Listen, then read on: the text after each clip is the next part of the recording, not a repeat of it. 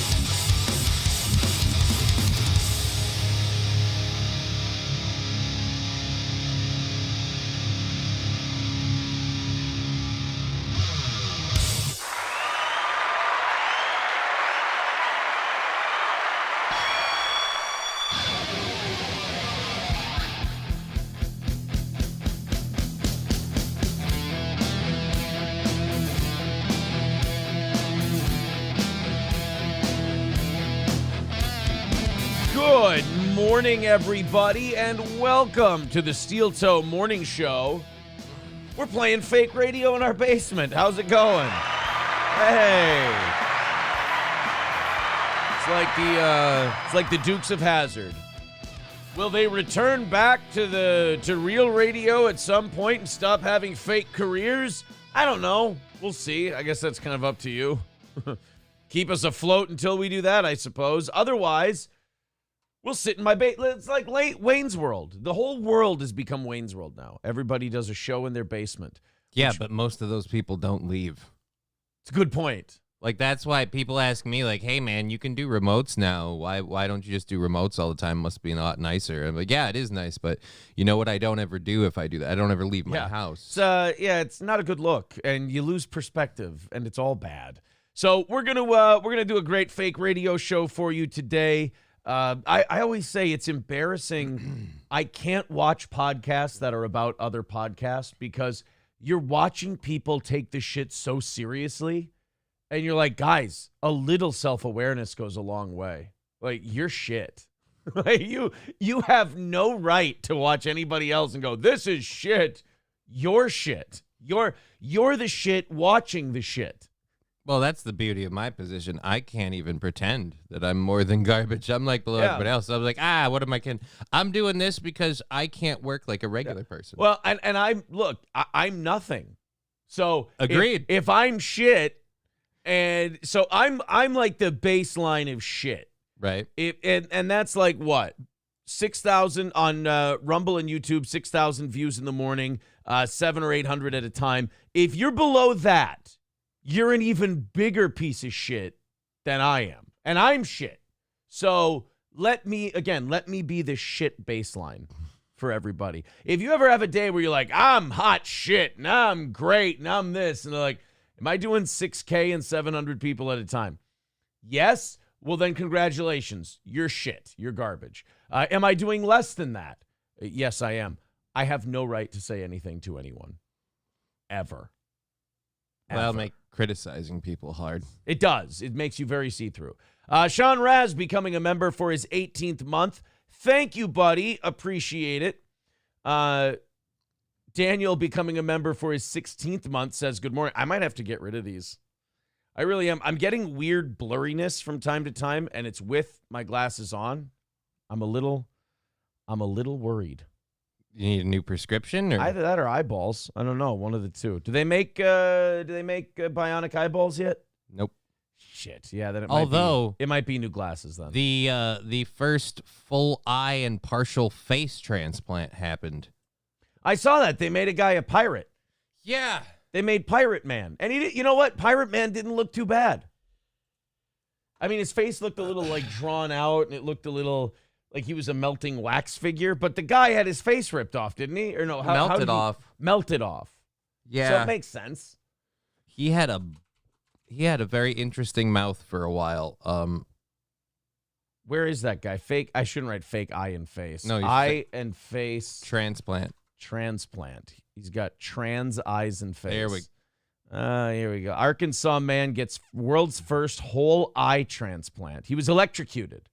Yep. That's what it was. See, that doesn't look bad to me.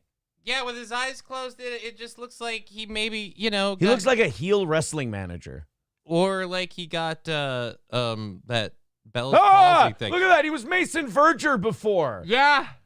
Come on, he was over there. I suppose I could have one cookie, Cordell. Wouldn't hurt. I think it would kill you, sir. So he was Mason Verger. He was sitting there going, you know, it's funny.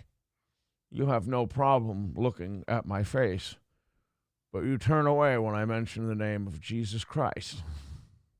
That dude, from where he came from, you got to consider what they had to work with. He had butthole lips and an empty eye socket. Do you think there was an orderly who thought about it for like a second? Like maybe while he was passed out on drugs, the orderly was like, what would it feel like to stick my dick in an eye socket? Oh, Jesus Christ. Do you think so? I thought you were going a whole different way. I thought you're like, you know, this poor bastard, what if I put him out of his misery before he wakes up? No, immediately stick your dick in an eye socket. That was... Yeah, I mean, that looks like an eye socket made for someone's dick. His eye ruptured. Well, okay, so what? You can't fuck it? I mean, some respect. What's he going to do, beat me up? I mean, let's be real here. Are we doing fake radio in the basement or not? If we're doing fake radio in the basement, if we're doing real radio in the basement, I can't ask that question. I can only ask that on fake radio. If you can fuck his eye socket? Yes, I can't ask that question on real radio. I got to say this, though. What if cunnilingus was his favorite thing to do? I mean, you can do it without the lips. Those bottom teeth are going to be a problem. Yeah, dude. Oh, no, his name's Aaron? That's no fun. So he was electrocuted on the job in 2021. They did a good job, too. Burned all the hair off, took his face out. Or did they shave him? I'm pretty sure that he was shaved for that. Okay. Although, I don't know. He's bald in every other situation. Maybe it... Well, here he is before... But he's wearing a helmet. He was electrocuted. Could be a dome under there. Should have been a rubber helmet. You see, because if it was rubber, the electricity wouldn't have conducted it. Oh. Although that you is think a the good electricity question. said, I'm sorry for the way I conducted myself. Considering he lost an arm, I'm guessing an arm was what made contact first. Oh, well, you see, he wasn't wearing a rubber hat. You know why? Why? He didn't have an eye for detail. Oh, no. I wonder if he had seen where this day would go, if he really would have bothered with the helmet. You know, just because... Well, no, he couldn't see where the day was going. He only has one eyeball. But that's what he looked like before. So, like, no offense, like, nothing lost. Like, he was kind of an ugly fuck before. Well, let's just say it was easy for his wife to stay with him. That's just... Right, because she wasn't there for his looks anyway. She was there for that sweet truck. So there's him. There's him after he got electrocuted. And his daughter, I guess. Or is that his wife? Or super young wife, I don't know. Cordell, why don't you just push him in? You can always just say it was me. And then there he is. Dude, that's not bad at all. It's not bad. The only thing that scares me is, one, you have someone else's eye in your face and it doesn't even work. So he can't see out of that eye? Nope. So why not just give him a glass one? Why do we got to fuck around with the fancy eyeballs? Right. But they're not sure if that'll change. It hasn't worked yet. And the blood flow is good. The organ is good. So. But this isn't the first face transplant. Like, they did that lady that got attacked by a chimp. Okay.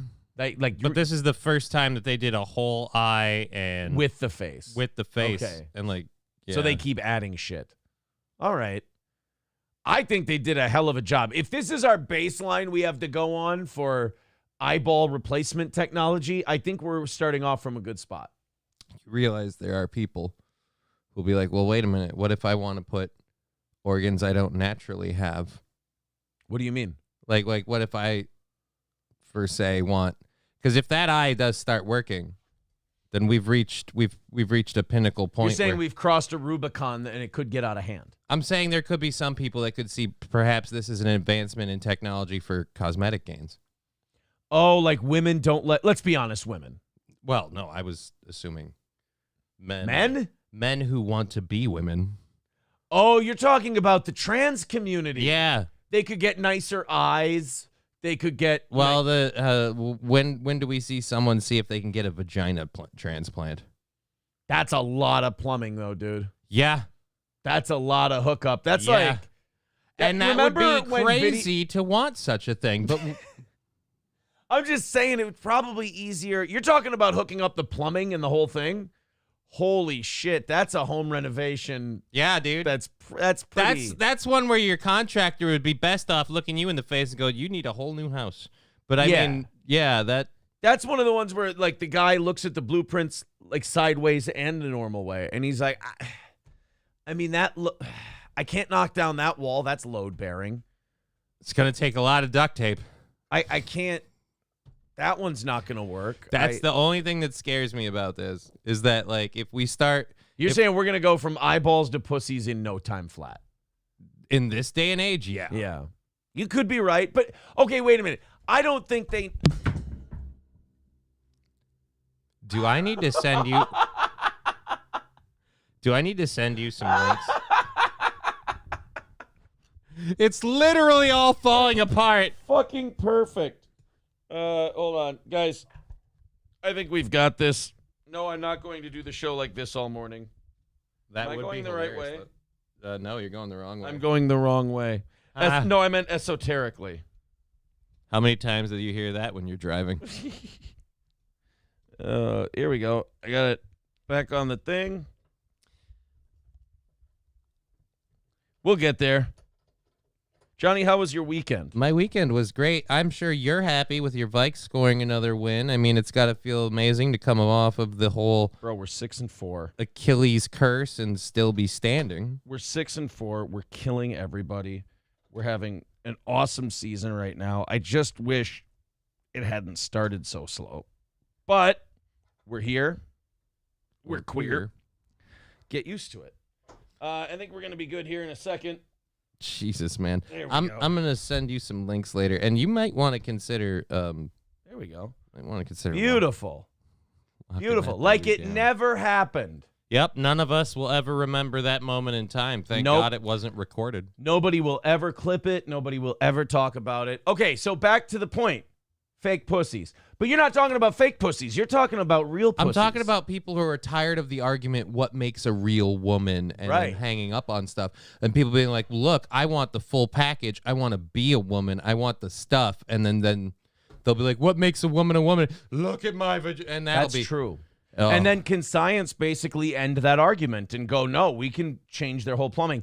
But can you rip out people's plumbing like that without killing them? I have no idea. Well, I mean, the donor's gone.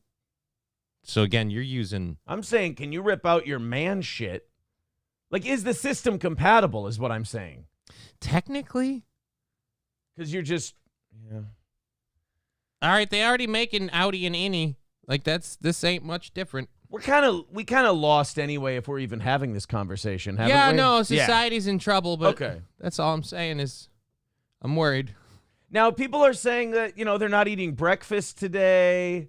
Loaded Wrench says that guy will keep an eye out for you. Trucker 18-wheeler saying that's a hard hat, not a helmet. Well, don't I feel like a horse's patoot? Sir K says... It hardly worked. Sir K says, how does fantasy radio work, Aaron? Do we count donations as bets?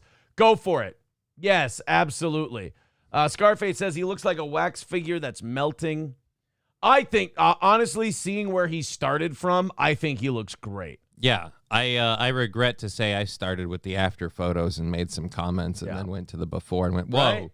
Like, he looks pretty good. But I love that you went right to, oh, God, are they going to give people fake pussies because of this? Or not? No, again, not fake pussies, real pussies ones, with inner vagina workings. Because, again, people are going to be obsessed with the idea of, well, I need to count as this, even if I don't. Dude, could you imagine? Like, if they can hook it up, like, everything becomes compatible, like, you get a working clit and everything, and it's just like, I mean, that's game over, right? We lose. We're like, okay, now a woman is just whenever someone wants to switch it up. Yeah, because then at that point, to really pull it out, you gotta DNA pull it out them. or put it in, either one. Either way, that's still gonna be a rough go. That there's gonna be some scarring issues. And then again, that's the thing with the face that worries me, because I always think about this. What happens if society falls apart, right? What happens, Well, I mean like atomic bomb, like post-apocalyptic. You know that moment in a roller coaster where you're about to go down the big hill and you're in the front car so you can kind of see it before it actually happens? Yeah, we're there. No, we're past that. We're on the way down. Are we on the way down? Yeah, we're on the way down. We're in the dangle phase where we're over and we're like, oh, we're going all the way down. I hate the dangle phase. And then the people above us are like, oh, God, it's just starting to pick up speed? Yeah. I don't want to be. I didn't know we were in the dangle phase. I got a lot of shit to do then in that case. Yeah, dude. Time's running. Hobo says the studio is falling apart just like Johnny. Oh. Hey, I'll have you know, I technically walked in here today. Kraken Slappin says donate to the Steel Toe Morning Show so they can buy actual working equipment. Oh, is that the time to let them know that the members only show did them a huge favor and threw $100 in yesterday and we're at $250 to start the week? There you go, guys. Go ahead and throw in. I like that idea. They're saying, hey, throw in so Steel Toe can afford some working equipment. I've learned to stop fighting them on shit like that and be like, oh, the equipment works fine. Just go, no, let them believe that. Go for it. And, yeah, he's right. Just keep chipping in until this never falls out again. Perfect. I'm glad Aaron is not an engineer. The company I work for might hire him. That feels like an insult wrapped in a compliment. Annoyed Wawa supervisor says corporate asked that I let you know that we have an excess of Halloween candy and shockingly good deals.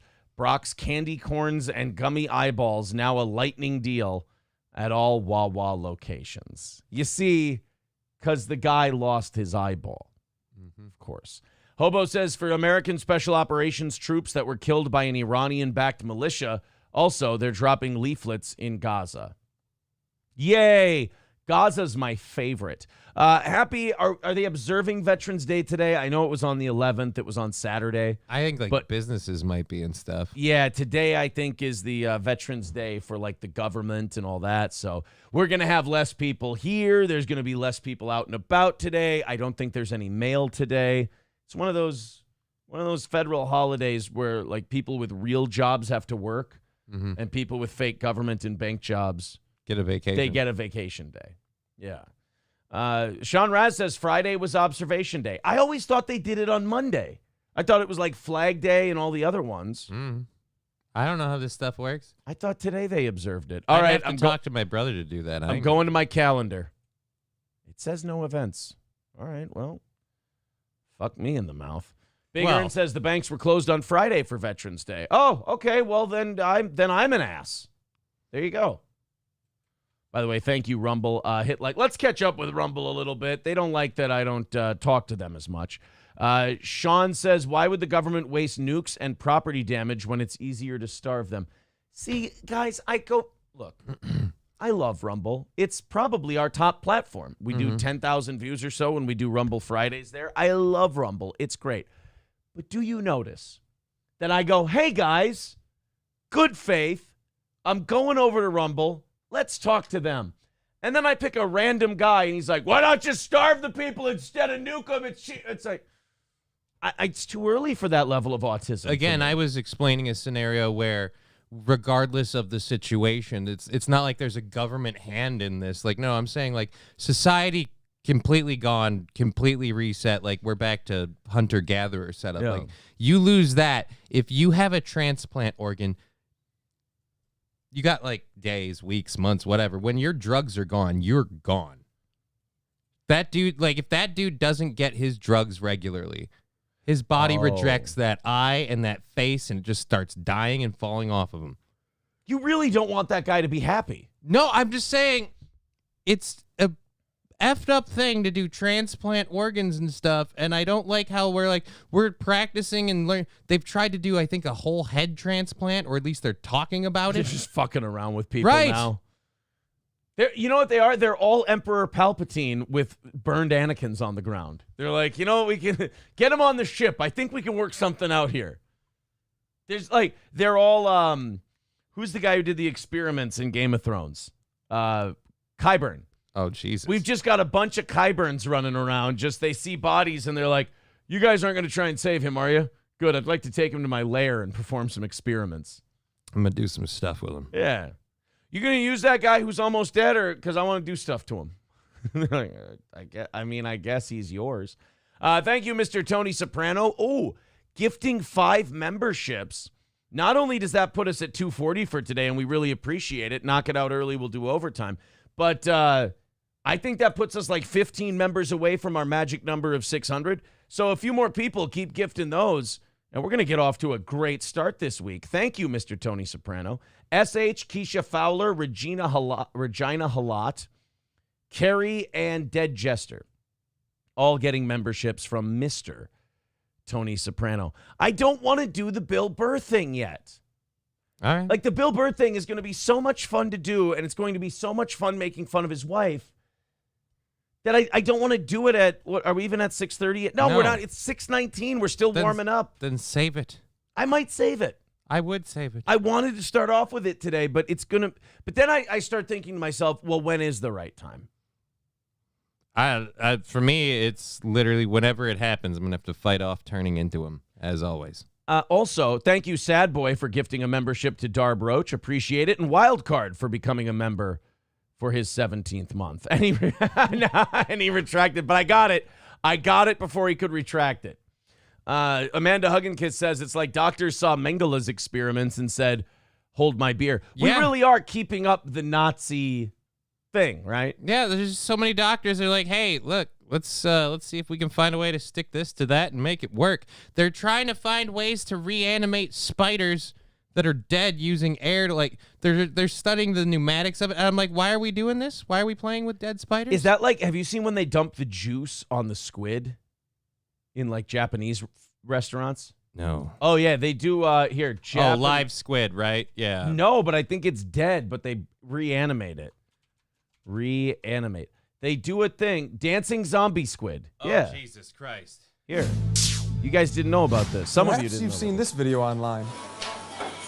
Look. Is the squid alive, dead, or some sort of zombie? They pour the sauce on the squid at the restaurant, and the squid starts going apeshit. Because that squid's technically not dead. Commentators said this was evil, torture, cruel, disgusting, and hey, even awesome. To explain exactly what's happening to this squid, hey guys, go to the comment section and spot the sociopath. called up chemistry professor Charles Grisham. Most of the tissue in an organism that's recently dead, recently killed, is actually still live. And so cell metabolites are nearly intact, and membrane voltages or potentials that exist in nerve cells and so on are probably still close to intact. And so even in this case, even though the brain function is missing, the tissues will still respond to stimuli. Muscles really. So we're fucking with dead squid. It's not dead yet. But he's dead. The squid itself is dead overall. Yeah. But its limbs are still alive. Its limbs are moving because they're responding to heat. You understand, if we knew an organism that did this to us, we would be in full-on armed revolt and do everything we could to murder every last one of those things? Mm-hmm. Animals are a lot better than us. As George Carlin once said, chickens are decent people. People suck. I mean, if we saw a video where they took your dead family member and poured an oil on them that made them go, like they were advertising a car sale. Before they eat it. Yeah, before they eat. Yeah, then afterwards they're going to. First of all, if you saw a video where they ate your relatives, you'd be pissed. But if before they ate them, they poured taunting juice on them and made them go, like Ray Liotta and Hannibal, you would do everything you could. You'd swear revenge and murder that thing. Or, you know what, maybe you just hide from that thing forever and ever and never come across it in your entire life because they pour dancing juice on you after you die. But I'm just saying, the fact that squid haven't sworn revenge on humans, it either means they're cucks or they're decent people. They're not smart enough to know what's going on. Maybe although the animals are starting to catch on. They're using crosswalks. That's right. Yeah, or not using crosswalks. Like we found out horses are very homophobic. They won't use rainbow crosswalks. Well, make me like them even more. Yeah, like horses are decent. Rely on a chemical called ATP, which lingers in recently dead organisms before rigor mortis kicks in. Adenosine triphosphate, or ATP, it's sort of the body's energy currency. It's kind of the money that the cell spends on energy, if you will. Do you know how much fun science could be if the people who were into it had an ounce of charisma? Dude, so I was wrong. It is dead. They're Yeah. reanimating it. No, that's what I'm saying. There's energy. They're basically like jumping the tissue cells. Like you would jump a car battery. They're jumping the tissue cells they have left to get the last bit of movement out of them. And we think it's fun. It's a fun thing to do with your dinner. It would be like if you put A1 sauce on a steak so it would moo. It's a dick thing to do. Like, Hey, guys. Hey, before we have our meal, roll on two. Watch this. How does that make this more appetizing? And why do I have an erection? Thank you. Answer my questions in the form of a question. And then you come to the soy sauce, and the soy sauce is fun. The soy sauce, of course, has a lot of sodium chloride. It's not fun. Stop it. People think that you people are lunatics already. Don't confirm it. Remember, COVID was not a secret experiment. Right. None of this stuff. Why would people do that? You tell me doctors would just be like, hey, let's give this a go and see what happens. These people don't fuck with you just for fun. They don't treat you as human guinea pigs. Why would they ever do that? Here's some soy sauce on a dead squid. Why would you do that? Blah. Oh, just to have a little fun with my meal. This is the equivalent of playing with your food. No, it's not the equivalent. It's the literal definition of playing with your food. Give him a deck of cards. See how good he is. Like everyone who does this should be locked up. Like, we should use this as a test. Like, hey, if you pour soy sauce on this squid, it'll flop around like it's still alive. And the minute that person goes, ah, ha, ha, ha, ha, you go, all right, come with us. Because today it's a squid, tomorrow it's a living woman. Or you pull him off, he's sitting there just going, 15 minutes until Wapner. He's just sitting there going, it's not me with the soy sauce, it's Patricia. After this, he goes to a fucking dorm room and kills 3 women with a stump and fucks them. Ted Bundy, by the way. The soy sauce probably gets absorbed by the suckers, and in those suckers, there are little chemical receptors of all kinds that respond to different things that the squid is Stop doing it. We got it. Probably you're the one playing. Sensors pick up the sodium chloride, and that immediately goes and changes the voltages across the membranes and probably triggers. He's going to crawl off the bowl. It's similar to what's happening in this other YouTube video. That's actually salt that's sprinkled on the frog legs. That's sodium chloride, and that's the same thing as in the soy sauce. The moral question. So, yeah, the moral. Oh, yeah, let's skip around to that. But do you understand that scientist is talking like he's touching an erection right now? He's like, oh, well, you see, the sodium chloride, it's really fascinating. You people are fucking insane. I know that you're smart when it comes to science, but you're a fucking problem. What? Not you. I meant the scientist. Yeah, because I'm like, dude, I have to speak to them through you. Oh, great. I get to be the straw man for But are they not? Does that guy not concern you? Like, if he hadn't gone no, into... this whole thing concerns me. I like sushi and I like Japanese food and stuff, but that's a whole pile of no. And anyone that wants to be like, well, you see, technically this is... No. The minute you're explaining it away, I feel like you're going, it's okay. Right. It's like the people who start a sentence with, well, the age of consent in that state is... All right, if we're parsing it that close, you're a fucking kitty rapist. I'm sorry. Well, you see here the real interesting chemical reaction. Why does it sound like in this teleconference you're actually stucking a dead person? Like right now, you're just like, well, you see, and it's like, no.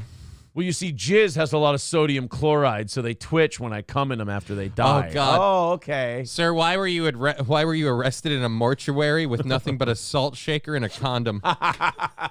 Well, safety first. You don't want to get the dead person pregnant because when you put the sodium chloride in their cunt, their womb activates, so you don't need it catching.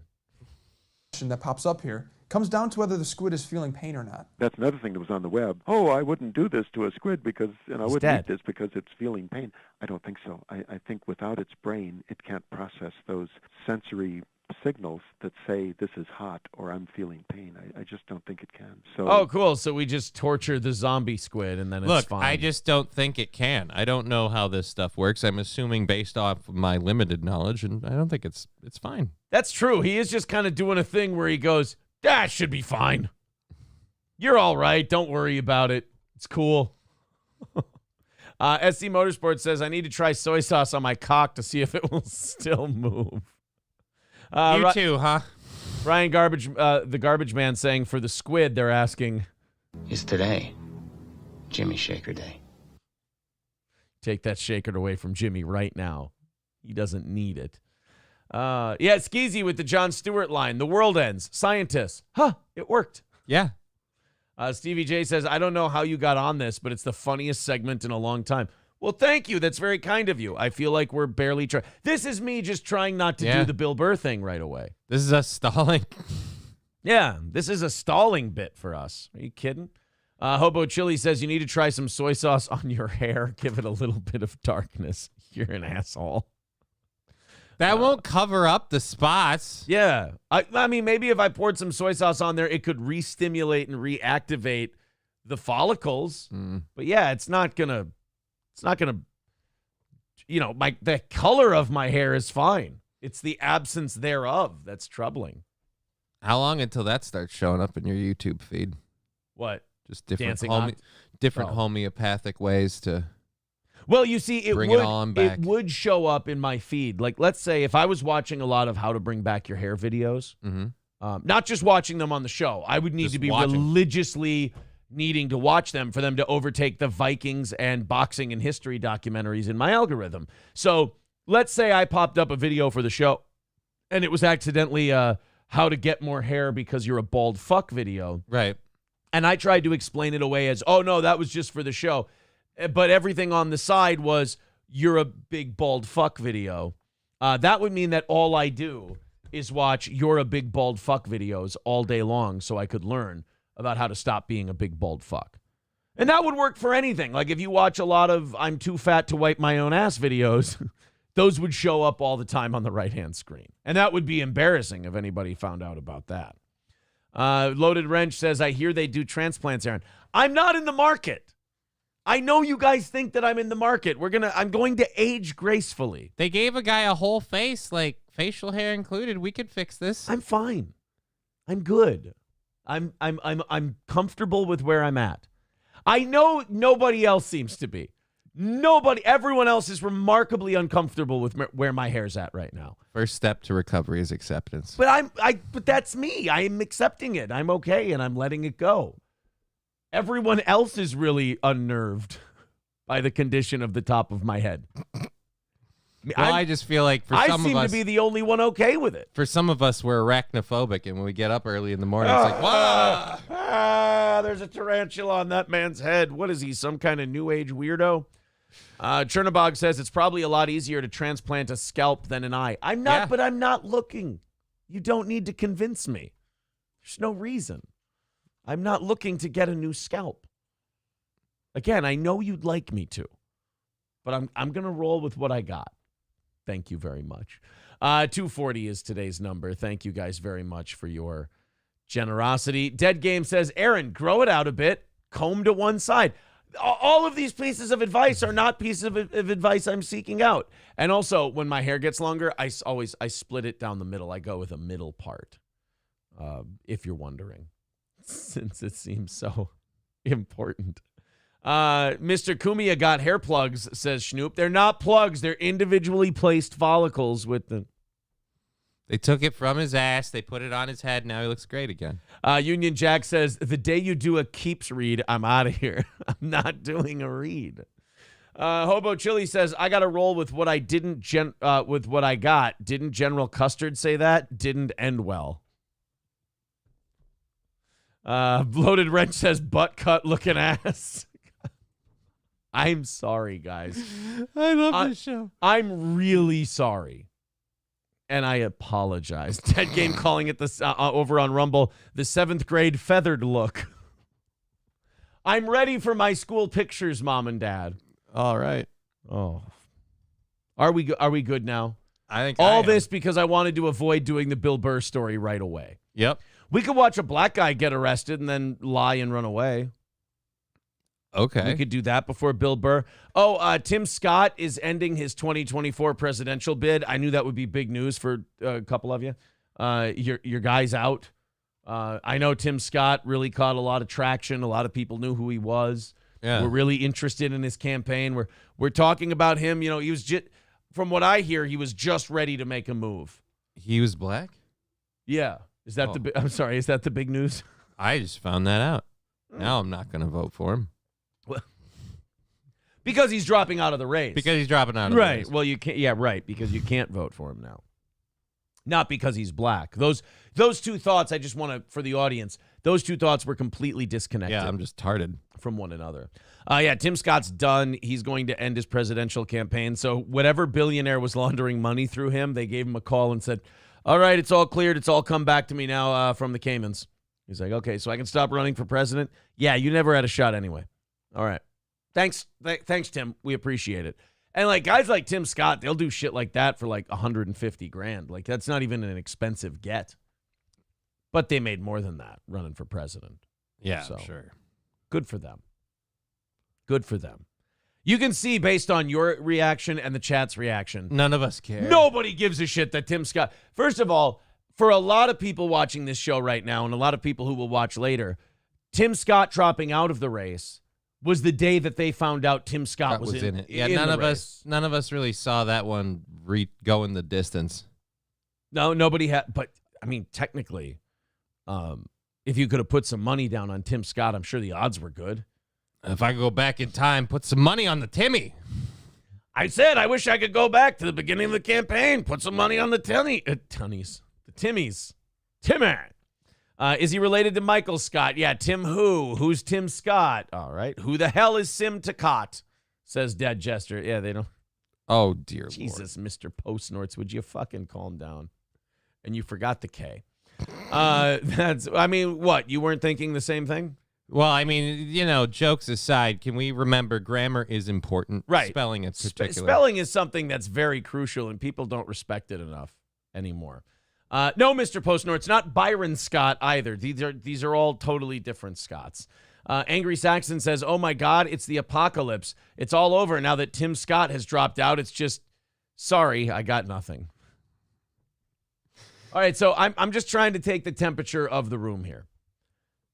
You're saying that nobody seems to really give a shit about Tim Scott. Yeah, I think Tim Scott wasn't even really big when he first came into it, and then after this last debate, all anyone talks about now is, Aside from the billionaire money laundering angle, that's my theory. Do you think a lot of these guys get their 2% of the vote, and then drop out just so they can kind of show to the other candidates? They're like, hey, I'm vice presidential material. Hey, if you need me, I remember me. I got the 2%. And I was on that debate, and I said the thing. Well, I'm dropping out now, but I'm going to be, hey, shooter, I'm going to be at the Sizzler in case you change your mind. All right? My treat. God bless. They're the jackass guy from Happy Gilmore. That's who Tim Scott is. In fact, during the last debate, I think he was kind of angling for a Vivek Ramaswamy victory because every time that Ron DeSantis opened his mouth, he says, you will not make a good point, you jackass. And then Ron DeSantis would get tripped up and Vivek would look great. In fact, Nikki Haley started talking one time and Tim Scott went, cunt, stupid bitch. And people were like, why would he do something like that? He was running interference for Vivek so that Vivek would pick him. Yeah, there we go. When the time came. Dub says, Vice President Indian Kamala, be looking out for us. See, I go to Rumble, and I'm like, you know what, Rumble? I'm going to give you a shot. And then I read that, and I'm like, it's not that it's not funny. It's not even that it's inappropriate. It just really has nothing to fucking do with what we were talking about. That's all. They just heard the word Vice President, and they went, yep. Kamala joke. Hobo Chili Recipe with $4.99 says, what's a Tim Scott? Oh, the magnificent with the hot cave broad. Now, how is that? I mean, it does, other than bring our number for today down to 235, how does that help? It's a very good question. You can't even read that super chat on fake radio, let alone real radio. Are you out of your mind? But thank you. It does put us at 235 today. Very manageable. Thank you for your contributions. Oh, those are pants. All the links are in the chat. Oh, you thought this gentleman was naked? Well, no, I was concerned with what was going on here. Egg Picker sent me this, and he said, I've timestamped it for you. They pulled over this guy, and I guess the whole gimmick here, the title of the video is Liar Acts Weird with Cop, then thinks it's a smart idea to run, gets hospitalized. Now, Egg Picker sent me this morning. I haven't had time to watch it first, but sometimes I see the main character of the video, and I go, this guy could produce some material. We have something to work with here. Yeah, this has potential. So this is also going to raise or lower Egg Picker's stock when it comes to sending me links. Right. Like there are some people, they send me links and I'm like, this will probably be good. Like Red Fox Matt is one of those guys. He sends me a link and I'm like, I can trust this one. Let's see where Egg Picker sits on the steel toe link providing. This is a guy who got pulled over and then I guess did not handle it well. Who do you have insurance through, man? Hold it. My brother. I can hold it. Brother, he has insurance. Okay, so it's showing unconfirmed, all right? He is fucked up. He's wobbling all over the place. Are you saying that this guy's not going to be trustworthy? I don't think he's going to be trustworthy. What is in that cigarette? Are you smoking fentanyl in front of us? I mean, what is going on? It would be rude, wouldn't it? No, yeah, you should share, but more importantly, how do you move like that? Yo, officer, you want to hit this fent with me? Now, she's already, I'm guessing they got pulled over for maybe a stolen car. Because when they ask, the insurance, do you have insurance? Mm-hmm. And she's like, oh, no, my brother got insurance for this car. But that doesn't matter. Like, if you're driving it, you need automobile There needs insurance. to be proof of insurance on the vehicle. Right. The pot. I really do. It does. You're going to have to wait. The faster you get this going, faster we can go somewhere, all right? 220 longer. Like, you need to chill out, otherwise you're about to go in handcuffs. What's up with your phone? The subject we're out with is Honestly, he looks like a Chappelle Show character. Yeah, because he looks like Leonard Washington mixed with Tyrone Biggums. He's like falling over, standing up. Again, it looks like I'm watching like almost like those people in Kensington where they're like. Yeah, this does have a very Kensington feel to it. if he's had any criminal trespass warnings for the What is my insurance? PCF. Can't find his car insurance. What? Is he about to take a shit? I think this guy's about to take a shit in the lawn. He's got his hand down his asshole. This whole time I thought he was acting weird. No, he's just trying not to poop. He's just scratching his ass right in front of the police. I was wondering what he was doing because he was like dancing around. And you know who he looks like? He looks like Brody when he's doing the chocolate-covered pretzel gag. Like he's like, do you know how ridiculous you look right now? Yeah, I probably look like a grown man with his hand up his ass. Yes, that's exactly what you look like. A grown man with his hand up his own ass. Hey, dude, no. Dude, the officer even thought he was going to take a shit. Yeah, he says, y'all won't let me poop. Y'all won't let me poop. Well, you got to handle your business first before you handle your business. Hey, dude, no. Y'all won't let me poop. I'm so serious, mister. I'm not trying to. Okay, you find me the insurance. The faster you do that, the faster we can get out of here. Is he literally holding the shit in with his hand?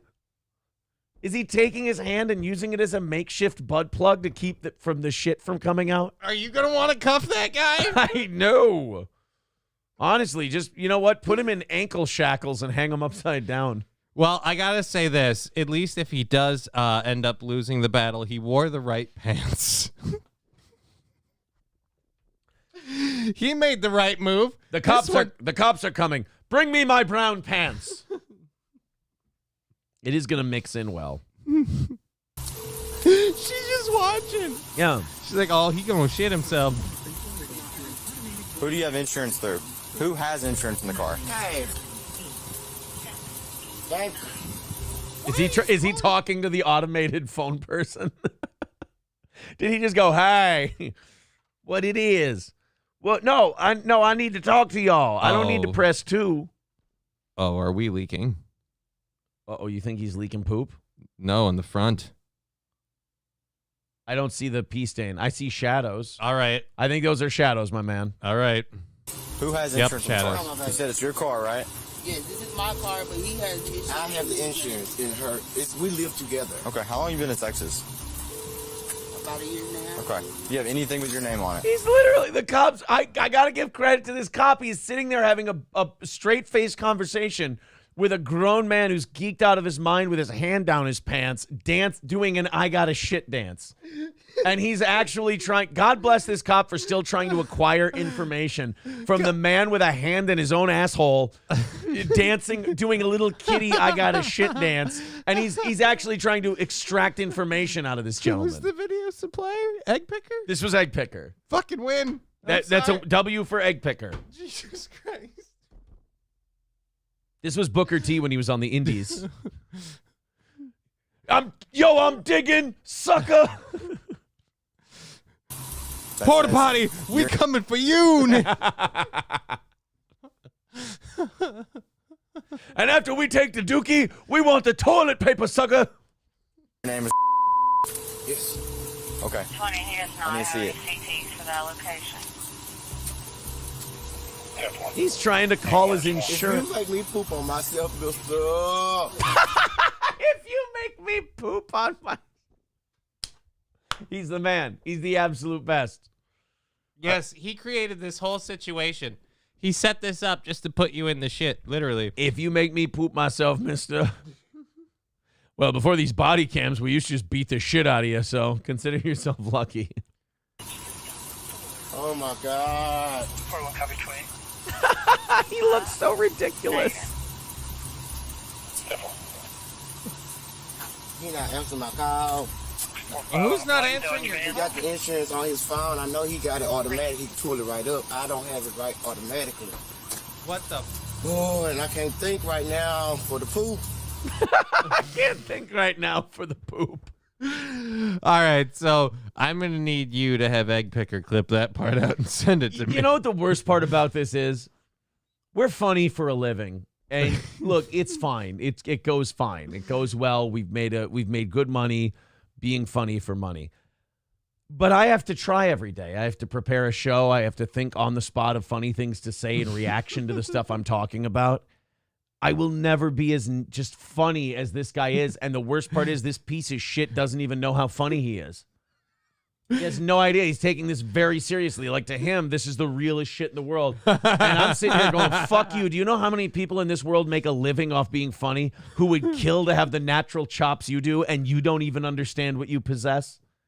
Well, he's got a full bladder. He can't concentrate. I think the colon is really more the problem than the bladder at this point. I think the colon is more full. Well, I feel like that one's emptying. Okay, do you have insurance for the car? Do you have insurance for the car? Yes or no? No. 41 people. Of course he doesn't. Clear for that black Okay. dog van, registered I know this is my old one, but I need my new one. I got a new one. Who is it through?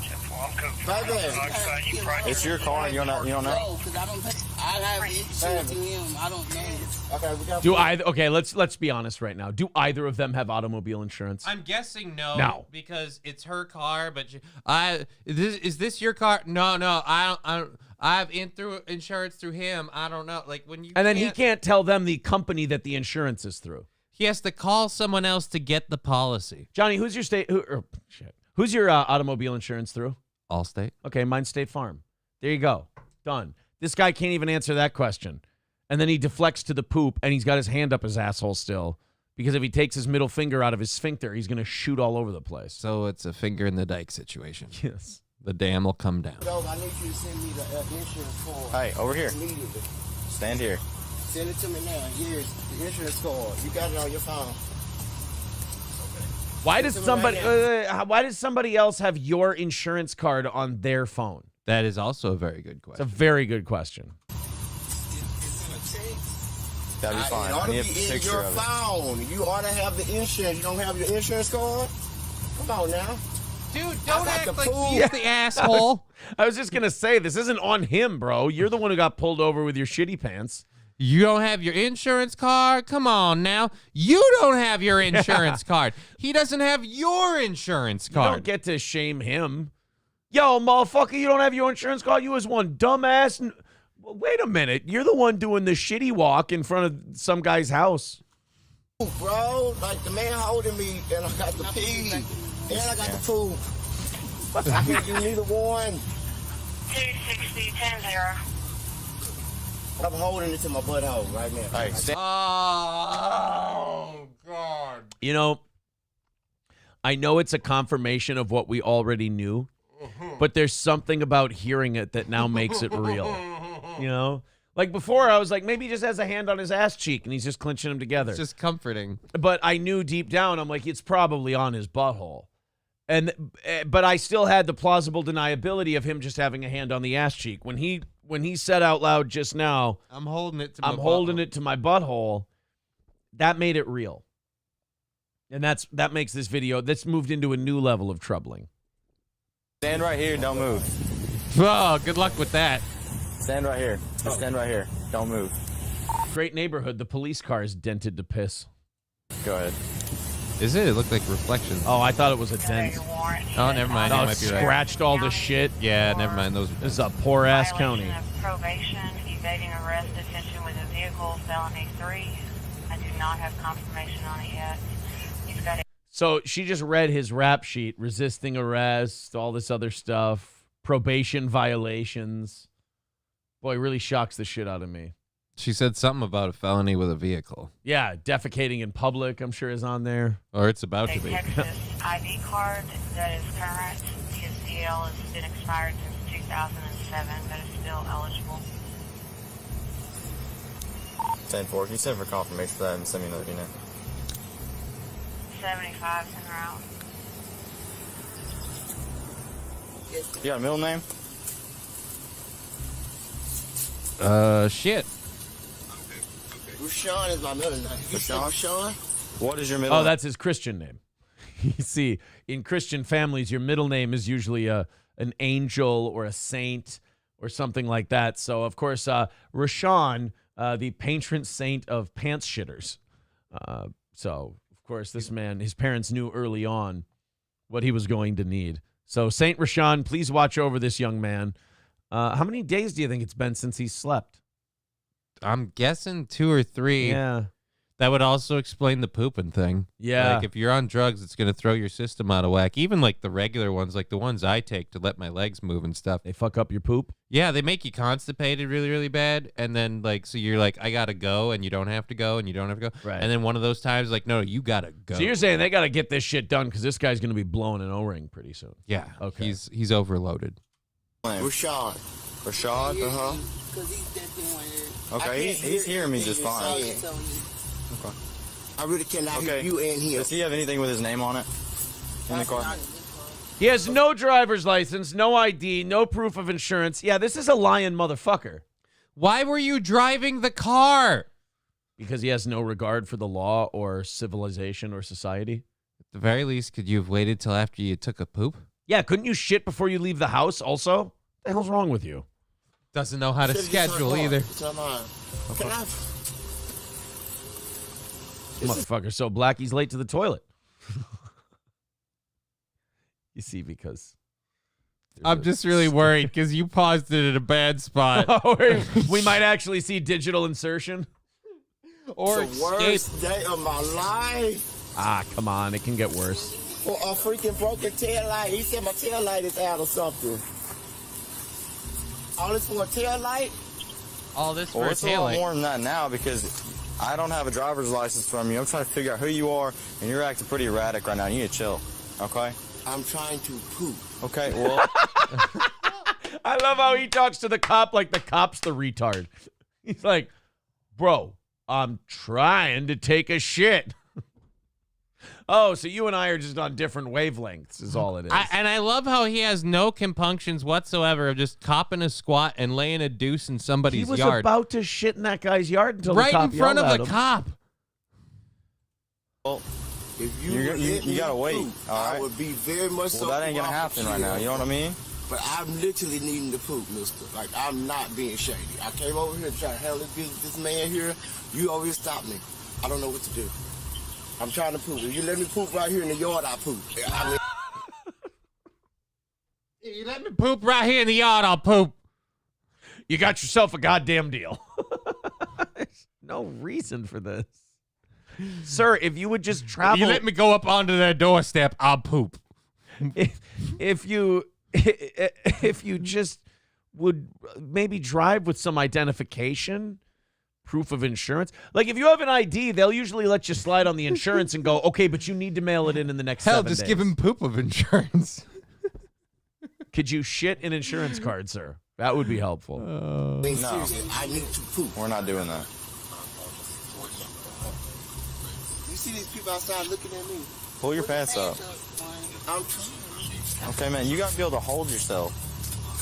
He is. He's holding himself to the point where I believe he's actually butt fucking himself with his own hand. So, I mean, that he is. He's doing everything he can to contain this situation, but shit is getting out of control. You're a grown man. Allegedly. You don't have his ID. You don't know for sure. Please let me poop, mister. Now I'm begging to poop.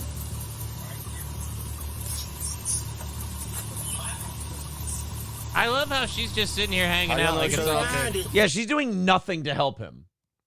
She's just kind of sitting there going, mm-hmm.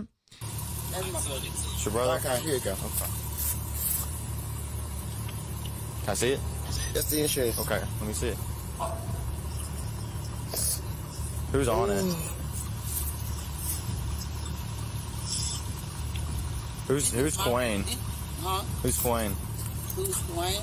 Yeah. Oh dear Lord! Oh dear Lord! Oh no! Go back. What did they say? Who's Quayne? Yeah. That's me. That's who you talk to. Okay. Hello. Hey, So that's the guy. I wasn't done with that though. This is Quayne on the phone. Okay, I'm looking at the insurance. I'm Quayne, sir. Okay. All right. Looks good. Can I go potty? No. Can I go potty? This guy is very concerned about the shitting his pants situation. Well, I mean, I'm sorry, but sir, we can't just let you go in somebody's house and shit. The way you're acting, it could immediately become like a hostage gunfire. Oh no, he situation. doesn't want to go in anyone's house. Yeah, he'll just shit right in the yard. Shit right in the yard. Which I'm sure this house over here would appreciate. Oh, and I'm sure he's immediately going to clean up that shit. Could somebody maybe, I don't know, and this is just, look, I'm not telling people how to live their life. Could we rake a little, or is this dead grass? Is this dead grass, or is this yard covered in leaves? I can't tell. I still can't potty. No. Just chill out and pull your pants up. You get in trouble for indecent exposure. Just wait, let them do what I do so we can go. Can I see my lighter? Then you get the water. Do you think this girl is really happy that she chose the man she did to spend her days with? I thought that was her brother. I thought the brother was the one who owned the car, who had the insurance. I have Quaid no or idea whatever. what's going on here. There are way too many hands in this car, quote unquote, pie. And too many hands up this guy's asshole, too. Well, one is or too not many. enough, apparently, from what's going on. Well, he's on the car. Be funny if you went, officer, can I take a poop in that yard? He's like, no. All right, do you have a carrot handy? Like, what? Why a carrot? You don't need to know. Well, then we're going to wait a minute. Look. I'm not doing nothing. Dude. Innocent. This is nothing but a Hey, man, pull your hand out of your pants. Huh? Pull your hand out of your pants. If you want me to poop on myself. The man, he's gold. The man's gold. Do you want me to poop on myself? Now, look, this is one of those instances where I'm actually on his side and not the officer's side here. I think that hand should stay where it is. Yeah. Because it does seem to be holding back whatever floodgates are on the way. Yeah, but I mean, it literally what this comes down to is no matter what, the minute the cop is done with him, if he's not going to jail, he's shitting himself. Like, yeah. if you're at that point where you're holding it back, there's literally no other option but to take a dump on that guy's lawn. So literally, you either let him poop or when you leave, he's going to poop. If you think this pullover has a happy ending, you haven't been paying attention. No, I'm just saying in general. Dude, pull your hand out of your pants. Okay. Smell it. You want to poop on myself? No, but we're not going to have our hands in our pants like that. Hey, come here. Come here. I can't use the... How many times do I have to tell you, no, you cannot use the bathroom? I'm tired of hearing this. Stop. I'm not asking go to the bathroom. I'm asking use the lighter, which is on my key. No. You can't light up a cigarette while you're talking to the police. I don't know. You don't smoke cigarettes, so you wouldn't know this, but people who do smoke do. If you have to take a dump, Cigarettes are a laxative, aren't they? Yeah, it's not going to help the pooping thing. Said yes. Said he should hand Unless there's heroin Can in you there. pass me my lighter? Take the key out the ignition. I was just letting him know what I was doing. Is there an issue? Holy dude, you need to say Jesus. I get. It's a big ass keychain. Well, I just got your insurance, okay? Okay, chill out. All right. To who? I just got your insurance. I will be right back. Thank you, sir. Come here. Come here. Right here. Oh, wow. He does take off in Said you're about from 2 Oklahoma? minutes. Oh, this is bad. Hey. You said you're from Oklahoma? Answer the question. Dude, no. Have you ever seen a kid poop himself? Oh, you are making it worse. Go ahead. Gotta go to the dollar store. Can you run a VIN number for me and let me know what it returns to? Oh, no. He's so desperate he's going to shit in a dollar store? Oh, son, don't do this. Don't. See, kids, this is why we don't do drugs. You end up shitting your pants at a dollar store. Ironically, he's going to be shitting out the $1 burrito that he bought at the dollar store. I don't think he honestly has to shit. I think this is all a ploy. Like, let me take a shit. What are we waiting on now? Go ahead. Just hang out. I'll be right back. He doesn't trust you one bit. All right, man. I will be okay, I promise. Can you I will get out your way. I will be I love how this guy's like, why you still got me here? Why you still got me here? Cops get a little suspicious when they pull someone over and they incessantly talk about how bad they have to take a shit. By the way, those are leaves. Oh, those are leaves. That is, guys, we need to get to raking, for God's sake. Hey. Rakins, I told you, Julian, rakins. Please. We're waiting on that. Let you go, so just chill out. We're waiting on. Come step over here. To what fleet belongs to that vehicle? Step over here. I can't hear you. Come step over here. No, in front of my car. What? What? What? What? You need to stay still. Okay. Anything you're saying. Front of my car. Very low. Come step in front of my car. Front of my car. Right here. Bumper. Oh, my God, he is fucked up. Here. Get off the fucking phone while you're being pulled over by the police. I feel so bad for this cop. Stand here. I feel bad for I have the... told him several times I'm deaf. I cannot hear. Okay. That's it then. Hey, can you hear me? He can hear you. Okay. Oh, you can Put hear your him phone just down. fine. Stand right there. Put your phone on my hood. Put your keys on the hood. Put your keys and stuff on the hood. Why? Do you have to shit or don't you? Because if you have to shit, you don't ask questions like why. You just do it so you can get closer to taking the shit you're so desperate to take. We're trying to get you to poop. You don't want to poop. You want to argue. There's shitting time and there's arguing time. And if you're on shitting time, you don't have time for arguing time. So put your keys on the fucking hood and we can get you closer to emptying your bowels. Yeah, ask him to put the keys on the hood. Now I know why the car's all scratched up. But I was going to shove my key up my asshole to keep the poop from coming out, officer. Just do what I'm telling you to do. All right. Put your stuff down. All right. Now put your hands on your back. What have I been arrested for? You're being detained. You're not arrested. Why am I being detained? Because you, dude. Hey, just What am I being detained for? No, that's the proper argument. Is when he goes, what am I being detained for? The only thing you should have to say in this situation is, dude. Dude. And he's like, you know what? You dude. raise a good point. I am duding right now. because you're acting erratic, okay? It doesn't, I know you turn Hey. for nothing, so. Well, acting erratic, but I ain't even in the pornography business, officer. No, not erotic, sir. Erratic. It's totally different. I mean, I got a big dick, but I don't bring it out all. If I bring it out now, I'm gonna poop. Behind your back, you're going to be arrested. I'm already being arrested. No, you're being detained. Detained and arrested are not the same thing, okay? Put your hands behind your back.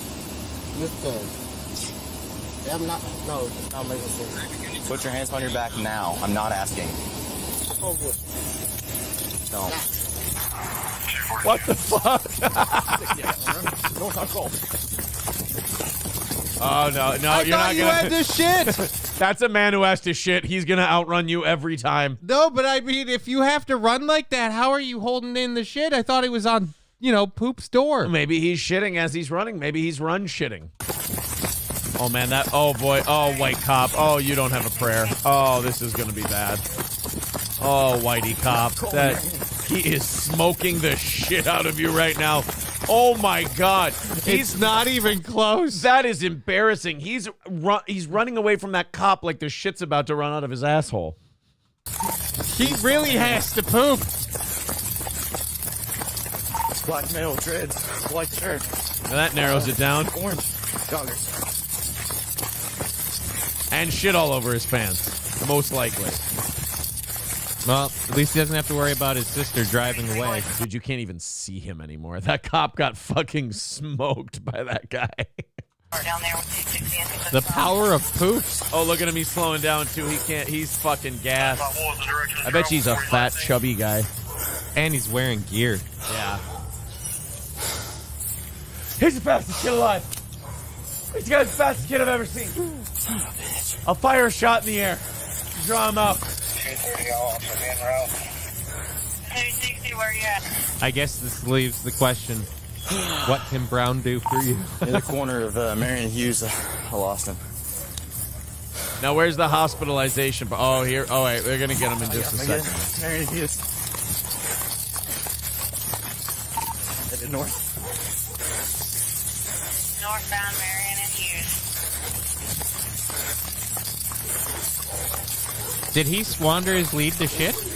Yeah, how'd he fuck up this big lead he had? Headed west on Hughes near ground. Bro, how did you fuck this up? You were killing this guy.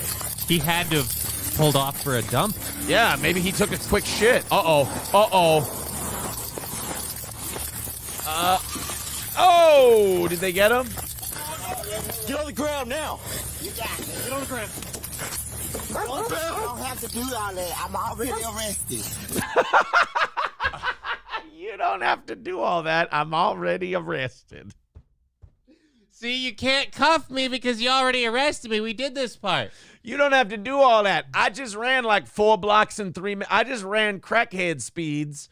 And now y'all don't have to do this. I'm already arrested. Hands on your back now. Please shit Hands on your yourself. back. Please shit your pants. Why are you resisting? You've been caught.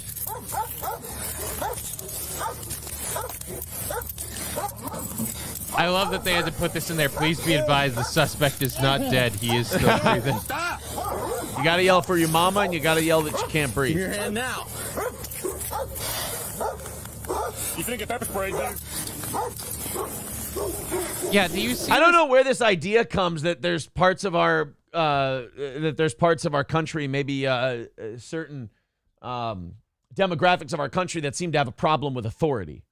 I don't know where that comes from. That's bigotry.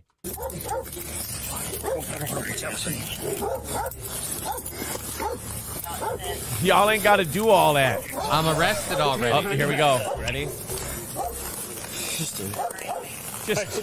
I love this cop. He goes, just do it. He's like, enough of this fucking asshole. Just pepper spray the shit out of him.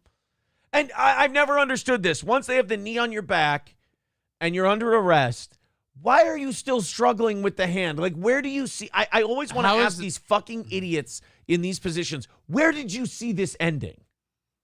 Do you see yourself getting away? Like, right. Let's say you wriggle free from both of these guys, which, bravo. They're just going to let you go. Oh, never mind. You got away again. Yeah. Got to let him go. Sounds like they've got him on the ground, trying to get him in custody. 61 custody for a baby. In custody, 953. Are we getting him in the car? Thank you. I can't run that damn fuck no damn. Shut that goddamn dog up. 909 Cole.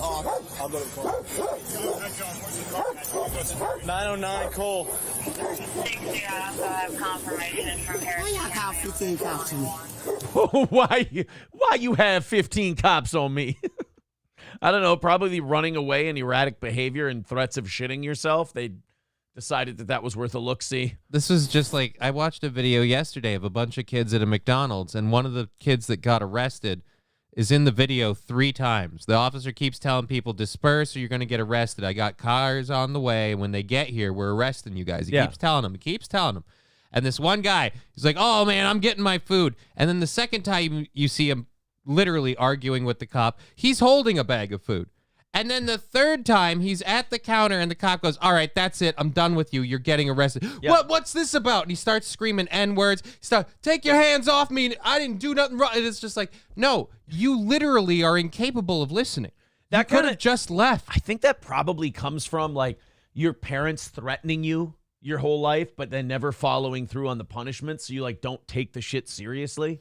Like, nobody's ever held you accountable for shit before, so you can always kind of skate on it. This is why, like, schools... But the kid bragged about knowing about being arrested and knowing, like, his rights and stuff like that. Was he black? Oh, sorry. So anyway, here's my theory. I didn't say, though. It's not good for schools. Like, you know how they do this thing? They call it the school-to-prison pipeline, and they're like, we have to punish black kids less than we do white kids because the numbers are out of whack right now. All you're doing is you're giving them a pass, and they'll never learn anything, and then shit like this happens.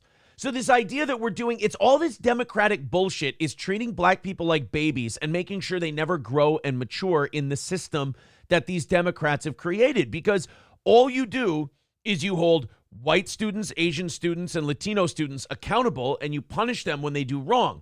But if all you do is go, no, we can't punish as many of these black kids because then the numbers get out of whack and we look bad, so just let them go, let it go, just leave it alone, whatever. But then you never learn accountability for actions and punishment for wrongdoing. And then you think you can fucking mouth off to cops, run away, and when they put your ass on the ground, you play victim. Because nobody's ever held you accountable before. But he just had to poop. Why do we need 15 cops on him? That's true. Well, in case he starts shitting and then it gets in the cop's eyes, you need backup. That is honestly the thing I am most worried about with this whole altercation, was just to suddenly start see a growing brown spot in his pants. Yeah. Well, he doesn't have his fingers up there anymore. Yeah. Hey, Ryan, pull over here and put him in your car. Pull over here. Go ahead. We're going to go back to strip. Crazy. Pull your knees into you, man. Pull your knees in. You all right? Hey, man. Now he's just going to go limp on him? Dude, if you're this guy, you shit yourself for sure. Just shit yourself right now. You got nothing to lose. Hey, what'd you say? Just go ahead and shit. I'm wondering is he trying to pull something now? Yeah, he's trying to do a little... Is he Floyding? I don't know what he's doing. Crazy, breathing, but unresponsive. He ran all that way in socks? Nice work, kid. I think he kicked off his flip-flops on the way there. Oh, okay.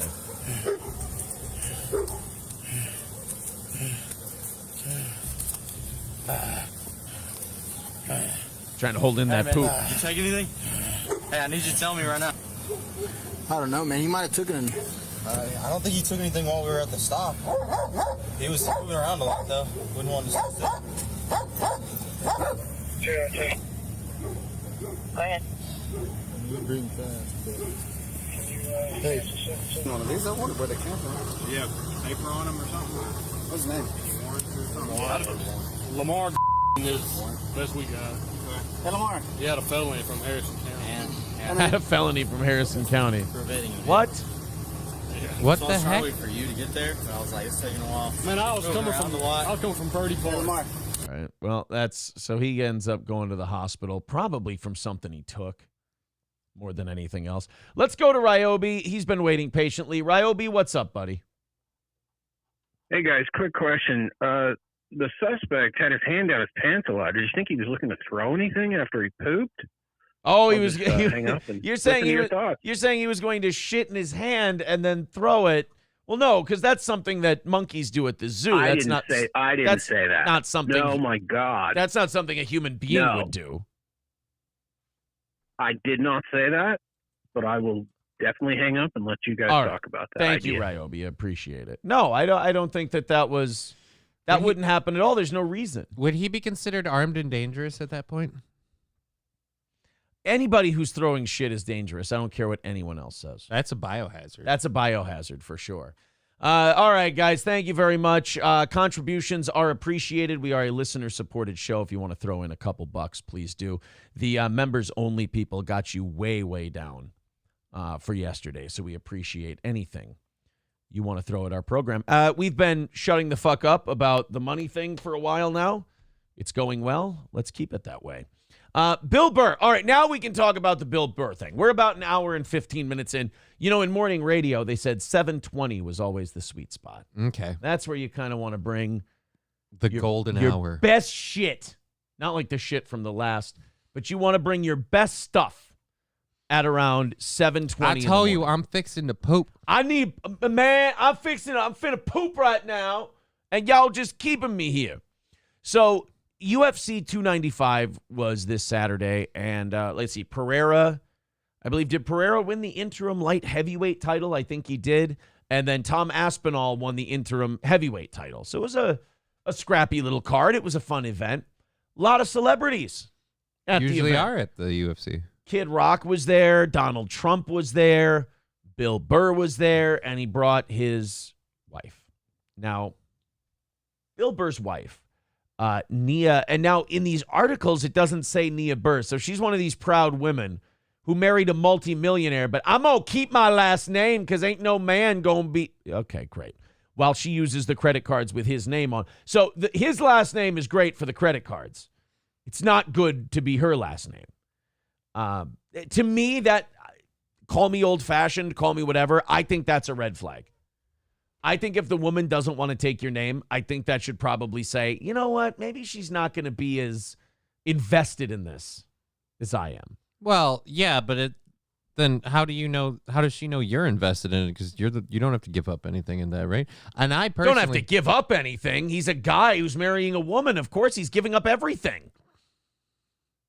You had freedom. So if you won't take that guy's name, that's kind of a red flag. Now, if you have like a really famous name, like Kennedy, then I can understand you not. But even the Kennedy women changed their name. What's her name? Skakel? I think she was a Kennedy. Well, I mean, or at least hyphenate, because what was it? Jacqueline Kennedy Onassis. Yeah. Hyphenating is still sus to me, but I'll accept it. Well, see, this is the weird thing, because like I didn't give up I suppose technically I gave up my name because I don't like my last name. Like I hate my last name. But so you gave up your name? Yeah, because I wanted to. Oh. I wanted out of that. Sorry, sure. I'm just, I said, no, I was clearing my throat. Right. Is what it was. That's all. Yeah, no, you can go ahead. I don't know. I have a kid. I don't have to defend my masculinity. I'm not exactly out there slaying puss, so. Ryobi says, I told my wife she was changing her last name. Not kidding. Attaboy. Attaboy. I love when people in the chat also go with us. Kennedy! It's the only way to say that name. One Big Pond says, women love talking about everything for their man. Just don't ask the new age woman to flow to know any worth. I don't know what that meant. Yeah. FTW Nil says, I actually agree with you on that, Aaron. Why does that have to be actually? I can be a smart fella. Mick Marshall says, Aaron, just look at the way she acts. Nia did take Bill's name. She just spelled it with a G instead of a B. But wait a minute. If she did that, her name would be Nia. Oh, you see it like, so it sounds like a racial slur. I don't know why she would do that. I don't understand why she would take that name. Nia Burr. I never, in all the years that she's been Nia Burr, I never thought of that. And I'm not kidding.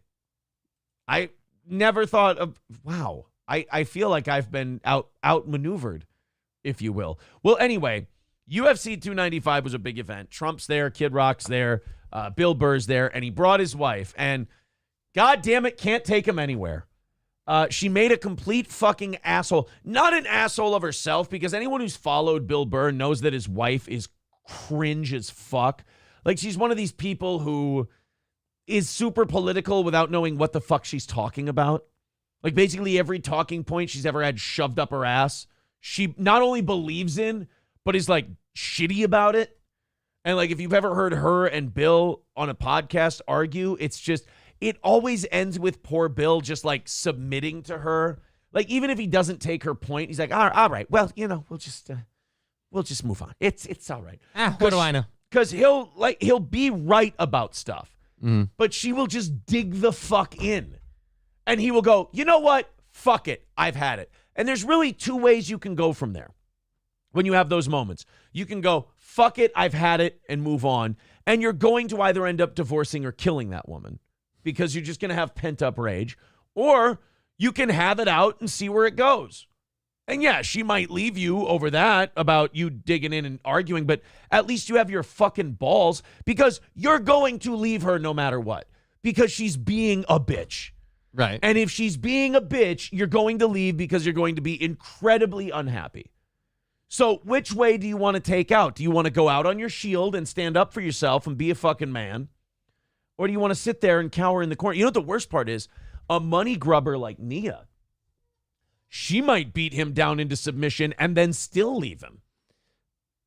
But if he's the meal ticket, won't leaving him end that? Although, well, I'm guessing he didn't get a prenup on that one. Oh, dude, no. If you didn't get a prenup, leaving is the meal ticket. Oh, jeez. If you're her.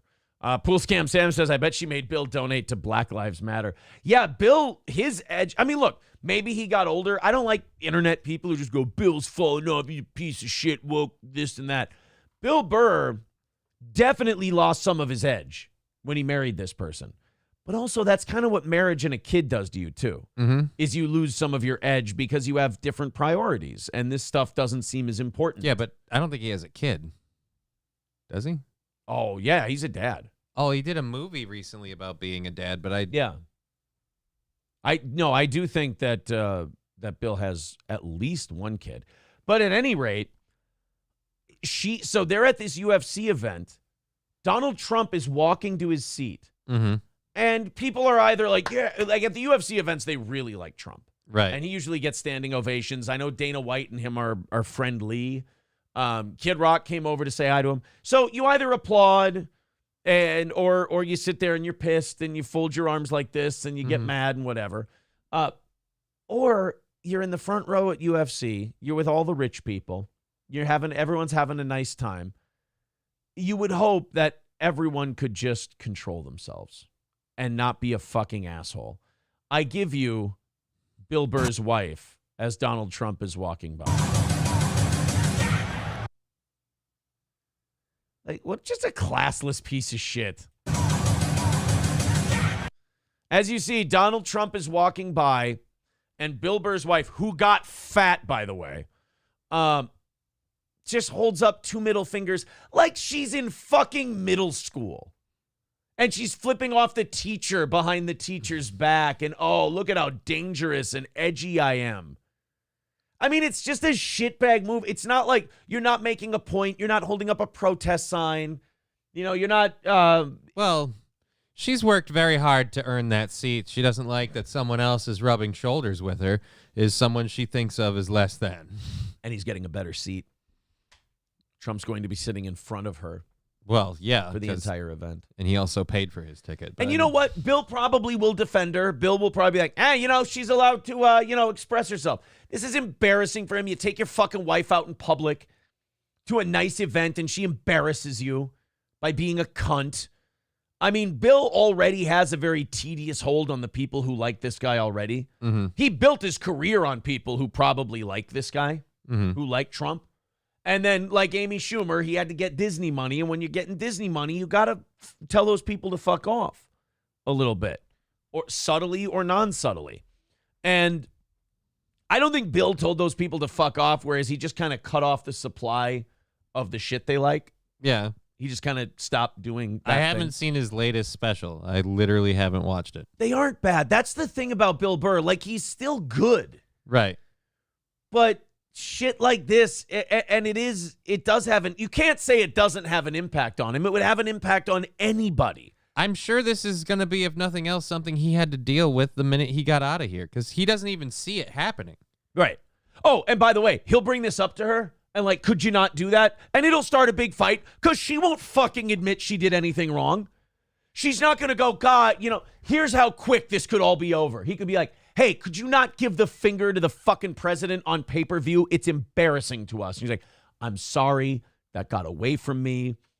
I apologize. I can't do that again. I'm really sorry. She can't do that. Yeah, but no offense, but if you're Bill, you know that she's going to do that. No, you know that that's the kind of... So now you have a choice. This is what I'm talking about. You can't take her out in public. Or you have to just shut the fuck up, let her do what she wants, make you fucking miserable because how dare you speak up against this strong, beautiful woman, or she'll fucking destroy you. She'll call you every fucking name in the book. She'll never admit she was wrong.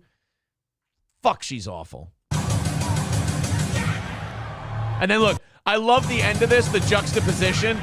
Like, she's like, yeah. She looks like a fucking artist on Death Row Records, first of all. Dressed nice. Second of all, I love that the juxtaposition is Kid Rock walking up with a drink in his hand like, yo, what's up, Mr. Trump? Good to see you, buddy. Like, there's two choices you can have. You can have a good time at the UFC event, or you can act like a pouty teenager. Your call. Well, I'm pretty sure she's going to go to pouty teenager because she doesn't even stick with it. She just flashes it quick and then, oh, I'm just going to hide here. Yeah. And you know what the worst part is? Like if someone said, hey, Bill, it's Donald Trump would go right up to Bill Burr, like, hello, Bill, how are you? Good luck with your comedy. Yeah. Blah, blah, blah. You know, that whole thing. Yeah, look at that. Who would you rather hang out with? The guy who looks like this having to sit next to her, or these three guys just, hey, how's it going? They look like they're having fun. They look like they're having a great time. Whereas Bill has to sit next to the chick giving the finger to the president. And he has to sit there and and that's the funniest part. She's not going to deal with any of the shit from this.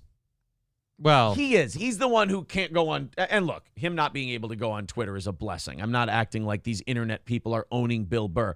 But it just adds a little degree of difficulty to his public life. Right. When she does shit like that. What does she do for a living? Marries Bill Burr. So then why does he... I don't know. I would think if you won't bring anything to the equation, then yeah, there's a lot more of a, hey, let's just remember who's who in this situation. Never. Because the minute he pulls that card, then he's abusive, he's aggressive, he's mean, he holds things over her head, everything like that. You don't understand. The way shit is now, it is 1,000% geared. The point of the game is, if you're a man, you lose. No matter what. And we wonder why masculinity is going away. We're like, oh, these boys now, they don't do the shit we did. That's because they'll go to fucking jail if they do. Or they'll be labeled abusive, all kinds of other shit. You can't be an old school guy anymore. They've taken that away from you. They've stripped you out of that.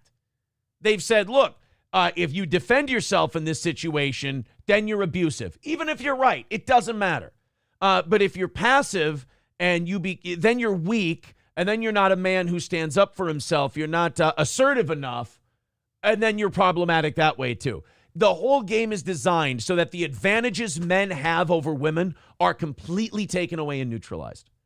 And they're bad. Anything that men do that's good is now bad because then women don't have to take any of their shit. Except our money.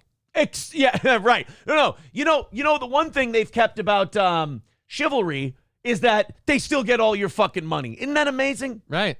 We just watched the lady, what was it, last week or the week before with the Cheesecake Factory thing. She was expecting him to take her out, take her to a nice place. Cheesecake Factory was insulting. Right. How dare he? And she made him wait an hour longer than they agreed. Again, it's almost. And what have you done to earn Cheesecake Factory even? I did my part. I dressed up. I look like this. Wow. That's their buy-in. They put on a nice dress and they did their hair. It's fucking obnoxious, man. It's real. And a lot of people are attacking Bill Burr right now. I'm telling you this. I feel for Bill Burr. Why are anyone attacking Bill Burr? His wife was the cunt. Right, but they're like, oh, Bill, get your wife under control. Well, then he's abusive. Then he's a problem if he does the right thing. You cannot be right as a man anymore. If you're right as a man, you're aggressive and abusive and domineering. And to be wrong means to be completely dominated by someone you know is wrong. In a way, I feel for Bill. But in another way, like, you picked her. I mean, yeah, nobody made you marry her. So you did choose this. Soup Can says Bill could have done so much better, yet he settled for this hideous broad. Yeah, and then after they got rich, she got fat. How do you get fat as a rich person? You eat. I know, but anybody can whip you into shape for the right amount of cash, and you get fat? Yeah, but you don't need to. Remember, there's nothing wrong with you. You're perfect. I suppose, you're mistakes. Perfect. Yeah, if he says, hey, you've been gaining a few pounds, well, then he's fat-shaming you, and he's abusive again. Skeezy says, make men submissive and subservient. It's by design. Weak men are easily controlled and pose zero threat to our masters. Yes. They're making the next generation of actual misogynists, says Zio Gold. Yeah. Well, I mean, that you do all this stuff, and then people are surprised there's this rise of what they call the incel community now. Yeah. And, I mean, where do you think that's coming from? I mean, look, yeah, those are pathetic people, and that's bad. But right. Like, what was their other course of action? But I'm just saying you don't help the situation by creating this environment. Amanda Hugginkiss says, buddy of mine just wrote a $600,000 check to make the ex go away. Now has to move in with his 90-year-old dad. Yeah, but all these women are so fucking powerful, and they're so goddamn smart and creative and resourceful, and they don't need a man. Oh, but I'll take the fucking money. Scarface says he should have got his wife under control 10 years ago. I stopped listening to his podcast because of her. Fauci's Pangolin says, so it's the man's fault if he marries a cunt. You do deserve some blame for that. You're not blameless in this. It's just not like you woke up one day and that was suddenly all of a sudden who you married. No, that was there the whole time. Yeah. Skeezy says, don't get married. Don't support women and their bullshit. That's how men win. Men can survive without women. Women will die without men. Okay, so again, it goes back to your incel thing. That's not a long-term solution. That's not a good thing. Yeah, try being alone. It totally sucks. Not only that, you're going to end up with more kids out of wedlock and guys running off and shit like that. Well, yeah, if you're completely irresponsible. Okay, good. Thank you. Don't stare at me when you say shit like that, because I know what you want me to do, and I'm making it clear right now. I'm not doing it. What? Admitting that you've had a few rough times with relationships? Maybe you have a few insights. I thought you were going down the other road. What road would that be? What road could you be talking? I am oblivious. Referring to people who have to poop really bad. Yeah.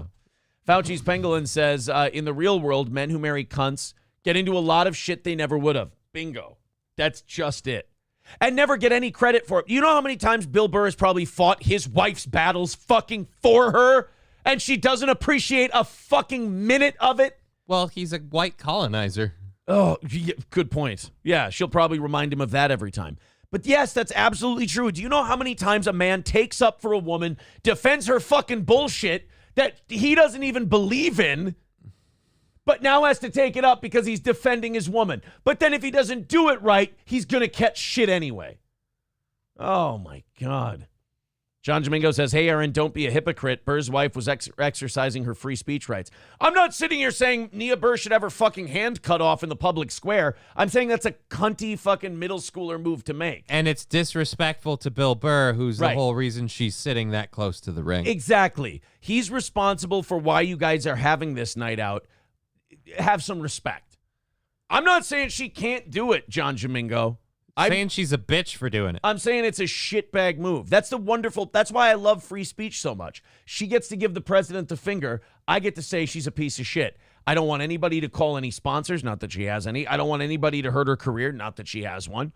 All I want to do is I want them to be able to do and say whatever they want so I can do and say whatever I want.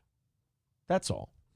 John Domingo says, ask Cumia about Burr's wife. Well, yeah. I mean, that's a big part of the fallout of Bill Burr and Anthony Cumia is that wife of his. Don't be with that racist Cumia. Don't be with that whitey. You know, she's awful.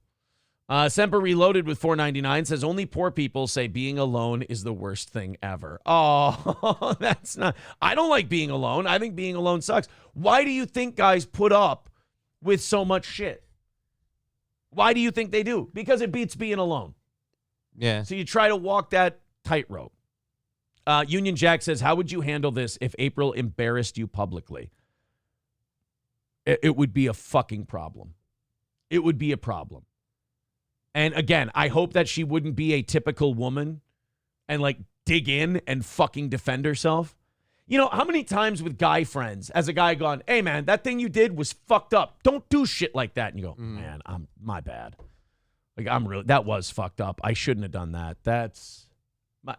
Guys don't dig in when they're dead to rights the way women do. I don't see it.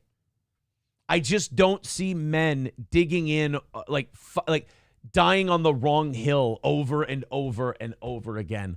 It might just be my misogyny. $4.99 from Semper Reloaded. Thank you very much, buddy. That does put us at $2.25 for this morning. Keep it up, guys. Let's Thank go. you.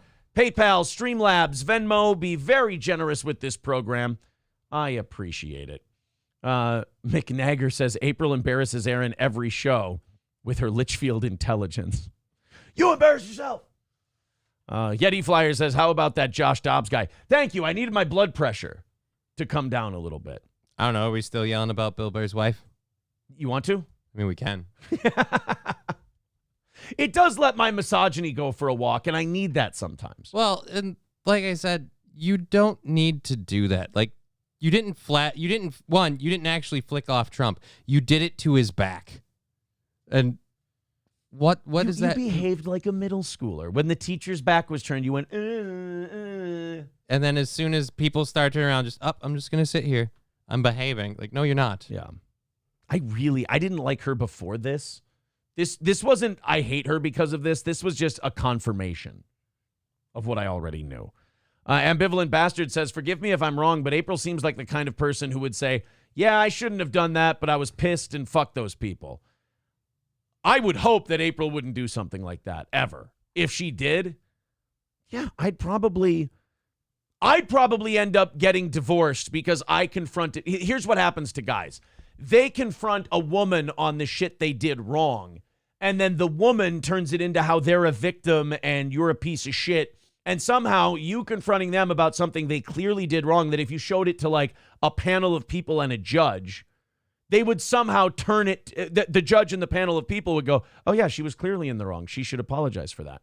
But the woman will try to turn it and make it somehow the guy's a piece of shit. And then they'll end up leaving the dude. That's what would probably happen. Semper Reloaded with $1.99 says, sorry, only poor and or gay dudes. My bad. Well, does that leave you an out or just more options? I don't know. Well, I'm definitely poor. So, I mean, I got at least one of the two. Triple N, I can't read that. That's not something you say about people. I mean, unless he's using that as a metaphor for money. I'm not really sure. But why would that be the metaphor? I don't know. Oh, people are, oh, you know what? Look at this. April went hunting this morning, so I didn't set up the studio right. Oh. And I left the curtains open. What an asshole. What a piece of shit I am. There we go. There we are. Now it's better. Oh, thank you, Egg Picker. Egg Picker over on Rumble says, Johnny, close your curtain. Johnny, get your gun. My meat curtains. Yes.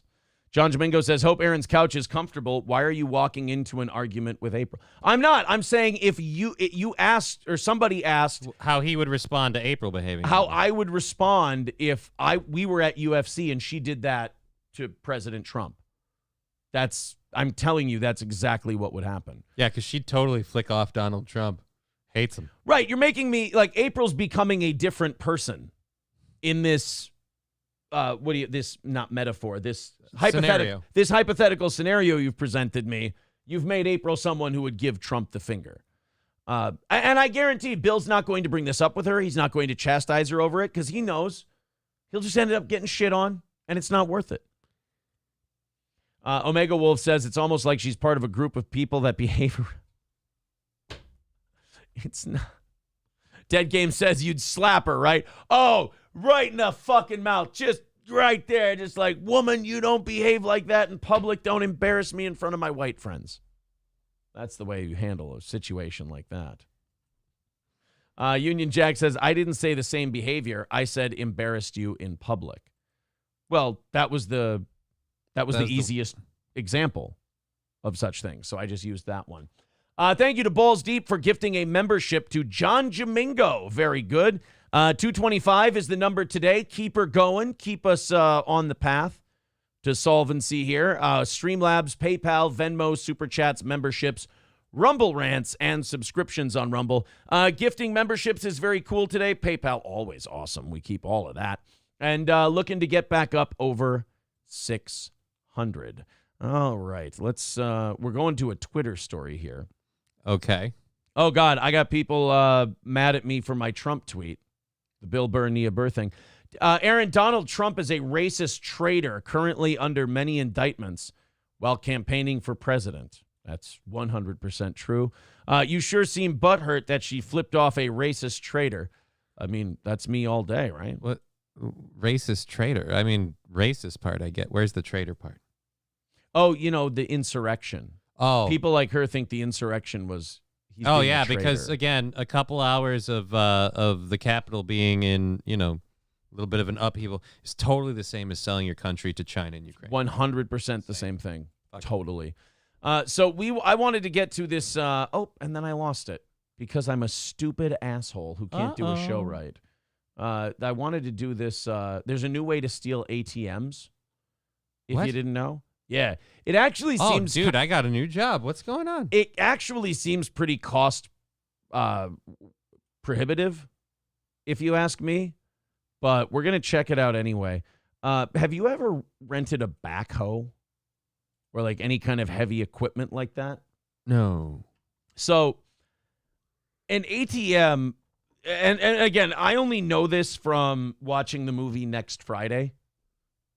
In terms of, was it Next Friday was the ATM? Yeah, Next Friday was the ATM. That they're very hard to get into. Mm-hmm. I only know this from... Next Friday, and what's the TV show? Better Call Saul. Those are the only two.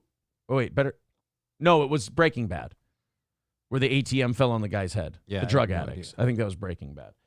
Breaking Bad and Next Friday are all I know about ATMs, and they're extremely hard to get into. Unless, for a tough nut, you bring a tough nut cracker. Right. You tell me if this is a cost prohibitive or... jail sentencing prohibitive way to steal an ATM. Let's check it out. This is in Oakland, by the way.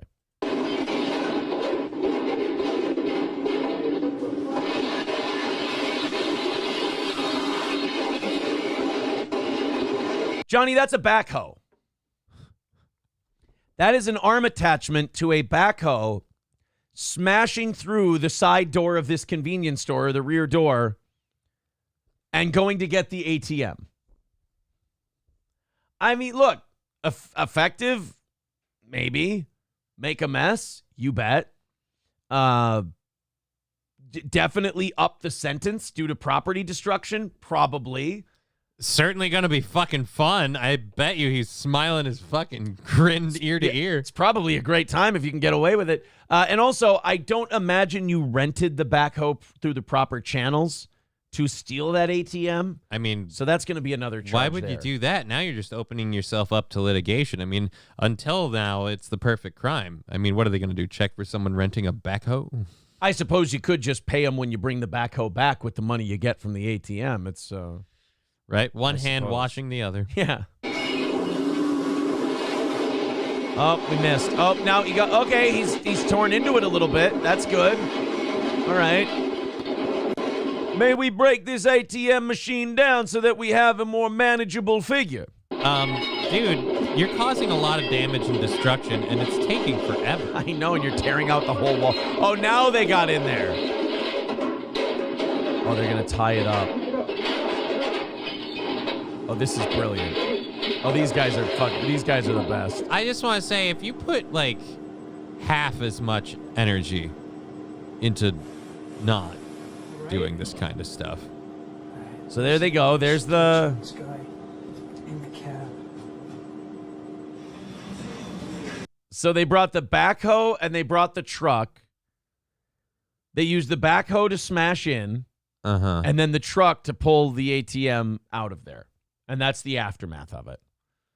Boy, they fucked some shit up, huh? They got away with the ATM then?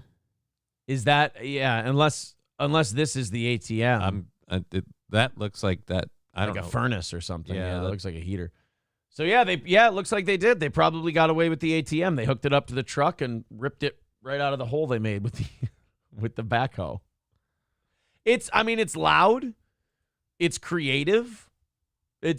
I've never seen anything like it before. I think we need to start writing some laws against these assault backhoes. Neat VT with 199 says all cat equipment uses the same keys. So yeah, you can buy really? You can buy a ring of keys on eBay for industrial equipment, and that's just a cost saving thing for Caterpillar. Well, it's just who's gonna steal a backhoe?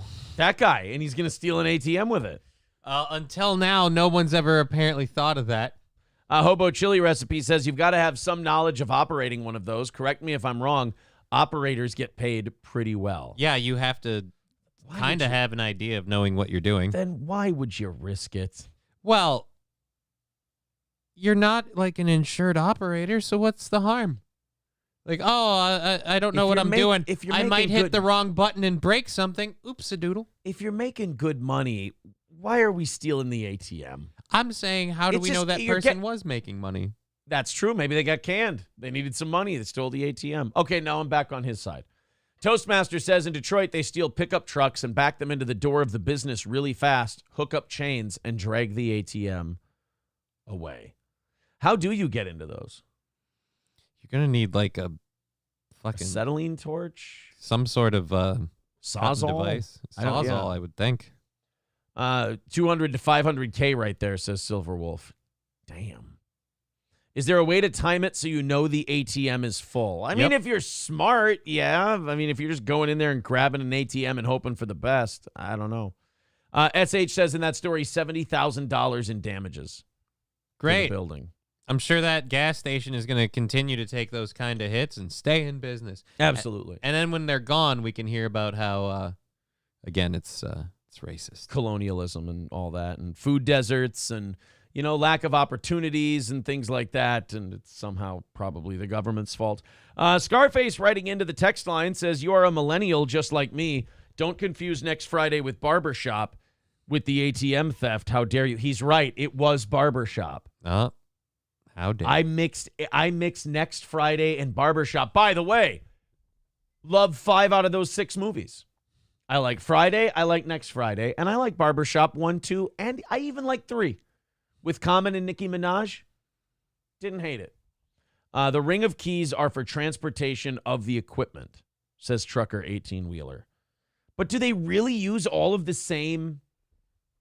They all use the same key? That just seems like you almost shouldn't be tried for theft of one of those. I mean, because it's almost... yeah, dude, just go to Amazon and look up a key ring. Like, they're inviting it. Yep. Ambivalent Bastard says, do you like Friday After Next?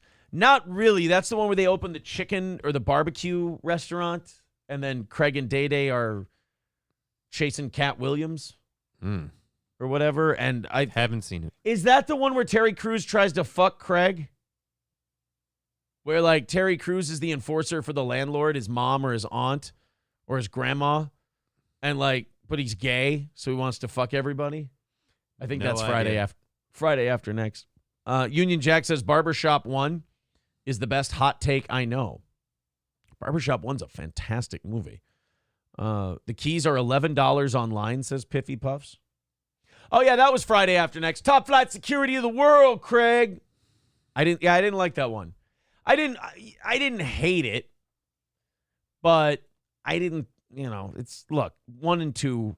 I think out of the 3 Friday movies, I think the second one's the best. I think Next Friday is the best one. Okay. But people will argue. I think 1 and 3 are battling it out for my least favorite Friday movies.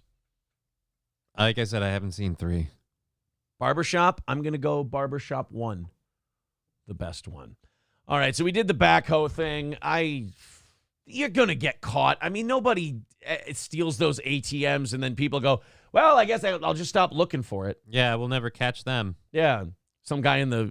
It's kind of like the Lufthansa heist in Goodfellas, where they're just like, hey, don't buy anything expensive. The people who steal these ATMs, they're driving a new car, they're wearing nice clothes and everything. You're like, boy, why don't you put a fucking sign on your back that says jacked an ATM?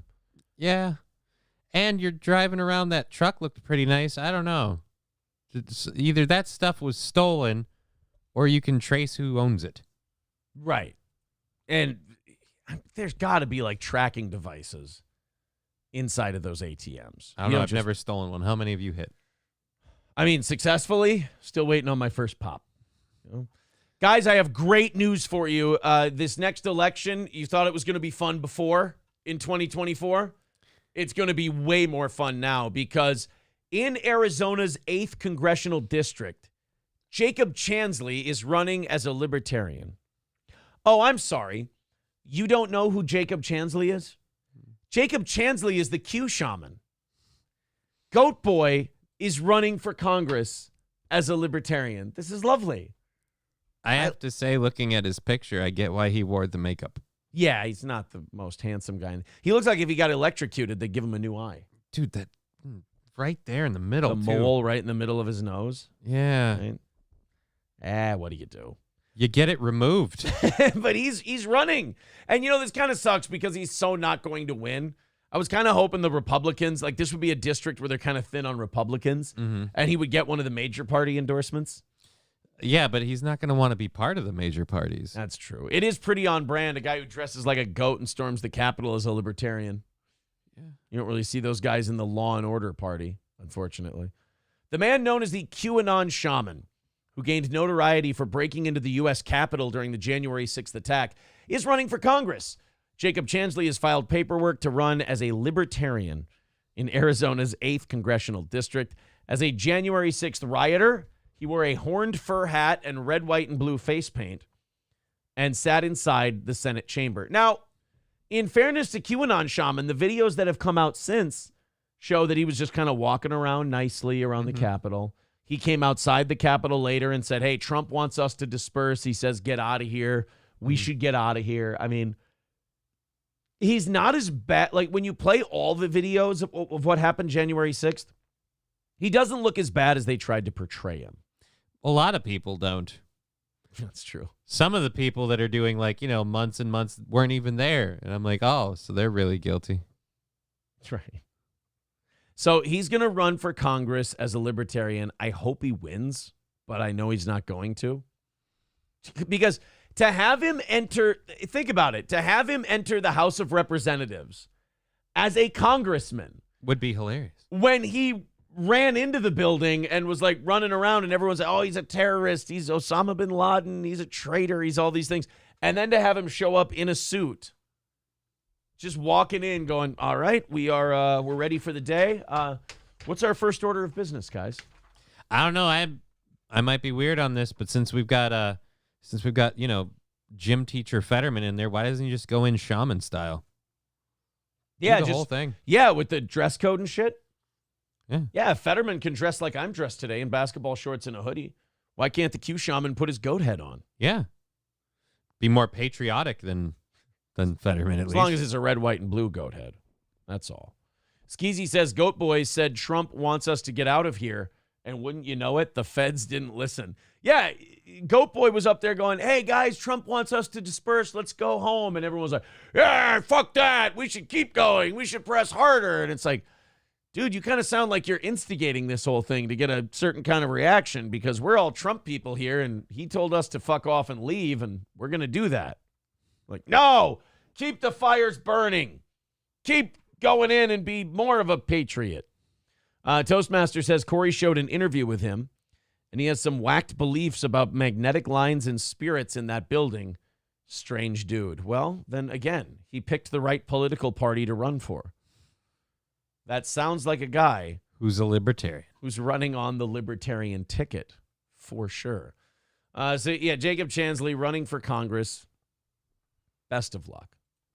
Best of luck. It'll be hilarious if he wins. We've got a story about a couple of daycare workers in South Carolina who, look, I understand the economy's tough.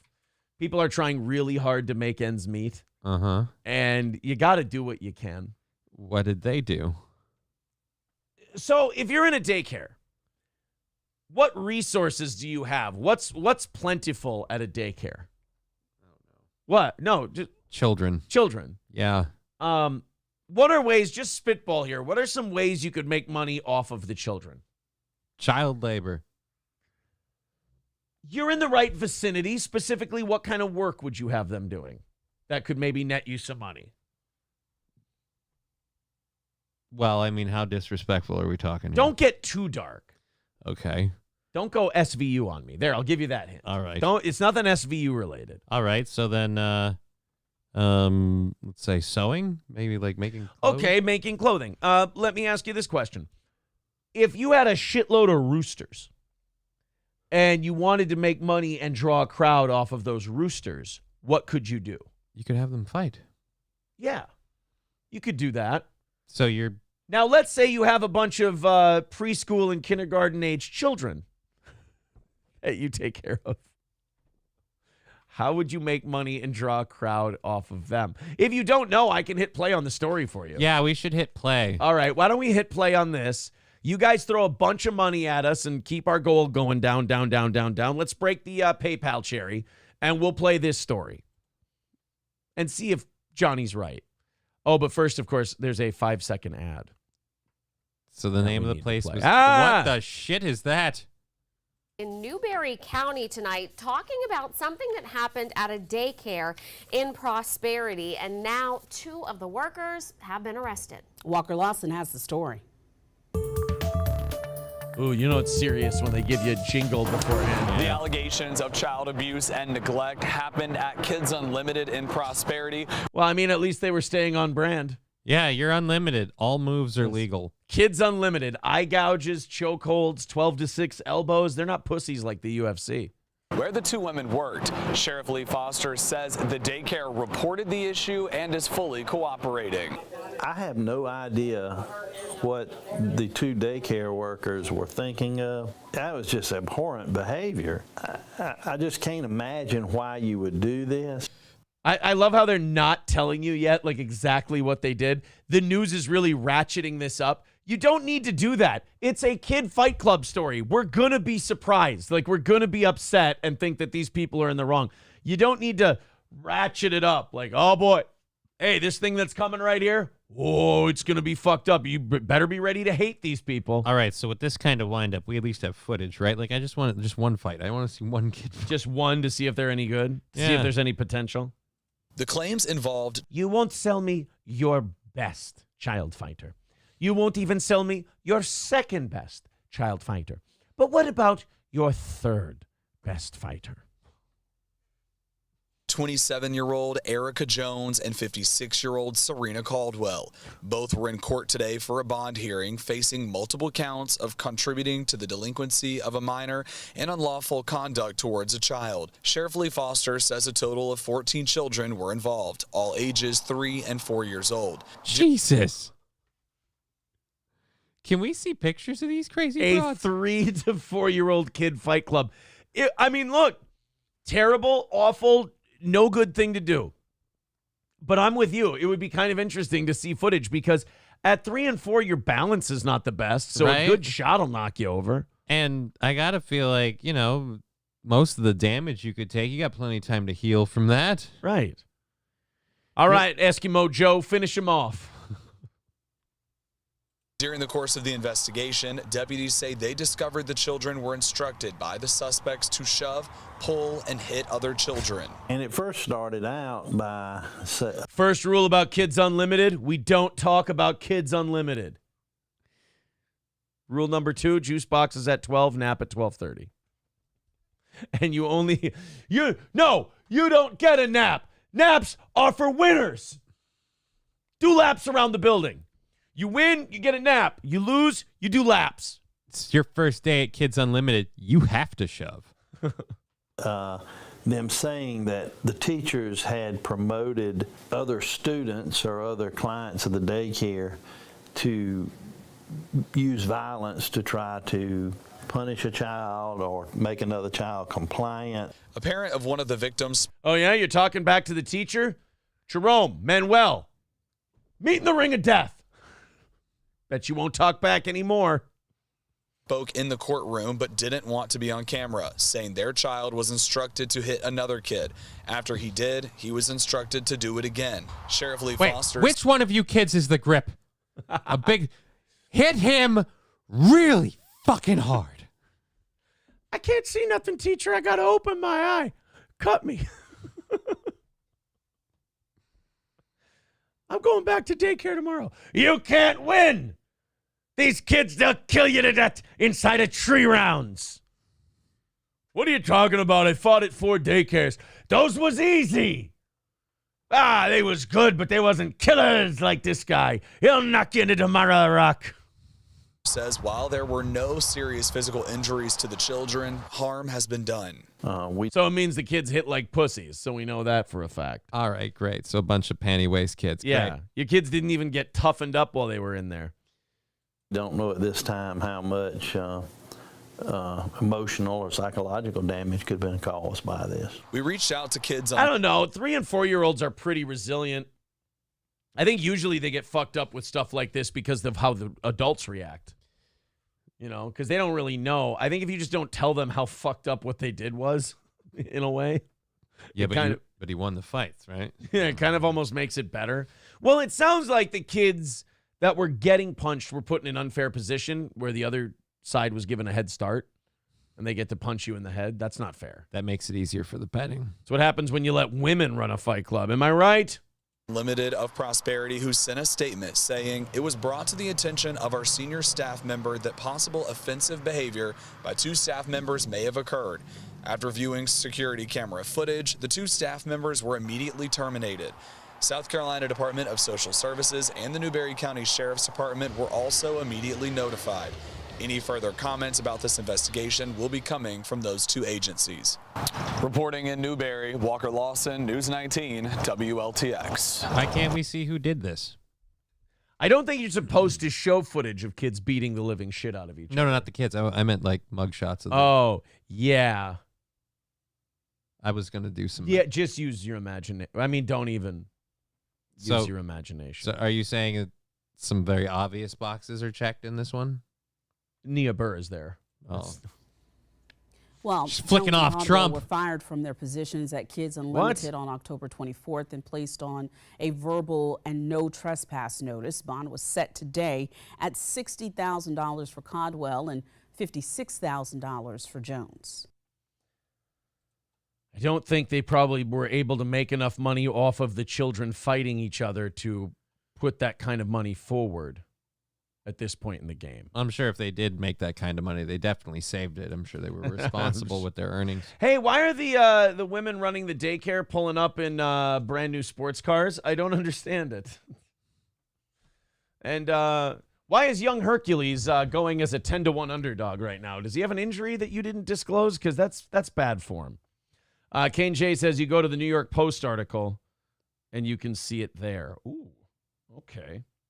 Let's check that one out. First, we have to send a thank you. A quick thank you. Oh, breaking the PayPal cherry this morning. Thank you very much to, a couple of people. Scarface, I missed this one. Oh, no, it came in 3 minutes ago. We're good. Bill Burr lost his edge when he went from, what are you, to a bit calling lesser men Marys. I blame his fat black wife and their child that she had at 40-plus years old. But what do I know? All right, I'm going to say a bit rich, but everyone gets their opinion here on the Steel Toe Show. Thank you, buddy. And Jared with $5 says, I'm willing to sacrifice myself for the greater good. Aaron, hey, YouTube and Rumble chat, have you heard how Aaron just read out this $5? This black man just donated money. Want to prove how rich you are today? Donate more than me right now. Jared, fucking brilliant. From Subway, too. Yeah, he took breaks from molesting kids to throw that in there. Guys, a black man just gave us $5. If you can't beat that, you ain't white. You ain't. If you can't give more than $5, you ain't white. 210 away from today's goal. Keep that Streamlabs, PayPal, Super Chats, and gifted memberships especially going. We appreciate it. Barstool, Dead Game says, has Barstool picked up that story yet? I don't know. Here, we'll get you pictures. New York Post, daycare fight. Let's see. Rogue daycare workers. Oh, okay. So now we know why we were told. I have no idea what the two daycare workers were thinking of. That was just abhorrent behavior. I just can't imagine why you would do this. Uh-oh. That's probably why you didn't hear any, why they didn't show you anything. That's because a woman? As you can see, the mugshots were readily available. I mean, they had them. Why didn't... The local news just didn't report it. See, to me, maybe I'm just weird. I was born in the wrong time. Maybe I should have been born in a different time, because to me, it's more racist to conceal this because it's saying something about you, that you as a news station, that you saw these people as black people first. I think the reason we joke, it's so weird. The people who joke, and when you're joking, you're not saying what you really think. You're saying something inflammatory for a comedic response. Right. I think we've flipped everything around. We've entered the bizarro world, and that the people who make jokes are now the bad guys. And the people who do the racist shit are the good guys and considered not racist.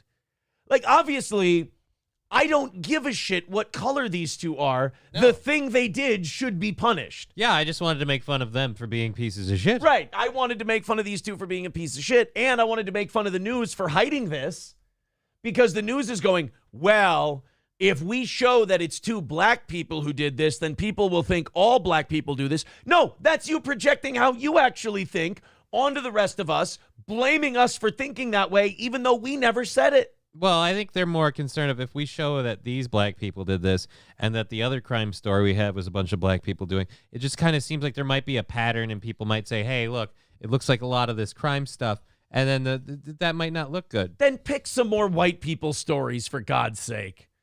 When you hide this shit and then other people report it, it makes you kind of look like an asshole. Egg Picker says Kim Jong-un got a tan. Bravo. Bravo. I like it. This is what happens when you don't let them fight pit bulls. Yeah, you know, you clamp down on one thing, another thing's going to pop up in its place. God damn. Hobo Chili says, if this was a simulcast at an auction, I would say no thank you. They look lazy. Oh, Jesus. Jesus. You know what I said about the joking around because you're not racist thing? Yeah. I didn't mean that about Hobo. All right. I meant that about everybody else. Not about Hobo Chili Recipe. Jesus, buddy. I mean, I'm not going to pretend I don't love that you're here. I'm not going to pretend that I don't adore the Aristococks, but boy, sometimes you don't make it easy on a fella, you know? You really don't. I love these two. This is my favorite celebrity couple. They are complete pieces of shit. And it's one of those relationships where I'm glad they're together, because I don't want them to be with anybody else and fucking up their universe. So you're saying they're two what? Just cosmic messes that deserve each other? Yeah, exactly. Because at least together they form a vortex that spins internally. Right. And doesn't suck anybody in. But it doesn't let either of them escape. Right. Then all of a sudden you have a black hole situation. Okay. Kim Zolciak and Croy Bierman. Now, we've talked about them on the show a lot. We've probably talked about them while you've been here. Mm-hmm. Thank you, Robin. Could you put a little more gusto in that one? Mm-hmm. There you go. So Kim Zolciak is a reality TV star from the Real Housewives of Atlanta. Croy Bierman is a former NFL linebacker. They are broke. I mean, they live in a multi-million-dollar house, but they owe $1 million to the IRS. They keep having money. Like, they both have money coming in. Like, he has a pension from the NFL. She keeps doing reality shows. But apparently they spend this shit faster than they can make it. Because he probably spent his NFL money because he thought he'd be in the league a lot longer. Right. And then she lived the lifestyle of someone who was always going to have a hit show forever. And now neither of them have those things. And so she's taking like minor bit player roles on reality shows. They've been getting divorced before. And then basically they both go to divorce lawyers, and the divorce lawyer says to them, yeah, you guys are too fucking broke. If you get divorced, it only gets worse. Yeah, this is going to be bad for both of you. Then they got back together, And then there were like 2 or 3 weeks in a row where the cops were called to their house over and over again. One time because he went into their bedroom and locked the door, and she couldn't get her toothbrush and her face and neck cream.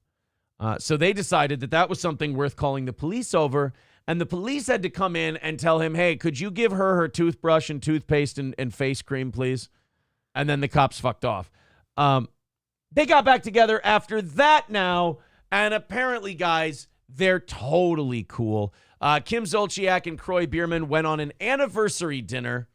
This is... oh, God. Let's go ahead and see how the kids are doing. My favorite couple in all of famous people couples, the lovely Croy Bierman and Kim Zolciak with her big fake tits.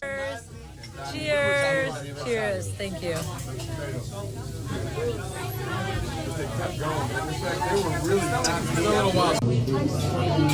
They're eating this nice. This is the best bruschetta I've ever had in my life. Those fucking I hate the big long nails, the monster nails. You can't wipe properly with those. No, especially if you're being pulled over by the cops and you're really after shit.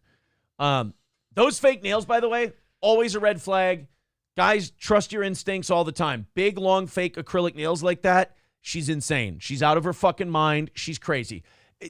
And there's a very simple connection between those nails and her being an insane person. Anyone who attributes any value to money and sees the money that you spend on those nails as a worthwhile and wise financial decision is someone who does not have their shit together.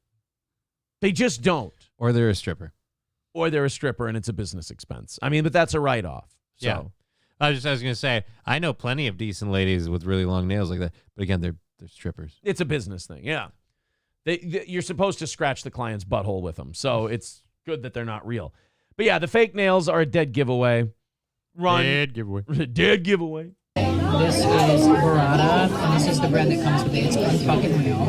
That's their focaccia bread with the olive oil. I also want to point out, these are people who are $1 million in debt to the IRS. Yeah, I don't really want to see you having a super luxurious meal. A succulent Chinese meal? Yeah, you should be eating this at the Chinese buffet. We should be seeing your dinner at McDonald's because that's where you are in life financially. Right. But you know what? Again, this is another one where she needed a certain lifestyle and she'd never come out and say it.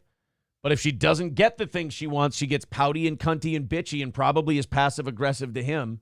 So he has to keep her in the nice things or it's going to be a rough day at the house. I'm going to say I feel bad for him most, but that's really just my misogyny talking. She's also married to an ex-football player, and that's got to be, I mean, historically, they don't do well in relationships. Why? What could be wrong? I'm just saying, there's rumors that one ex-football player has cut out fake tits out of his dead wife and kept them. I'm just saying you might want to wear something a little protective of the chest around Croy. This is risotto, smoked mozzarella inside with a spicy marinara sauce. It's like a street food in Sicily. Unfucking, this restaurant, guys, is unfucking believable, and it's packed. That's nice. We're going to be at a nice restaurant, an expensive place, and we're going to film ourselves and go, this fucking restaurant's fucking unbelievable. Shit, and piss. It's packed. Cunt, cock. What a classless hoe. I'm definitely on his side more. But he shouldn't leave. Like, they can't. You're going to split up that IRS debt, and you're going to cut it right down the middle, and you're both going to... And you'll have to sell the house and split it between the two of you. And it's pretty much just going to cover the IRS debt. Yeah.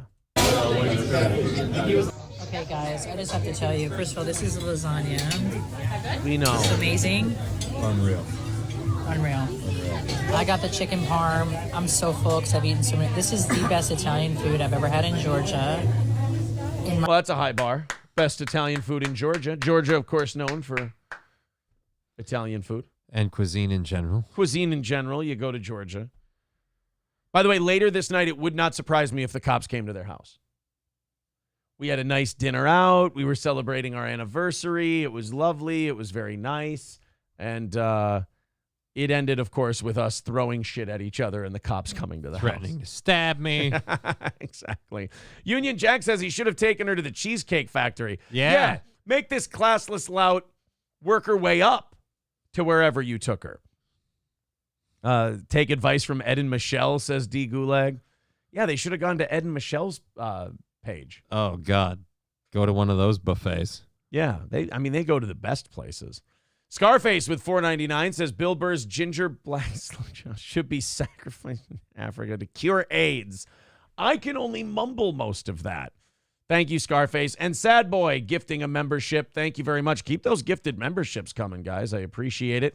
205 away from today. What do you call it? The members only show got you to 250.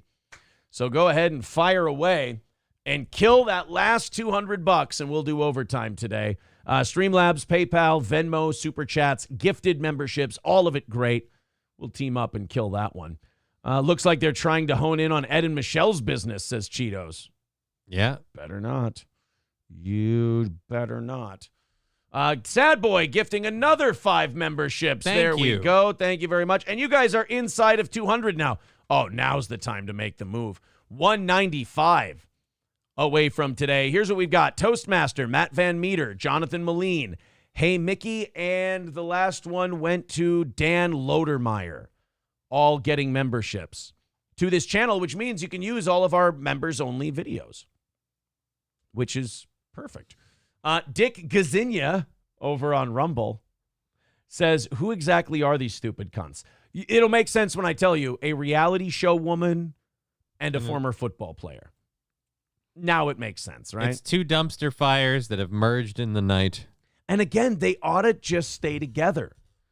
You're over $1 million in debt. Mm-hmm. You can't seem to get a hold of your shit. You can't seem to figure it out. Do you really want to put that on somebody else? I mean, I think they want to, but I think nobody else will willingly want that. I mean, exactly. I mean, they're going to want her. Like, a guy will be physically attracted to her and pursue her.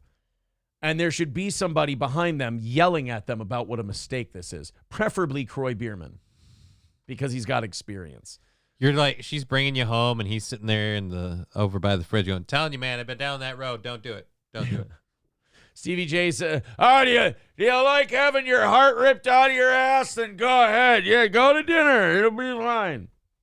Croy just follows her on every date, completely shit-faced, just warning every guy.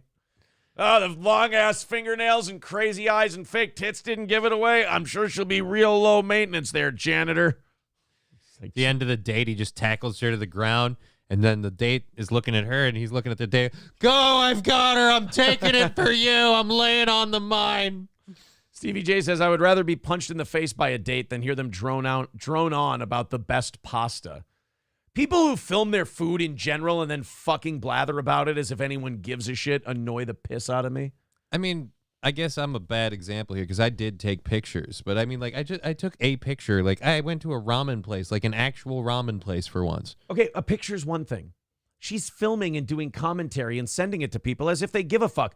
And shame on you if you've ever been someone who didn't give a fuck about that but still wrote something supportive back to that person, because you're the biggest part of the problem. You're worse than they are. That looks delicious. Yeah, exactly. Oh, well, I don't want to be mean. Well, don't say anything. Just see, if I was going to comment on that, knowing their situation, I'd be like, wow, it looks like you're really eating above your station. Remember, you are broke. Yeah, there you go. Let everyone know at their next date what their financial situation is. That'll clear the room out pretty quick. Waiter will know they're not getting a good tip. All kinds of info. She shares that video, first comment. So obviously you didn't pay for any of this. Zen Rhino says, this is a callback to last night's show. He says, Aaron, I woke up late, but I'm still feeling a little tired, so I might go lay down for a little bit, but I'll still watch the show. Oh, thank you, buddy. I appreciate that. So now people need you to give them permission to take a nap? Jake Hudson yesterday came into the chat. Oh, boy. And Jake informed us all that he had a really busy day and he was going to lie down. And then so everybody in the chat started telling me about what their current state of sitting, standing, or lying down was, and gave an over-explanatory explanation of why they were in that position. And okay. Yeah, it was... I really appreciate Jake for starting that bit. That's going to be an awesome bit. It's fantastic. Ambivalent Bastard said, Aaron was such a good sport about it yesterday. That's me. All supportive over here. Just a good sport all the way through. Because we're having fun. We're having fun. We're doing it. And the beat is for me. The beat is for you. Thank you very much. Right now, I'm sitting on my toilet, says Hobo Chili Recipe. My ass has gone numb, and I feel my sack touching the water. It's a lot of moving parts to that statement. A lot of moving parts. Hey, guys, good news. Proving that he's totally not taking money from the Chinese government and then doing their bidding around the world as a paid agent that now runs the country. U.S. President Joe Biden wants to reestablish military-to-military ties with China. You know what I want to do, Johnny? What's that? I want to establish military-to-military ties with a country that openly spies on us for our military secrets. But, you know, in Joe Biden's defense, he's probably thinking, look, if we do this, they don't have to spy on us anymore. We can just give it to them. Yeah, we can just give them all our military secrets. I mean, forget the communists should always and forever be our enemy, and that this is a very evil country and a very evil regime in China. Whoa. Different cultural norms. Oh, sorry. What I meant to say was this is a country with a lot of different cultural norms. Yeah, because they're just actively, enslaving the Uyghur population? Okay, so let me get this straight. When poor Muslims in Palestine, Hamas, engage in terrorist attacks on Israel, they're evil, they're bad. Right? Do I have that so far? Right. Okay. When China tries to single-handedly eliminate an entire subsection of Muslims from their country, different cultural norms. Yeah, because they just do things differently. Okay, good. Well, look, it would be embarrassing for me if I got that wrong. Well, I can understand how you're confused. Look, this is how it works out. We'll explain it mathematically. Okay. When you have a bunch of money and you give it to a guy who's running a country, let's say a couple $1 million, he's then like financially obliged to go, what Uyghurs? Oh, I see. All right. Well, good, because I was worried it was something corrupt. Yeah, no. Okay. It's good old-fashioned political bribery. That's how this all works. It's fine. U.S. President Joe Biden wants to reestablish military-to-military ties with China. That's the cutest part of this whole story, is that they're talking about it like it's his idea. Biden wants to. Oh, China doesn't. Not at all. I mean, right. Icky, sticky. White House National Security Advisor Jake Sullivan said Sunday, days before the president and the Chinese leader are set to meet. We're going to get so owned in that meeting. What? You think they're gonna be awfully scared of Grandpa Can't Walk? Like, I mean, no, I just mean owned in that they paid him. They Oh. literally own us. They're literally going to own us in that meeting. Biden will meet President Xi Jinping in person for the first time in a year on Wednesday during the Asia-Pacific Economic Cooperation Summit in San Francisco. It will be only the second in-person meeting between the two leaders since Biden took office in January 2021, but probably not their first meeting before that. No. And don't worry, they've been in regular communication with phone calls, wire transfers, that kind of stuff. The good old-fashioned things. The president is determined to see the reestablishment of military-to-military ties because he believes it's in the U.S. national security interest. We need those lines of communication so that there aren't mistakes, miscalculations, or miscommunication. And in today's world, the way everything's, done online and, through VPNs and networks and all that other shit, we really should establish military-to-military ties with China because there's nothing in their history, excuse me. Oh, my goodness. I drank a few beers during the Vikings game. Yeah. I apologize. And then you had a friend to hang out with. What? Didn't you hang out with, it was her birthday. No, I didn't. I was tired. I went to bed before she even got on the air. I didn't even watch. Yeah, I was. Happy birthday to Keanu C. Thompson, of course, but I was in bed before they even got started. It gets too late for me. I'd be way worse than this. I am mad. That's why I was surprised that April was gone this morning. I figured she would have been on. No. Well, you see, so like with China, it's good that we're doing this because if we do this, that gives them easier access to all of our networks so they can see what our military's got going on. I love it. To avoid any, confusion. Yeah, miscommunications like, hey, we've got a secret underground illegal biolab in your country we've been running for a while.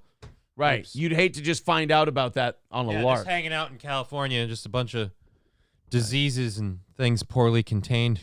You don't want big mass confusions like we've got a giant fucking spy balloon that's going to travel all the way across your country. We've got secret police stations in your country so that way we can, chase down people that we consider political enemies. Right. They don't want confusions like that happening. It'll be a lot easier now. They don't have to look for him. They're like, hey, we want this guy. He's saying things that, the Communist Party can't stand.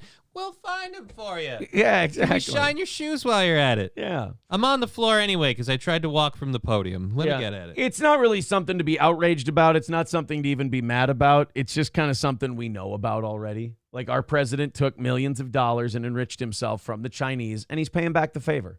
Yeah. And now whoever takes over from him is either going to have to dig us out of this shit and undo it, or we'll just continue down this path. I mean, that's the worst part for the next president is that if he wants to make shit better, he's got to tear down all this dog shit first. And then he can go ahead and fix the rest. Cheeto says, did you see that piece of shit Newsom admitted they're cleaning San Francisco for the summit? I did see that. We have some pictures. You know how they haven't been able to get rid of the homeless people in San Francisco in forever? Right. It's just a complete mess. Right.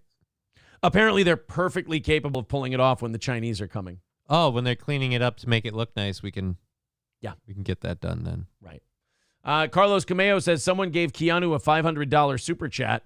Maybe he'll come here too. Hey, man, look, not only would that knock out today's goal for today, but also it would be a lovely, lovely gift to have. But I'm sure that 500 was because it was Keanu's birthday.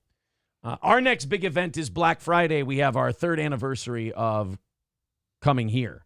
Okay. Digital, not YouTube. YouTube is in April sometime. We've only been on a year and a half in YouTube. No, when we switch platforms again. No, when we went online only, it was Black Friday. So we're going to do that celebration day. Hopefully we get a few envelopes out of that deal. That would be really, really cool. About 700 of you in here right now. Everybody go ahead and hit the thumbs up. Everybody hit the like button. Hit the subscribe button, no matter which platform that you're watching on. Familiar Human says that means they could have done it this whole time, but chose not to. Exactly. In fact, I think I have. It dovetails perfectly into the San Francisco thing, which I think I have for the 7 o'clock hour. Let me just click.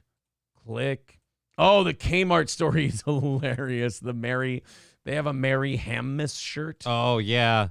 They had a bag, too, or something And they had to pull it off the shelves because it looks like Hamas. Mm-hmm.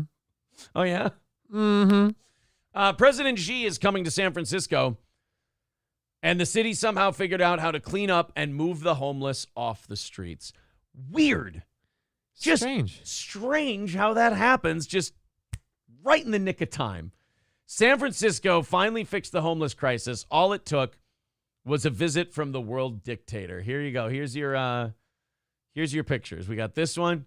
Look at that. Homeless encampment. Johnny, look at all that trash that's on the street. There's like paint or something on the building side. What's that pink shit? Oh, yeah. I mean, this is like a highlights magazine. Yeah. We'll spot the differences. Okay, so we got lots of paint, shitty storefronts that are for lease and for sale. We've got tents all over the place, bums walking around, tents down there, garbage all over the gutters. Now, remember, this is something San Francisco has been this way for years. Yeah. A decade, maybe. A decade, even. And they haven't been able to clean it up. I mean, it's just a really daunting task. There's no obvious solution. We've tried a lot of different things. It's a complicated problem. Exactly. It's an incredibly complicated issue. But let's see what happens when the Chinese premier is coming to San Francisco. Oh, my God, it's amazing. Oh, a ground so clean the pigeons could eat off of it. In fact, they're trying to right now. Weird. It's like they even imported the birds and just threw them out there. Look, this will look good. Hold on, wait. Did we have these nice little truss thingies on the window in the last one? Nope. No, we did not. So we even spiced that up a little bit. Oh, wait, yeah, we did. Look, okay, down there. Over there. Okay, down there. It's a different perspective. Wow. Johnny, do you see any paint on the awnings there? No, but there wasn't any paint on those awnings before either. Oh, wait a minute. Let's see. Yeah, there was. Oh, wait. Yep, you're right there. There was paint on that awning. For sure. So we got the paint all taken care of. The tents are all gone. The litter is gone. Boy, maybe we should just surrender to China. I mean, shit gets cleaned up pretty quick. Yeah, just as long as they're here. Right. And then just Xi Jinping. And then once he leaves, then I'm sure we got to deal with our shit and China's shit. They're going to have business owners like grabbing Xi by the legs as he gets on the plane. You can't leave. You have to stay. At least give us a firm return date so we can keep the piss and shit off the streets. You have a literal piss and shit on the streets? Well, yes, but we also call the homeless people that. Piss and shit. It's just a way of keeping track. Poop and blood. Poop and blood. It's just it's so shitty because it does, like somebody said in the chat, it really is just you could do this anytime you want to. Like if you don't think this is Soros putting people in place that purposely fuck these cities up, if you think that this is all just a happy accident and that these assholes don't have a grand plan, you're wrong. They have a grand plan. They could have fixed this anytime. And believe me, after the Chinese dictator leaves, it's going to go right back to what it was because that's what they need. It's like you're a really messy person and you rarely ever have company over. So when company does come over, you clean your house till it's spotless. Mm-hmm. And you just pretend while they're over that this is how you always have the house. Then as soon as they leave, it falls to shit again. Yep. That's how I do it. People are wondering if they just shoved the homeless into meat grinders. I mean, there's a possibility. I've said it before and I'll say it again, man. We could make a lot of money with these homeless people if we just bring back gladiatorial matches. Like just thin the herd. Right. And entertain people. There you go. Make a buck. And as Carlin once said, balance the stupid fucking budget. We got some video of San Francisco getting nice and cleaned up, getting washed up for his big night on the town. Look at that. Johnny, that looks like a thriving metropolis.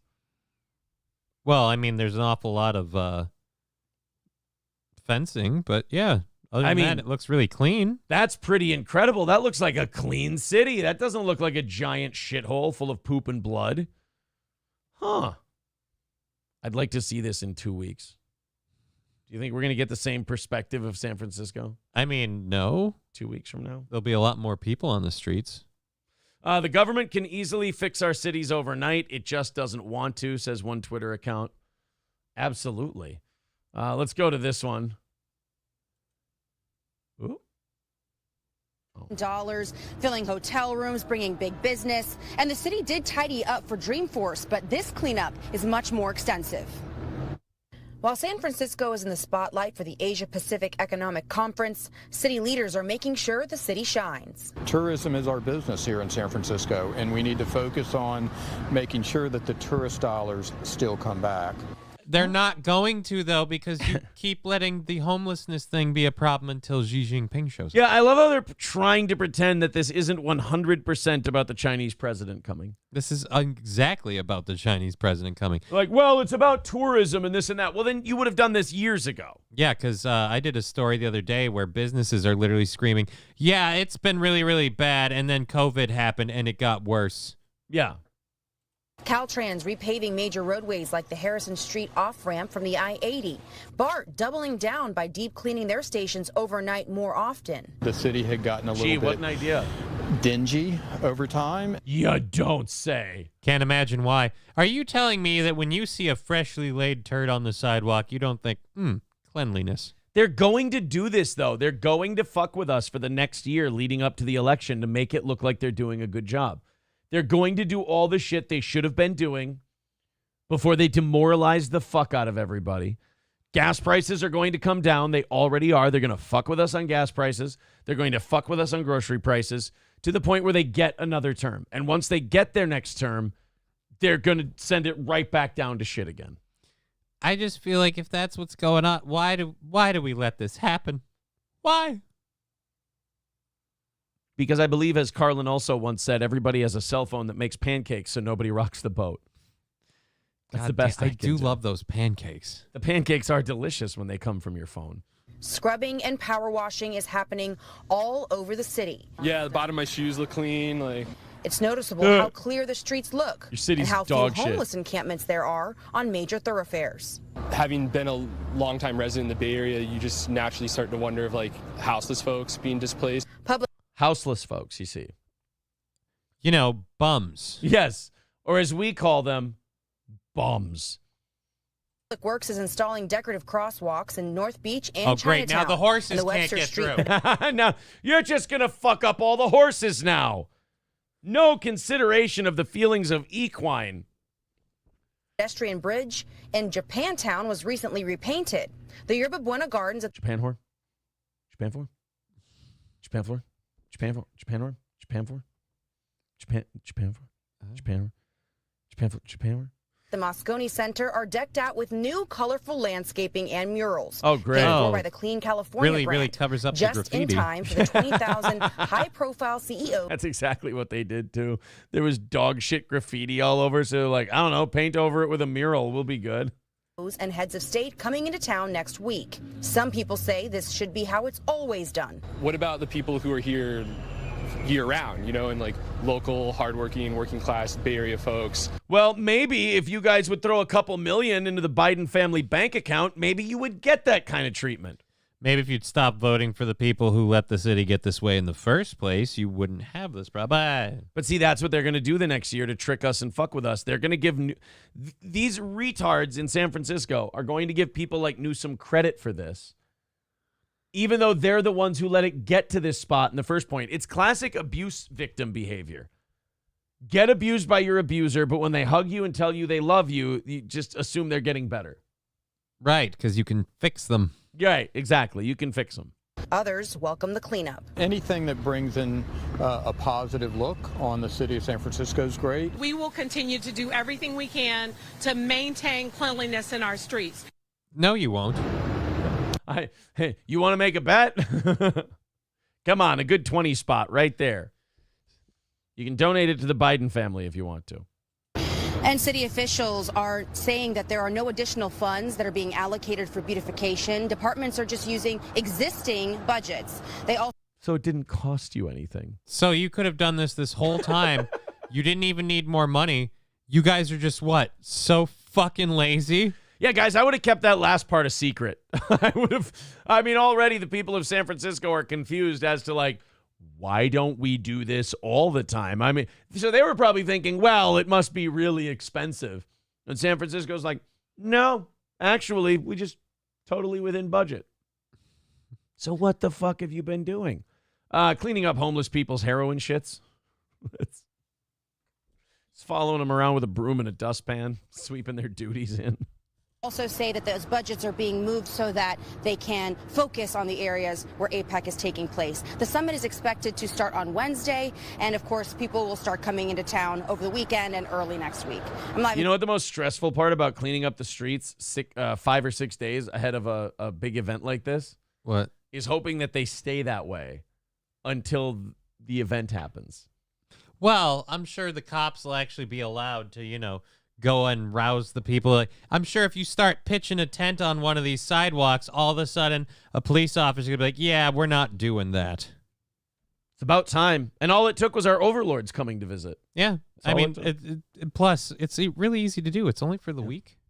Thanks, China. In San Francisco, back to you, Julie. All right, nothing like a little extra motivation to clean things up. Yeah, but that extra motivation is bowing down to the new world superpower. And again, you shouldn't need the motivation to clean things up. The general disgust that you live in a city of squalor should have been. That should have been enough to get you to. Familiar Human says it only took 5 days. I don't even know if it took that long. Yeah, it didn't even take it. They started less than a week. They got it done 5 days before the event. So I don't know how long it took. I just know that we've been told they can't do it for the longest time. And then as soon as China said we're coming to visit for a sleepover, they went, all right, time to start rousting the homeless and burning their tents. Yeah, because, if Xi Jinping came here and just saw piles of homeless people everywhere, he might be like, why do we want this place? Dead Game says only 2 days. Got to stay that way for 5. Not happening. Not without, like I said, enforcement. Right. You're going to have to do the things you're not used to doing.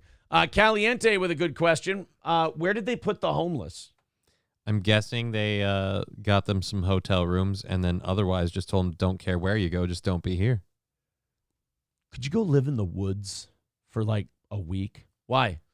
because the Chinese are coming. And the homeless are like, well, I don't give a shit about the Chinese. They're like, all right, fine, Godzilla's coming out of the Pacific Ocean. And they're like, oh, shit, guys, we got to go hide in the woods for a few days. There we go. So where did they put the homeless? I don't know, maybe in your pasta? They've been gathering a whole bunch of fentanyl from drug busts. They just told the homeless where that is. They gave them a couple of clues, a magnifying glass, and a map, and now they're all on a scavenger hunt. Well, and they gave them a book titled To Serve Man. And we're going to see where that goes. 195 is the number for this morning. If you feel like contributing, please do. We appreciate that. That's how our show runs. Kmart has been forced to pull a Mary Hammas bag from their shelves. Well, I'm not going to tell you why. I'll let you look at it. I'll let you decide if Kmart should keep this on the shelves or if they should get rid of it. Because, first of all, stories like this remind me of a very important thing. What's that? Kmart's still around. Oh, I thought you were going to say Christmas was around the corner. Well, Christmas is around the corner. That one's easy for me to remember because my birthday's stuck in there. Oh, it's always got to be about you. But I always thought Kmart was dead. Yeah. Every time I hear about Kmart, it's like hearing about David Allan Coe, and I'm like, oh, I didn't know they were still kicking. I always thought it was funny because Kmart weren't they the ones that had like the blue light special stuff? Yes. Well, now they're kind of blue because they're dead. Oh, that's the new blue light special. Their impending death. I'm going to show you what they took off the shelves, and then you guys tell me why they took that off the shelves. Now, why in the world would Kmart have to take that down off the shelves and remove it from their store online? I can't seem to put it. my finger on it. I mean, I'm looking at it, and I love it. You like ham? Ham is great. Now, do you love all of it?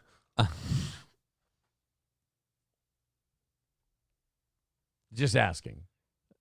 It's not bad. Mary Hammas, it says. What could be wrong with that? I mean, do you like, I'm guessing. First of all, let me say this. I have no idea what the fuck this thing's actually trying to say. Yeah. Like, is it trying to say, like, Mary Hammas, like we love ham? For Christmas? You got a bag? Christmas ham? Yeah, you got a bag that's advertising to everyone that you're a fat fucking pig who thinks about food constantly every day of the week, that you have to wear it on your back, that this is a ham holiday. What do you put in the bag? Like, I mean, explosives. Like, do you put the ham in the bag? Things that kill the infidels. Well, that's where it's offensive. People are saying this looks like Hamas. Those guys don't like pork. No. So they don't like Mary Hammas, yeah. But they like Mary Hamas. You do. You don't want to. Well, in fairness, do we not want a Mary Hamas? You don't want an angry Hamas. You don't want a depressed Hamas. You don't want a Hamas that wallows in self-pity and feels bad about itself. Those people have nothing to lose. But a Mary Hamas, they'll calm the fuck down and stop killing so many people. When you hand somebody a bag for Christmas and they see that Mary Hamas bag, they'll just say, wow, jihad, thanks. But, you know, I saw that some pro-Jewish organization put a post up on their Facebook page and said, this is terrible, this is offensive. I feel bad for Kmart in this situation because they didn't do anything wrong. They're not literally making a Mary Hamas bag. It's Mary Hammas. It's a gimmick they've been doing for a long time, I'm sure. And you can leave it alone and leave it up on the shop. The worst part to me of stuff like this is that the people who are complaining about it know better. But they're not going to do anything. But they're still going to complain and bitch because if they get that taken down, they can put it in as one of their trophies, one of the actions that they've taken that got a result. You know, it's like a prosecutor keeping their conviction rate up. Yeah, but they know it doesn't mean anything. No. You know you didn't stop a thing. You know it wasn't an offensive thing. It was just something that you took the wrong way. Right. And you know you took it the wrong way. And yet you're still going to push forward on the getting rid of it thing. Now, Kmart later apologized for the cringeworthy gaffe. It's not a gaffe. They meant to do it. You guys took it the wrong way. That's like Corona saying, you know, in 2020, like, hey, we got to change the name of our beer. We're really sorry, but, you know, we didn't mean to usher in a disease. And we're like, you didn't. Biotech, America, and the Chinese government did. Jeez, guys. We got it wrong on this occasion, and we apologize unreservedly. See, now that just sounds like someone who's saying that because they have to. Yep. When designing the product, we clearly didn't think through all the implications, and the product has been removed from sale. See, I just kind of feel like stuff like this makes us all dumber. Mm-hmm. We got a warehouse full of bags that say Mary Hammis, and I can't get one. Right. Now I want a Mary Hammis bag, and I'm going to have to pay through the nose from some black market dealer to get it. I just wanted, every time I go to the bank, I just want to carry all my money in the bag. Just set it down. Like, hey, I'm here to make a deposit. And I want it to be a Mary Hammis bag. And now it was my destiny, and you cheated me out of it. How many Jews died in the making fun of this ham? Exactly. Who was harmed? How many people are you going to save over in Gaza and the West Bank now that Kmart, thank Christ, got rid of their Mary Hammis bag? I mean, now nobody will go shopping at Kmart and confuse any of their products for Hamas sympathy, which is what we always look to Walmart with a questioning eye about. Well, we can't have these bags getting out into circulation. People will suddenly decide, you know what? I've got to go fight for Palestine. I saw a Hammis bag, and it made me realize important things. That's right. Now that we've gotten rid of the Hammis bag, we're going to be, you know what? Everything's going to be okay. So Kmart got rid of it. Losers win again. The rest of us lose. It's just... And look, the bag itself, I don't give a shit. It's just kind of what it represents. And every time one of these things happen, the goalposts move a little bit because you notice every time these guys get yanked off the shelves, we seem more like cranks and curmudgeons. And other people, more and more people start going, oh, well, it's just a bag. It's no big deal. Well, no, it's the dumbing down of us. It's the inability to look at something and then go, oh, I get what that is, and then see something offensive in it and go, oh, that's just my brain making shit up. Right, and we're honoring the making shit up part. And I think that's making us weaker. All right, guys, I got to run for just a second. Johnny's going to tell you about Just Kidding LLC. He's going to hang out with you guys in the chat, and then we've got a bunch more stuff to talk about. We're going to hit today's very small goal on Streamlabs, Venmo, PayPal, and Super Chats. And we're going to do 30 minutes of overtime today. So while I'm gone, get ridiculously generous and hang out with Johnny a little bit. I'm just going to go fill up. Should I grab you one as well? Yeah, that might not be I'm going to grab Johnny some water, and I'm going to get some water. John, go. All right, awesome. So we're going to be looking at the new Constantine trailer. Keanu Reeves is coming back to do Constantine, and I have very mixed feelings about that. So I'm going to check that out and make fun of that today on Just Kidding LLC. As well, we'll be grabbing... You missed my super chat, says Trucker 18-Wheeler. Well, I can't do anything about that. I don't have the mouse. We'll get to Aaron about that in a minute. So yes, we're show me your insurance. I can't show you my insurance. I don't have it. My brother has my insurance. The car's in my name. I have to call him. What do you want from me? All right, I'm doing a show. I'm trying to promote my show that I'm doing at 2 p.m. Central Standard Time on Just Kidding LLC, which is on Twitch, Rumble, and YouTube. 20 years later. Bold move, Cotton. What? I don't even know where this is why I can't read the chat. Anyway, so yes, we're doing the Constantine trailer. That's the big thing that I have. And then whatever news comes up today, because we like to grab the fresh news stories. We've covered a bunch of the ones we're on today on this show, on my show on Friday. So I probably won't do those again. Johnny, breaking news. The Secret Service opened fire when someone tried to break into an SUV while they were guarding Biden's granddaughter. Well, if that's true, Zen Rhino, then guess what I'll be talking about later. Run it, baby, run. No, I can't run. Why do you want me to run? Why is it taking him so long? I thought able-bodied people move faster. For you. This one's for me. Now you have to pee? And yeah, now I have to pee. So what I want that goal knockdown while I'm gone. You guys have it. Links are in the chat. Go bananas. He's being detained. I mean, I don't know, or is April back yet? That would explain. Oh, he's getting, you know what it is he's really got to poop. He can't concentrate because he's got to poop. And it's just, we got to understand, man, if we would just let him poop, he would be a lot better.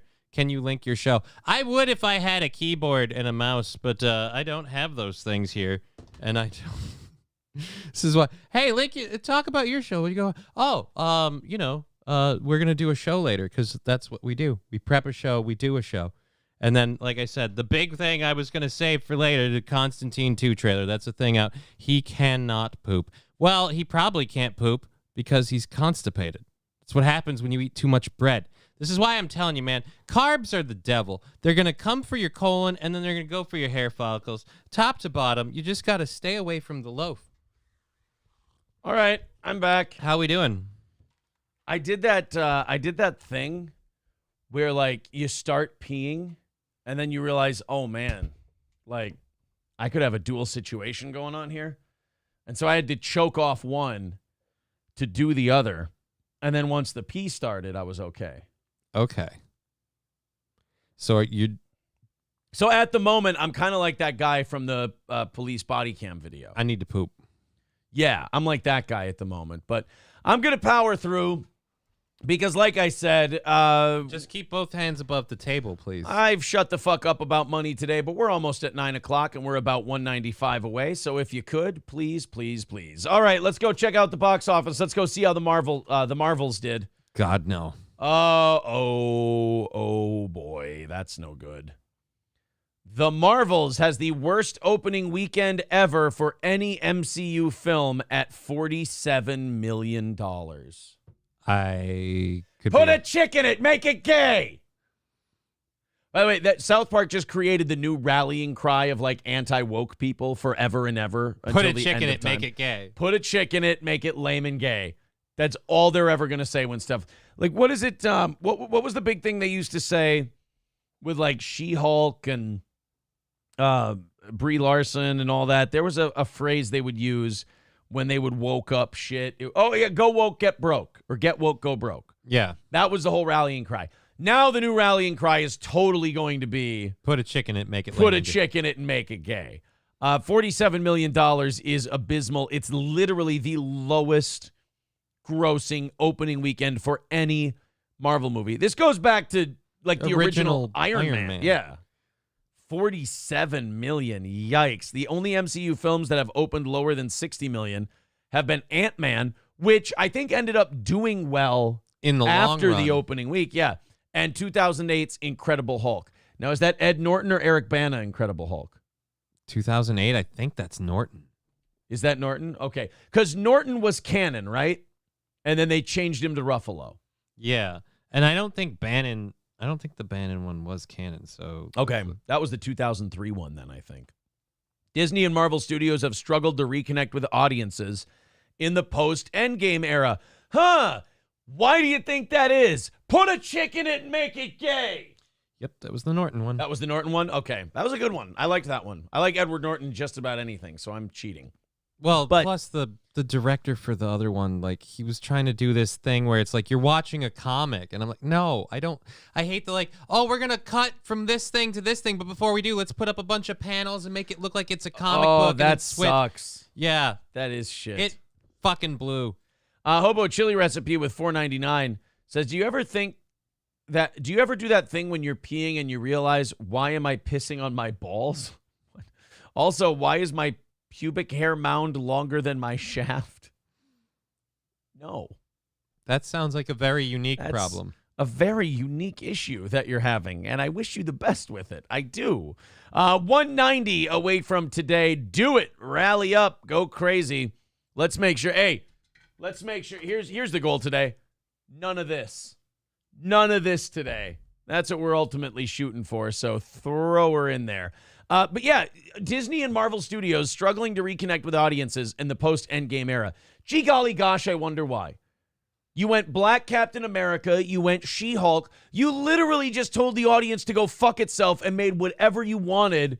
You took the billions of dollars in profits from the Endgame era, and you said, let's turn it into our own personal playground. And instead of getting out of your own way and just going, hey, this is like the easiest fucking job in the world. There's miles of comics about this shit. We just have to adapt it into a big screen type of movie, make the little, like you were saying, the adjustments that you have to make it a movie. And it's a license to print money. People will just go see it. We'll slop it out there to them. But instead they went, put a chick in it, make it gay. And they went, these people will still go watch it. No, they will actively avoid it. They will literally hate it. I don't know if you guys are aware of this, but you literally made a movie featuring one of the characters that I'm pretty sure is largely unliked in the Marvel universe. Well, not only that, you made it girl powery. Well, yeah, but you made one of them super like frumpy and lesbian-y. Like that wasn't a statement.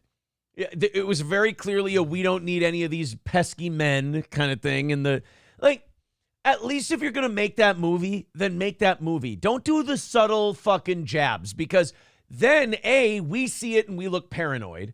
And B, you get to do that woman thing where you go, what? What am I doing? Just have the villain be a man who likes football and he's literally got the face of a pig. Like, just make that your villain and then cut his fucking balls off, shove his dick up his asshole, and then behead him at the end of the movie. So like they did to Thanos. Do that movie. That worked out well. The only thing is another guy killed him, so it's more patriarchal violence, and you can't have that. The latest entrant in the Marvel Cinematic Universe hauled in an estimated $47 million. You know, at least DC kind of got wise to this shit. And DC went, all right, we're scrubbing the Batgirl movie. We're not fucking doing that. Not in a million years are we doing that shit. And they scrapped another dumb movie that they had an idea for. I think it was a Supergirl TV series. Well, there's something with what was it? John Cena was in something that got filmed and like they're not going to release it. Oh, really? Yeah, from what I understand. So yeah, Disney's just basically taking the Endgame era profits and pissing it away. And pissing it away. Exactly. Now, in fairness, I don't think you could piss that money away. Mm-hmm. But at the same time, they're doing their best. Maybe that's it. Maybe Marvel is having like a Brewster's Millions challenge where it's Marvel's billions, and if the current team doesn't piss away all the profits in a certain amount of years, they don't get any. They don't get anything. That's an interesting idea. What was the budget? The not Eternals, the Marvels budget. I want to see. $275 million budget, the fourth highest of any MCU film. Now, they always say you should double that for marketing. Mm-hmm. So we're talking about a $550 million film. And they've done 40, what was it? 47 million. I think if you go global, they're up to like 110. Okay, global, it's at 110. Are you going to get to 550? No. Because, I mean, you're at 110 on the opening weekend. So what? You're going to do maybe a 3/4 of that, 75 next week. Yeah. And then you cut that down again. I don't think you're getting to 550. If you are, it's going to be a slog. Yeah. It's going to, and by the way, they're now going to go like, if that movie breaks even, they're going to be like, yeah, see, it can work. And it's like, work how? One of the greatest Marvel movies in America. No, it's not. It literally is. It's dog shit. You understand, one Marvel movie back in the day paid for the 23 film MCU. Like, it just paid for like, hey, Iron Man 2 killed. All right, great. That knocks out the next 3 years worth of movies. Cool. Keep her moving. And by the way, they would have 3 or 4 other movies that year. It's not like Iron Man 2 was the only one. Right. They would have a bunch of other movies that made a shitload of dough. Well, that whole strike thing is really handy for all of the movie making they were doing. Zen Rhino says Disney is trying to make Miles Morales the canon Spider-Man and kick Peter Parker to the curb. Well, that's not going to work. I mean, not until they put a chick in it and make it lame and gay. That's the way to do it. Well, her name's Gwen. Though there's a lady Spider-Man? So she'd be Spider-Woman. Yeah. Spider-Gwen. That's not what they call it, is it? No, she's a Ghost Spider. Ew. That's the thing about when you write these comics for 50 years, you got to keep like adding shit in. Yeah, like instead of just like having people, like the one thing I like about the movies and TV shows is it's very simple. You've got the characters, you've got their rogues gallery of villains, and that's it. But if you keep writing comics, you got to create multiverses and a black one and a female one and a this and a that because you got to come out with a new one every month. Yeah, like they redid Miss Marvel. That's why you noticed the little girl in it, the teenage girl. Yeah, she is a New Jersey resident who's a Pakistani American. She came over from the Middle East. She's a strong Muslim woman. That's good. That's good. So she travels around. Is the villain a gay character and she chops her fucking head off and throws her out of a space station? No, her superpower is removing her own clitoris. Yeah, because it was so subtle. You just said it as though it's an accepted fact that was her superpower. Yeah. It's just she removes her own clitoris.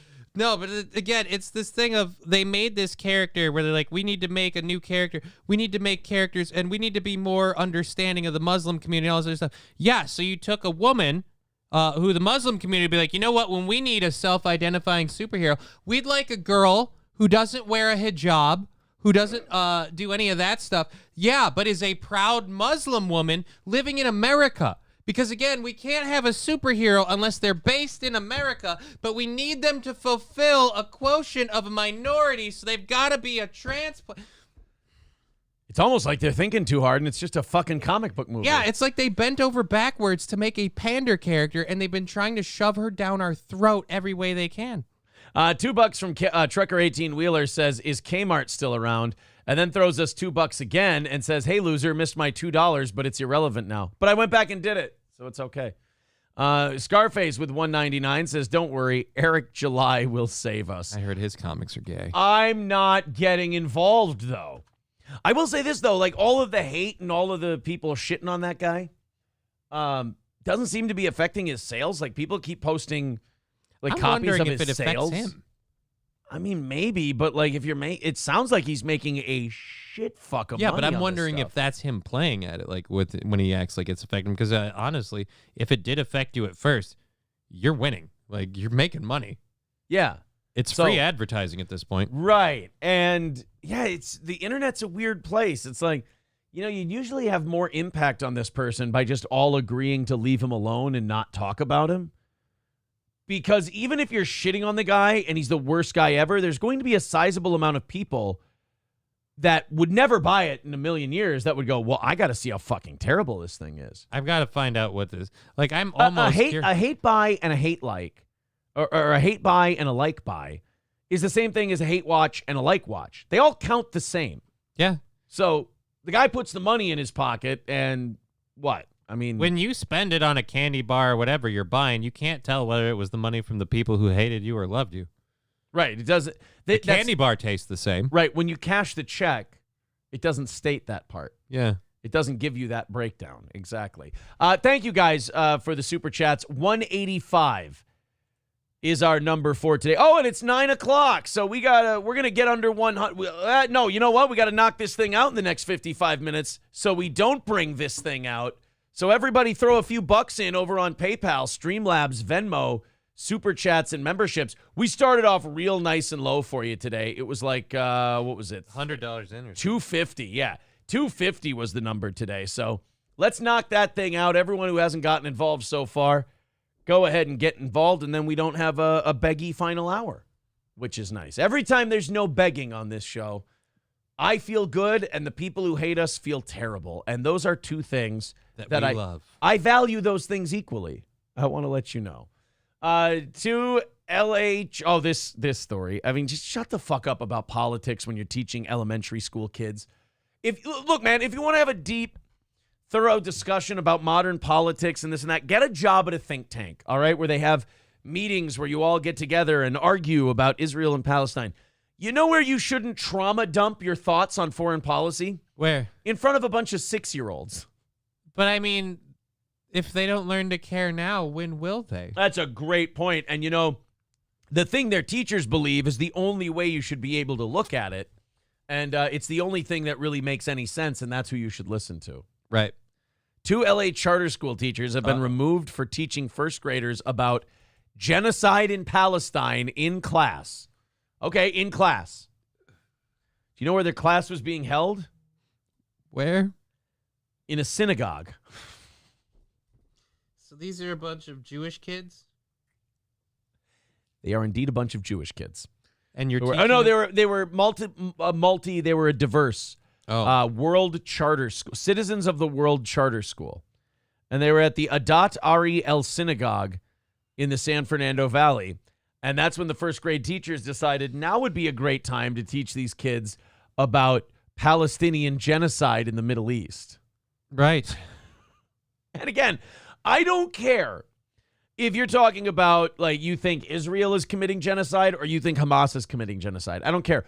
We're not going to talk to the 6-year-olds about the genocide. Yeah, dude. How are they supposed to enjoy their chocolate milk when all they can think about is all the brown people that are dead? Right. It makes it very difficult because you feel like you're then drinking the blood of those Palestinian children. Here's the story. Allegedly giving anti-Semitic lessons to young children, adding to the controversy. Okay, see, to me, the fact that it was anti-Israel is even more salt in the wound due to the fact that it's at a synagogue. It's at a fucking synagogue with a bunch of little kids, and they're staring up at you with these big eyes, and they're trusting everything you say. I love it when people go, oh, the teachers can't give an opinion to the 6-year-olds. No, because the 6-year-olds take it as gospel. They don't have critical thought because nobody gave them the other side of this conversation because, surprise, they thought it was fucking inappropriate for children to hear about. Teacher just walked in. The kids are there like, oh, I hope it's going to be a fun nap today. And he just points to the Star of David. See that? It means not fucking welcome. And then he starts talking about Palestine. Oh, no. School shares its campus with a local synagogue. This controversy involves Citizens of the World Charter School. It's in Valley Village. The pre-K through 4th grade school leases space from Adat Ariel Synagogue. Well, just after the Hamas terrorist attacks last month in Israel, the synagogue put up Israeli flags on their property. But okay, 975,000% understandable. Yeah. Totally fine for a synagogue to put Israeli flags up after a devastating terrorist attack in Israel. It's okay, there's no problem with that. It's totally fine. How can we fuck this up? School officials say 2 teachers made disparaging comments on their private social media accounts and during lessons to 1st grade students. Those teachers were not identified. One of those things, totally fine. One of those things, I support your right to say whatever you want on your social media. Mm-hmm. I'm okay with it. Again, trauma dumping your genocide thoughts on a bunch of 6-year-olds in a fucking synagogue? I mean, what's next? You're going to be at a mosque and for lunch you're going to serve pork because fuck these people? Like, I'm kind of on. I'm on board with that. I think it's yeah, but funny. You're trying to offend them. Yeah, I just think it's like this is entertaining to me. Yes. Identified. We have not been able to contact them. The school's principal is accused of sending an email to the rabbi expressing her concerns about the flags. Oh, no. We're really, really concerned about you expressing your desire for Israel to exist. You did. So we're going to teach the kids about all the genocide you do. You did not tell a devout Jew that him putting up an Israeli flag after a devastating terrorist attack is problematic to you.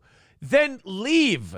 You don't get... Look, man, you can say whatever you want about Israel, and Lord knows there are criticisms to be made. I believe that 100%. But you don't get to do it in a fucking synagogue. It's called tact. I'm a piece of shit. I say all kinds of horrible shit all day long. But I don't think you go into someone else's house that took you in and lets you teach your classes there and then go, oh, yeah, by the way, those flags should be covered in the blood of Muslim children because the Israelis are wiping out kids. You shouldn't be allowed to do that in their house. I want the rabbi to grab these broads by the hair and just chuck them out of the building. First, it is our courtyard that we generously allow the school to utilize. It is not their space. But more importantly, yes, I told the principal that inquiring when our flags were coming down was like asking someone on September 11th to take down their American flags. To which the 26-year-old liberal principal said, yeah, what's the problem with that? Those American flags could offend somebody. Yeah, you know, they're signs of the colonizers. Yeah, don't try to make an impassioned moral argument to these young New Age educators because they're not going to get it. They're not going to understand the irony that you're going for with that. They would go, well, yeah, why were people putting up so many American flags after 9/11? I mean, one would be enough, and that could trigger a lot of people and be in an unsafe environment for Muslims and queer people. I mean, you might realize that once those attacks happen, putting up those flags might be like rubbing it in their faces that we have freedom. The school's principal announced today that she's taking a 2-week leave for sensitivity training. The 2 teachers involved are not returning to the campus. Oh my God, did you see what it said over here too? No. Hold on, let me go back. And the school says even worse for them. that she's taking a 2-week leave for sensitivity. .rel. A conservative synagogue. So they're really not down with your horse shit. So you got what? You thought I don't like these people, so I'm going to live next to them? What do you... I'm going to rent space from them and hold my classes there. A conservative synagogue, and you pull that shit. You talk about not having any self-awareness. And again, I hate to take my misogyny for a walk. No man would ever make that fucking phone call. No. No man calls that rabbi and is that retarded that they would go, hey man, could you take those Israeli flags down? In fact, if they caught one of their staff members making that call, they'd rip the phone out of their hand and spike it and go, are you out of your fucking mind? What the fuck is wrong with you? By the way, the cost of ignoring it would be just going about your day. You'd just be teaching school. Yeah. By the way, the kids would not notice a goddamn thing. No. Some would argue that this was the better tax for you to take.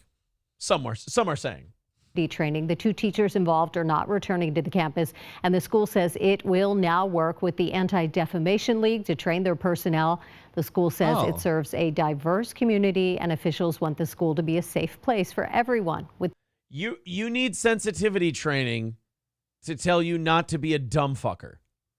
That's fascinating. It also is a brilliant just kind of example of this whole situation. You've got some very strong opinions, so much that you're willing to go talk to that person to let him know how you feel. Oh, well then how about we kick you out of here since you don't like us? Never mind, sensitivity training, fire those 2 bitches, I'm going to relearn.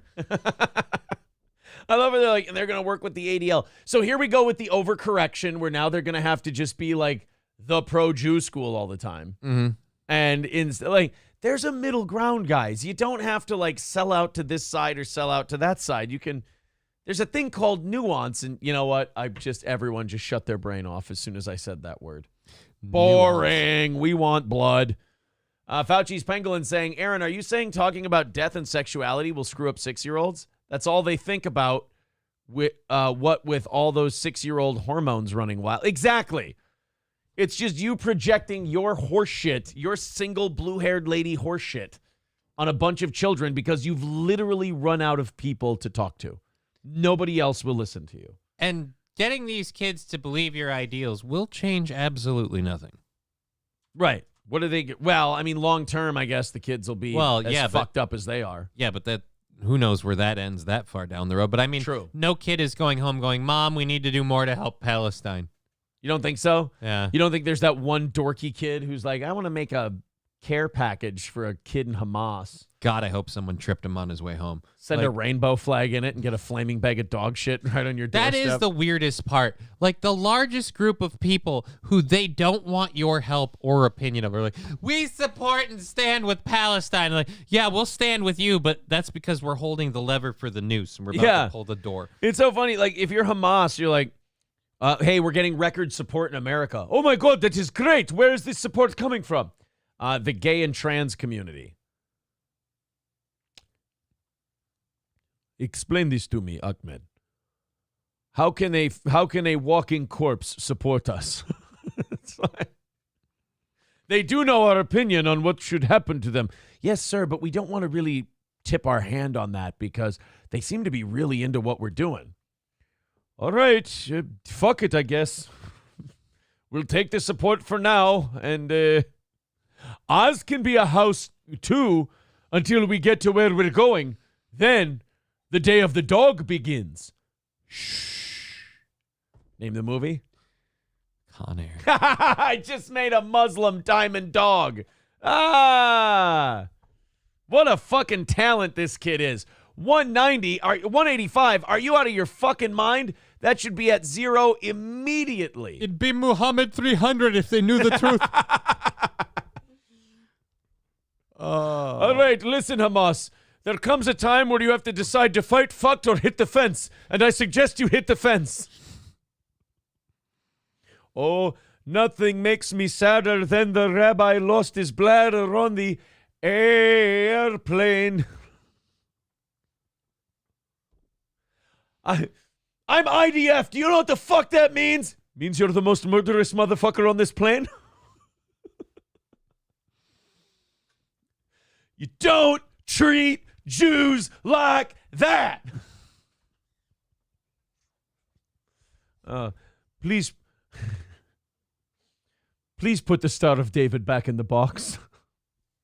Why couldn't you put the Star of David back in the box? Ladies' man becoming a member for his 3rd month says, yeet, baby, yeet. Yes, absolutely. Get that fucking number down to 0, Jack. I appreciate everyone who financially supports this program. Thank you very much for your generosity. This is the coolest thing ever. This would totally get me to go to the dentist more. Okay. And probably pay a shit ton more money in dental care than I normally would. A dentist in, I don't even know where WRAL is. You'd think they would just kind of, let us know. North Carolina. Okay. That makes a lot of sense. A Wake Forest dentist is giving away really cool prizes if you just decide to get some orthodontic Invisalign work done. Okay. Let's see what people get when they get their teeth all straightened out. Oh, on your time. So you want to start a company? No, I already started one. Entrepreneurs and newcomers, And it's barely surviving. It's $185 from surviving today. So don't tell me about resources for my business. My business is fucked. It's all part of a promotion. Sign up for Invisalign and you could get a gun for free. Do you want straight teeth and straight shooting? Come to Wahoo Bill's Dental Emporium, where we're going to give you the whitest smile you've ever seen and a shitload of rifles. Well, but it's not. They didn't say what kind of guns. That's true. Where's the fine print? I love how the news has to stress you could get a gun. You could also be a fucking raving lunatic, and they're not going to give you a damn thing. What if you come in with only one tooth? That should be like less work. Do you really need Invisalign if you have one tooth? I just really want a chance at that gun. Maybe if that tooth is sitting sideways in your mouth, you need it, but I don't know. I got one left, but she's a real straight shooter. Partnership, an orthodontist, and a gun club. The owners tell me that this is for a niche group of customers and not everyone qualifies. This promotion has got... So wait a minute, is that woman running her own camera? Apparently. Is that what we're to believe? And she thought it'd be really cool to go up and Vanna White and turn it herself. Yeah, look at these kids today. I want to see someone getting their teeth cleaned while they shoot a gun. Right, like at the range and they're getting a cavity drilled out. Yeah. A lot more traction. Oh, a pretty good shot, wasn't it? And attention than kind of we ever thought it would. And not all of it good. It's mind-blowing to me. Wrong choice of words, ma'am. Really wrong choice of words. Would you say your mind was blown away? I mean... Oh, it hit me in the gut like a school shooting. I mean, come on. You can come up with a better explanation here. Give it a shot. Yes. You know what you got to do? Forget that last comment. Reload, start again. That's what you've got to do. You know what? Load a bunch of these in, then just quick fire. Just shoot them all. Come on, you've got a better one in the chamber. You can do this. Cock back and let her fly. That an organization that I think of as trying to provide health care to the people in the community is partnering their health care with gun death. Anytime you talk about... Okay, but have you seen people who need dental care really bad? A lot of them tend to be big gun folk and vice versa. So, therefore, this seems like a good audience to target. What do you mean pairing it with gun death? No one's saying you have to use the gun to kill people. Did I say gun death? No, she did. Oh, she did. Oh, I was going to say. She said they're pairing it with gun death. And no, they're not. No, they're just pairing it with guns. They're pairing it with guns. The death part doesn't have to happen. You don't even have to shoot it at stuff. You can just have it. You know how we know the gun death part won't happen? Because you're going to fucking behave. Firearms, it can be a polarizing subject. Dr. Jason Gladwell owns Gladwell Orthodontics. Through today and tomorrow, his business is offering what they call grins and glocks. Ah, that's fun, right? It's got a cute little name. That's a cute name for a promotion. Grins and Glock. What's another one you could go with? Teeth and teacher killers. No. I gotta say, man, it's not a bad idea. Have you ever tried to not smile after shooting at a target? Like, you've shot guns. Oh, I've owned guns. Yeah. Yes. I've shot some. I've never owned them. I'm sorry. But yeah, no, it's just it's smile inducing. You're just kind of like, hey, this is fun. It's the first time you do it, everyone does this same thing the first time they shoot a gun. Holy shit. Wow. Without fail, that's the first thing. Yeah, dude. Actually, I saw a video of a guy that took a chick to a gun range, and she was a not gun person, never fired a gun, and he helped her, held her in position to shoot and everything. She just had to pull the trigger. Yeah. First pop, you just little curls coming up, just like, oh. It's like when the Grinch learns to embrace Christmas. And after she cleared the first magazine on or clip or whatever you want to call it on the pistol, guess what he moved her up to without any trouble at all? What's that? An AR-15. Ah, fun. I've always been a 12-gauge shotgun man myself, but I get it. Well, she was a little thing. They got to learn sometime. She wouldn't have been able to Customers take would that have hit. the choice: a membership at the Youngsville Gun Club and Range, or a free Glock 19, which retails for more than $500. Yeah. Holy shit. Dude, I am not knocking this guy. You're getting dental work done, which can be expensive as fuck, and then you're getting a free gun. So it's like if you had to pick between your teeth or your Glock, now you get both. Right. What would you rather do? Are you taking the membership or the gun? The gun. Okay, fair enough. He says the promotion was initially only sent to customers on the gun club's email list. Instead of them paying for it, I'm paying for it. Attorney Ron Shook says this is perfectly legal. The most important thing is making sure the customer can legally own a gun. Guns are like other property. You can. It would be funny if you saw a shitload of people with the straightest teeth you've ever seen, like smashing them with hammers so they can go in and get Invisalign so they can have a chance at a free gun. Put your teeth on the curb. I want that Glock. Buy and sell and dispose of them. But the distinction is guns are potentially inherently dangerous. And so there is regulation surrounding the transfer of firearms. Youngsville Gun Club and Range owner Kurt Lieberman says not just anyone is eligible. They have to be 21 and older, and then we do a background check here on site. Great. They're going to follow the rules in North Carolina, but North Carolina doesn't have very good rules in the first place. Well, okay, and you know what? This is my problem with anti-gun people. If they changed the law to what you wanted, it still wouldn't be good enough. I wish these people would come out and say what they wanted, which is no guns. Just come out and say no guns. It's like the anti-smoking people. They keep changing the rules. Just say what you want. No cigarettes. But they won't, because then most people won't agree with them. Because people will turn on them. And by the way, so I'm just curious, if we get rid of all of these guns, what do people do to protect themselves? Like I said the other day, when we were talking about the removing guns because you've been accused of domestic assault, I'm like, well, if someone's accusing a guy who has guns of domestic assault, it seems like arming that other person would be the better option. They're under threat. The person's known to be armed. You take away that weapon, they'll find another one. You're saying what weapon would you use if they take away the guns? Easy. Throwing stars. Yeah. Duh. God. You fucking stupid. Yeah, but how do you work that into a dental deal? Invisalign and shurikens? Stars for veneers. Stars for scars? Let's be honest. Grins for Glocks, you're not going to do Yeah, you're not going to beat grins for Glocks. Lieberman says he will be highly recommending that the recipients take a training class. They make such fun clicky clacky sounds too. People don't realize that part. Like the sound of the magazine going in. Oh, and the sound feeling of it. Yeah, the slide going back. Just operating the dang thing. It's just fun. Right. It won't be required. Handgun Fundamentals 1, that's basically you have very little knowledge and you just want to learn. While many are still uneasy about the pairing, they say they're working together to keep it safe and legal. Destiny Patterson, WRAL News. Oh, well, don't worry. The news. So now you know what the news can say? Well, we sufficiently clutched our pearls and we threw our hands up and whined and complained and so on and so forth. So we're good now. We covered our bases. You know, if those anti-gun people happened to be Jewish, they might have changed their opinion on owning a firearm recently. You think so? You think that maybe I think because there's been a marked uptick in Jewish firearm ownership in the U.S. There has, yeah, that's a fact. Scarface with 2 $5 contributions. Thank you, buddy. He says, because of the Con Air Hamas crossover, you motherfucker. Thank you very much. That's very kind of you. And he says, because of the Con Air Gaza crossover, you motherfucker. Oh, they're pending his $5 because he said Hamas in it. Oh, Jesus. I get it. No, I get it. Because if you say the word Hamas, I'm sure PayPal will review it and they'll be like, it's totally fine. Okay. But I understand that having the word Hamas in there lights off a red flag.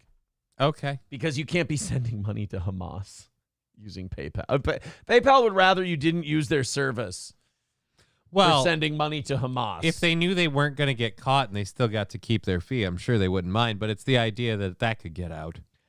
Scarface also sends this to the studio line.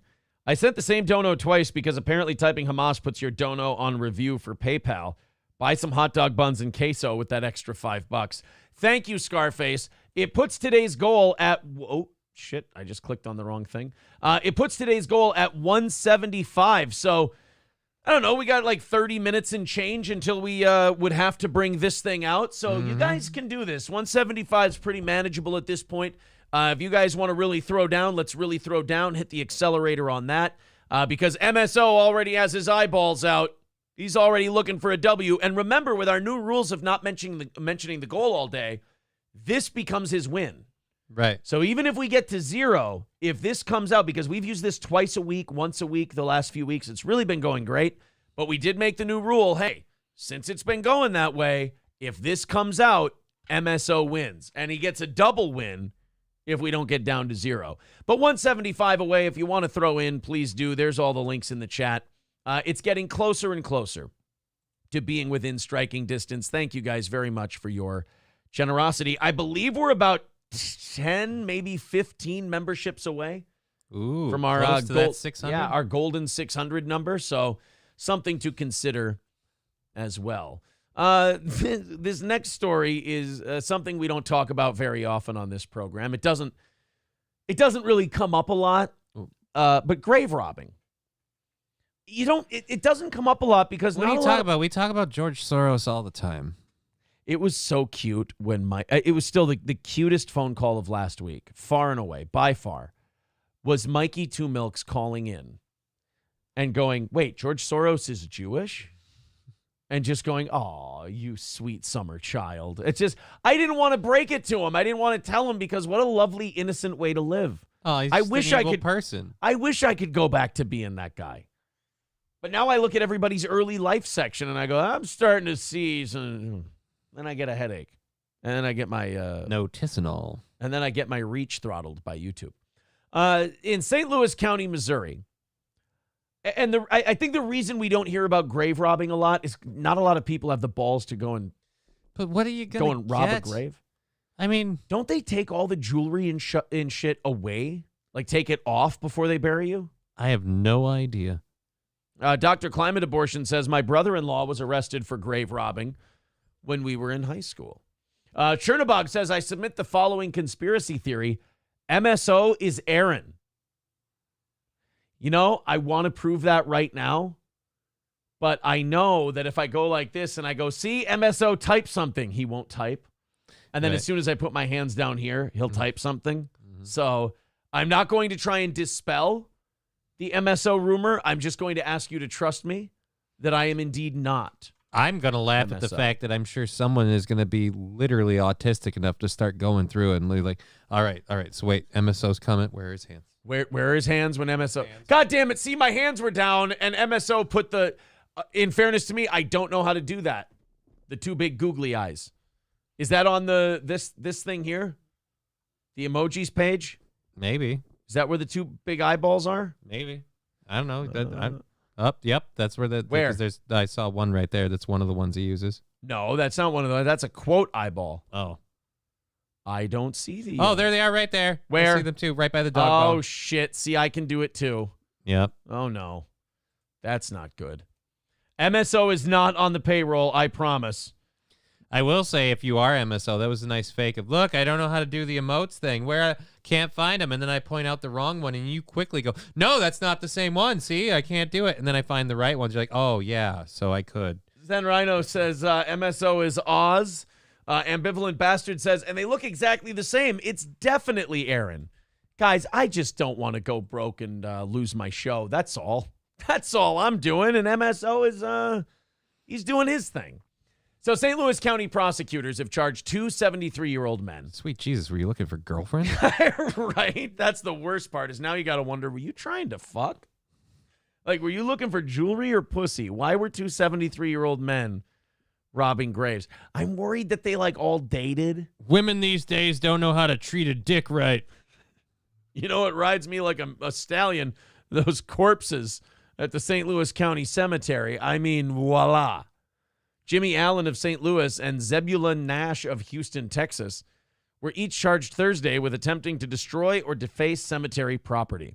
Both have been issued a summons and are expected to appear in court December 12th in St. Louis County.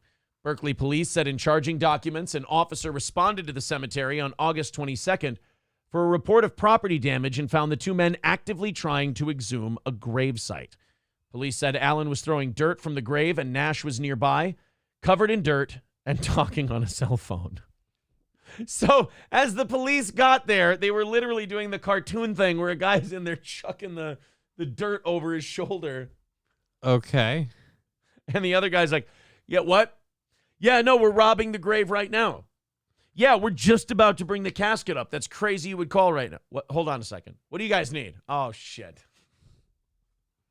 I guess you got that all on body cam, huh? Yeah. Yeah, we got it all on body cam. Berkeley police said in charging documents that the two men were actively trying to exhume a gravesite when they were found. Police said Allen was throwing dirt. Nash was covered in dirt talking on the cell phone. Nash allegedly told police, come on, dude.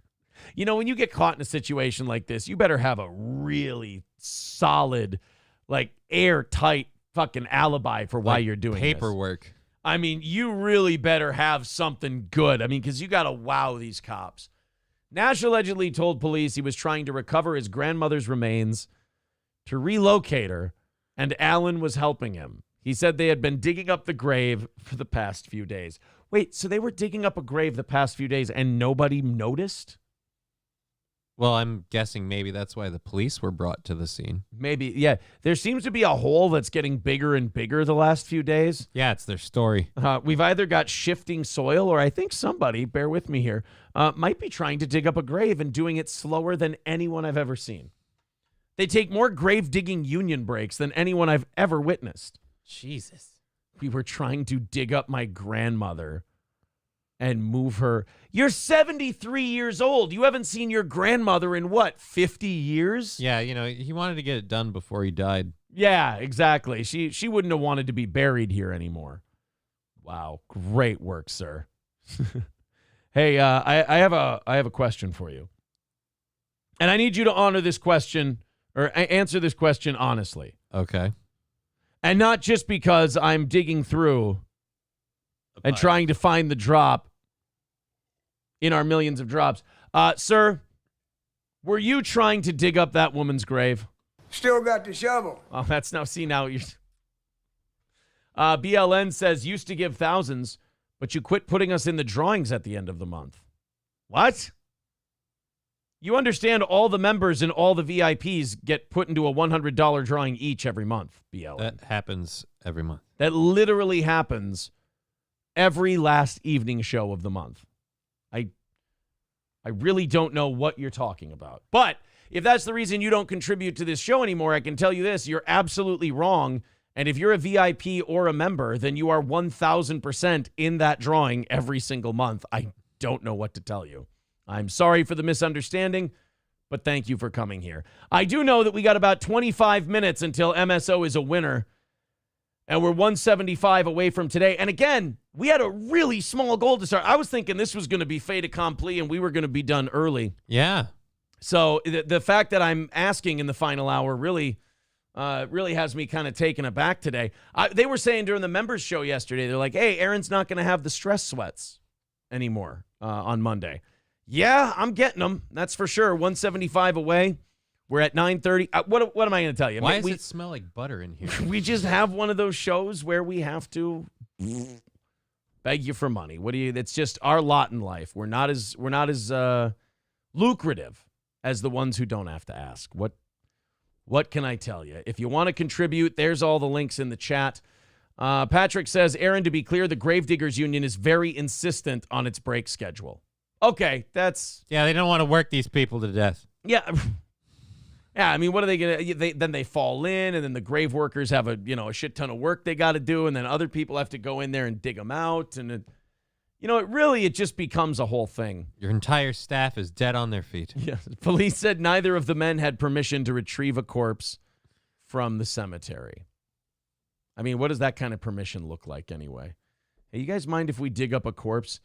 Do you work here? No, not at all. Well, then no. Well, I just thought we'd give it a shot, We just kind of see if we thought maybe you'd say yes. What made you think we would say yes? I just really want to move my grandma to somewhere she always wanted to be. You're 75. Why have you waited till now? I didn't know she was buried with an emerald amulet. Was that Corey? Oh, boy. All right, you guys, I want to do a show. So you work on throwing us money and knocking this 175 out, and then I'll stop sweating and shaking, and I'll start doing a show. How does that? Well, I'll continue doing a show. That would be nice. I would appreciate it. This is your favorite e-beggar telling you, we're only $75 in today. Let's get this thing knocked out. An Arizona woman is killed after being trampled to death by an elk she was feeding in a deadly attack in Grand Canyon State Park. I am always happy when people get attacked by wild animals at state parks. And I'll tell you why. Too many people believe that these animals are like in a zoo.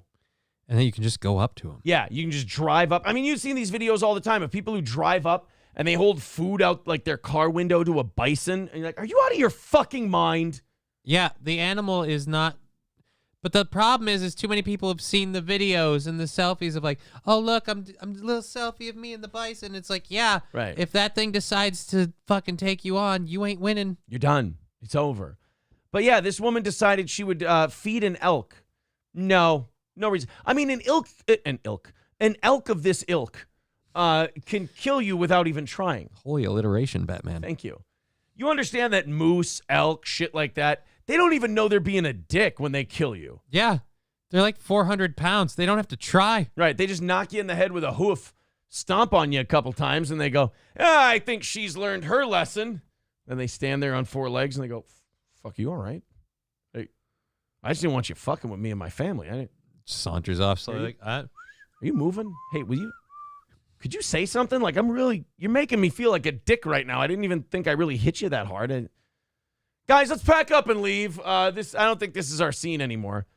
The victim, who remains unidentified, passed away at Sunrise Hospital in Las Vegas 8 days after the attack. The Arizona Game and Fish Department said. On October 28th, the woman was in the backyard of her Pine Lake home near the Hualapai Mountains in Arizona when she was knocked to the ground. Her husband returned home at 6 p.m., only to find his wife with severe injuries. Did it say when the attack happened? Yeah. Because how long did she sit there just like bleeding internally? Laying on the ground. Yeah. October 28th, the woman was in her backyard of her Pine Lake home near the Hualapai Mountains in Arizona when she was knocked to the ground. Her husband returned home at around 6 p.m., only to find his wife with severe injuries. So she could have been laying there all day. Yeah. Oof. Well, don't fuck around with giant animals. It's not a zoo. They're not domesticated. They're wild. They can see you as a threat at any time. He saw a spilled bucket of corn nearby, suggesting that the woman may have been feeding the elk before the attack. I mean, hey, look, you guys wanted to live in the great outdoors. She was rushed to the Kingman Regional Medical Center and subsequently moved to Sunrise Hospital in Las Vegas, where she was placed in a medically induced coma due to the extent of her injuries. That's brain swelling. Yeah. That's where they have to remove a part of your skull to let your brain swell out. The Arizona Game and Fish Department learned about the incident a day after the attack and visited the community. Officers delivered signs to nearby homes warning residents not to approach or feed the elk. Because you know what happens when you go in your backyard and feed a shitload of elk? A bunch of them keep coming. You end up with a shitload of elk in your yard, these giant multi-100-pound animals who can crush you. An officer noticed multiple elk tracks in the victim's yard when speaking with the husband and other neighbors. Officers again went door-to-door in the Pine Lake community on November 3rd to hand out more door-to-door advice and put up 2 roadside warning signs. So you just, I mean, first of all, they're wild elk. They'll find their food without you. Yeah, but I don't want to say this is a chick thing, but I feel like this is a chick thing. I feel like we've got this food, we've got to put it out for the wild animals. We've got to help the wild animals. Right. Well, because they've done the same thing with a bird feeder and shit like that. People are saying elk are 800 plus pounds. Yeah, there you go. Same reason you don't feed Patrick Melton. 800-pound animals are extremely crotchety and dangerous. Yeah, but these ones can turn fast. And wipe their own assholes. That's big. Jennifer Locken says, quote of the day, don't fuck around with giant animals. Solid advice. That's the best I can do for you today. Because, especially if you're in a fight with an elk, as you know, your go-to move is immediately punch it in the butthole. Yeah, you got to go for its asshole. That's every animal's weak How are you spot. going to reach that? You got to dodge an attack and then do a quick circle or go between the legs and then jam your thumb up there. You jam a thumb up anything's asshole, it becomes less aggressive. I can't wait to see you in a professional fight. And there he goes, Imholt going for the asshole, as is tradition. When you have gloves on, you can't get anything up their asshole, unfortunately. Someone who hasn't tried hard enough. Why do you think they have you wear those gloves? Because they know everybody's first move, jamming a thumb up the asshole. Huh? That's why they do it that way. I feel like if you're determined enough, though, regardless of the glove size, you can still get her up there. Depends on the asshole. Union Jack says the elk survive or they don't. Right. It's not your problem. It's not your responsibility to keep the elk alive. Plankton says elk burger is amazing, by the way. I've heard that. Yeah, but I wonder how much the elk likes Lady Burger, because that's what they can have now. Queso Donkey with $5. Thank you so much, Queso Donkey. We are fucking dying over here today. We're about 15 minutes away from losing and rattling this and giving MSO his victory and e-begging our way into having staying alive to start the week. You never want to be in stay alive mode to start the week, especially when the members-only people were so awesome and generous. So you guys, get generous, get crazy, get irresponsible with your money. We're 170 away and about to look like a laughing stock for everyone who hates steel toe. So those are always fun days for me, by the way. When, I read a shitload of tweets about how I'm dying and going bankrupt and all these other things. I mean, true, no, but always obnoxious to see. So do what you do and do it well. Streamlabs, PayPal, Super Chats, Venmo. Again, about 15 minutes until MSO declares his victory. Pope Francis has approved an official Vatican document to allow transgender people to be baptized in the Catholic Church and serve as Roman Catholic godparents at baptism. It doesn't mean anything anymore. It doesn't, the religion stuff, Christianity, Catholicism, it doesn't mean anything anymore. It's completely pointless. And if this Pope is not a communist agent of chaos, I don't know what Pope you could put in there to make a communist agent of chaos. I hate to say it, but can we get the Hitler Youth pedo cover guy back? Yeah, the Hitler Youth Pope would have never allowed this shit. I mean, he would have allowed children to be molested until, Kingdom Come. Right. Or at least till the Pope does. He never would have allowed this. Oh, man. Skeezy says the Pope or the Catholics never really followed the Bible anyway. Yeah, well, I mean, but the one thing the Catholics used to be pretty solid on was like no gay shit, at least not out in the open, The Catholics' position on gay shit was always this: do as I say, not as I do. Because I'm doing you. Yes. So Pope Francis signed a thing that said transgender people can now be baptized and they can also be godparents. Because, the God that we read in the Bible, this is totally fine. Because you should take the beautiful artwork that he made in his image, your body, and just completely cut it up and treat it like whatever, so you can fulfill this need you have. Yeah, mutilate the shit out of that temple that he gave you. You know what God likes about his temples? When they get defiled. He really thinks that's good. I mean, he'll understand. He made a mistake. He put you in the wrong body. Isn't that funny? Like, you're sitting there going, I was born in the wrong body. By the way, I want to be a Catholic. And God's like, really? You're going to come in here and shit on my creation and then say you want to join my club? Got to be honest, it's It's kind of like an anti-Second Amendment person trying to join the local gun range, but okay, I get. And the Pope is going, no, it's okay, God. We desperately need the numbers. And if they'll buy that a man can cut his dick off and just become a woman, they'll buy all the water into wine shit. I mean, who are they to deny that part? I mean, the gall and the arrogance of a trans person to go, hey, that's not biologically possible. God, we can't turn these people away. They're gullible. We need them, Lord. Also, according to the document, trans people and homosexual people are allowed to serve as witnesses in a Catholic wedding. The decision comes in the wake of the Pope expressing a willingness to bless same-sex unions within his church. Again, I've seen the rule book on this one. I don't really know how you can bend the rules on this to make this all right. This is what every religion does as they get older, or they stay. If they don't stay, archaic to their beliefs, right? They modernize, and if you modernize, you're eventually going to say, "Hey, you can be gay and a Christian. That's cool." So what you're saying about this is that, ironically, the Catholic Church has to evolve. So the Catholic Church has to engage in evolution in order to make this thing go. In order to stay relevant in this modern day, they have to evolve. They have to grow. That's amazing. That's, all I'm saying it's almost like everything they believe in has completely been shit upon in one fell swoop by a really dog shit Pope. Trust the science, man. Here's why they picked this Pope. They didn't realize he was going to fuck everything up. They're like, will you at least punish people who fuck kids? And he's like, yeah, I can do that for you. And they're like, all right, good. He's the Pope. And then after he got in, they were like, how do you feel about gays? Fuck it. Let him get married here. And they're like, oh, my God, what have we done? He's a loose cannon. He heard the first rule, though, right? He heard the first rule.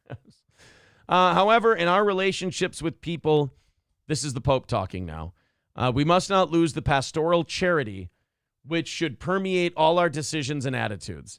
The defense of objective truth is not the only expression of this charity. It also includes kindness, patience, understanding, tenderness, and encouragement. Therefore, we cannot be judges who only deny, reject, and exclude. The defense of objective truth is not the only expression of this charity. So did the Pope just say it's okay to lie? Yeah. Did the Pope just say it's okay to lie or not state objective truth as long as you practice kindness, patience, understanding, tenderness, and encouragement? Right. So, our rules don't matter. Please come support the church with or without your genitals. And I'm the beggar. Yeah. These people are doing this all for money. I'm 170 away from my goal. I can't get a fucking 5-spot in here. I've been counting all the $5 super chats as fives today, so I don't feel depressed as shit, even though they're only $3.50 and only every second one should count. I've been counting them anyway because I've been going, we're fucked today. And then the Pope gets to go, hey, if you're Catholic, it's okay to lie to yourself as long as you're being okay about it. But he won't read your super chats unless you pay. That's right. The Pope will not read the super chats. Or he will not read your chats unless they're super chats. People were actually responding to the Pope on Twitter. Catholicism has become a joke. If you're tolerant of everything, you stand for nothing. Fair point. One person calling him the last Pope. I mean, look, I'll be honest with you guys, it's way too big of a business to have this be the last Pope. I mean, financially, I think they've gotten over the lawsuit hump. Right. And I think they're raking it in again, plus all the real estate holdings. No, trust me, there'll be another CEO. I mean, Pope. Yeah, but I mean, like, imagine what they're paying in taxes. Oh, I'm sorry. I have bad news, Johnny. They don't pay any taxes. Why don't they pay taxes? Because we decided that God can't pay taxes. Weird. He doesn't have to file They collect anything. all this money and they don't. Yeah, no, they don't pay any taxes on it. And then we spend it all on wars, which is a fun irony. If we did take their money, if we did take tax money from churches, we would just be using it to bomb people or give it to Nazis, which is... Well, we're just trying to help bring people to Jesus. Yes. As quickly as possible. Nebo says, try manifesting money with a life hack code, Aaron. Well, I got about 8 minutes until we have to beg today. We're 170 away, and I'm going to put this right here and get it ready. to see if I can shame this audience into keeping us on the air. We appreciate everything you can throw at us. Everybody, we're not getting wailed out today. Not bailed out, wailed out. You like that? That's cute. I don't think we're getting wailed out today, guys, so it's going to take a team effort to keep the show on the air today. Barry Manilow. See, now, I didn't know this, but Barry Manilow's gay. Now, look, I'm not saying it doesn't make sense. Okay. But apparently he also came out in 2017. I, again, did not know this. But apparently he just got interviewed by Chris Wallace. Yeah, because Chris Wallace is doing anything he can to stay relevant. I was just going to say, like, is Chris Wallace that hard up for a gig? Because he lost the CNN thing after he bailed on Fox. Well, no, he bailed on Fox, and then he literally was the the captain of the flagship as CNN's net thing went under. Yeah. So they had to, like, bail him out because they made a contract. So they're just, like, throwing him out there. So they gave him a show called Who's Talking to Chris Wallace. Oh, is that what it's called? I think it's called Who's Talking to Chris Wallace. And the answer should be good question. Oh, the better question is who's watching Chris Wallace? Yeah, that's always been the eternal question that's led to his doom. By the way, thank you, Ladies Man, for $5. Says, nah, we got you, big dog. Hey, man, I fucking hope so. That's the business model is listener donations. Knock it out, Big Shoots. We appreciate it. 165 away if we bring out the offering plate, even though this is kind of beggy in its own right. But if we bring out the offering plate in 5 minutes, it's officially an MSO victory today. All the links to Streamlabs, PayPal, and Venmo are sitting right there in the chat if you want to use them. Rumble, if you guys want to get involved, we'd appreciate that too. Chris Wallace was talking to Barry Manilow and asked him about why he came out in 2017. And I didn't really want to play the clip or anything like that. I just put it in there as an 8 o'clock story because I knew it would be towards the tail end of the program. Right. Why you mentioned like Chris Wallace, nobody watching him and him not doing very good interviews. The better question here is not why did you wait till 2017 to come out? Why do any of us care, and why are we talking to you about it? Yeah, I don't think any of us give a shit. I mean, I'll tell you who I can imagine gives a shit. I imagine the LGBTQ community gives a shit because they get to go, hey, this one's one of ours. Yeah. But other than that, I don't think anyone really cares. But I like Barry Manilow's attitude about coming out. They're like, why didn't you come out until 2017? And he said, quote, because I just didn't care to. And good for him. He didn't feel like it was that big of a deal to make public. Who he likes to fuck isn't really who he is, so it wasn't that big a deal. Yeah, so he just went, went... Are we sure he's gay? Yeah, I mean, he said in 20... Well, but we just learned that he didn't care to just fly it in our face. Right. He wanted to fly it in other guys' faces. Not publicly in front of the rest of us. I like that attitude, though. That's an old school attitude that we don't have enough of anymore. Like, everybody now wants to make it their whole fucking identity that they're gay. Mm-hmm. And you're just like, that's kind of a shallow existence, brother. I'm sorry. But, I mean, more power to you. By the way, I said there were no whales coming in today to save the day. I was wrong. Scarface says, because I'm still drunk and feeling irresponsible as fuck. Enjoy Loaf Piggy and the Cripple. That's $100 coming in from Scarface. Guys, we're 65 away. I got 3 or 4 minutes here. If you guys can knock that out in 3 or 4 minutes, we'll take away the no offering plate, and MSO will take an L. Scarface just put us on the track to being okay today. If you guys could knock out the last 65 in the next 5 minutes here, that would be super-de-duper cool, you fucks. Streamlabs, PayPal, Venmo, Super Chats, memberships, Rumble Rants. Get in there and knock out that last $65 so we don't have to rattle cans at you. And thank you, Scarface, for that incredible generosity. Oh, and Sid Saraf came in with $65 and decided that we were done today. Okay, there you go. I'm going to use the restroom then. The goal is done. We have knocked it out. Good for today. Poor MSO. We were this close. What were we? We were 3 minutes away from bringing this thing out. And now it's over because a bunch of little shitheads decided to come in with a 1 and a 65. Sorry, MSO. Sad Boy says, thank you, everyone. Yeah, Sad Boy gifting a bunch of memberships today, too. Thank you to everybody who threw in as little as $2. I think it's great. Mr. St. Caesar says Aaron is by the keyboard, and look, a donation comes in. Shock. No, am I going to have to do the whole show like this now? Because so far I've been accused of being MSO and being the one who knocks out the goal, which I never understood why some people do that. Like, why would you give yourself a fake donation? You're going to have to pay the fee. Like, if you send a super chat to yourself just to look cool in front of your fans, which most of them don't give a shit about, you're just paying 30%. You're giving away 30% of your money. It's so stupid, but you lose money. Fine. We got a story about Biden's granddaughter and the Secret Service. All right, when Johnny comes back, we'll dig into this. We'll do this for overtime. Oh, my God. Secret Service agents protecting Biden's granddaughter opened fire on suspected car thieves. Shit. Oh, boy. All right, we'll get around to it during today's show. Anything you guys contribute to the rest of the program goes towards tonight's goal of 250. So thank you very much for your support. People talking people better not be talking shit about Taylor Swift and Travis Kelce now. A pastor, a self-proclaimed mega prophet, slams Taylor Swift for dating Mr. Pfizer Travis Kelce after he backed COVID shots and accused the singer of performing satanic rituals and witchcraft. I have a question for like the hardcore mega people in this audience. Trucker 18-wheeler says press F if you're in the chat if you're Aaron. And then a shitload of people just put F in the chat. Those people are lying. Not true, I repeat, not true.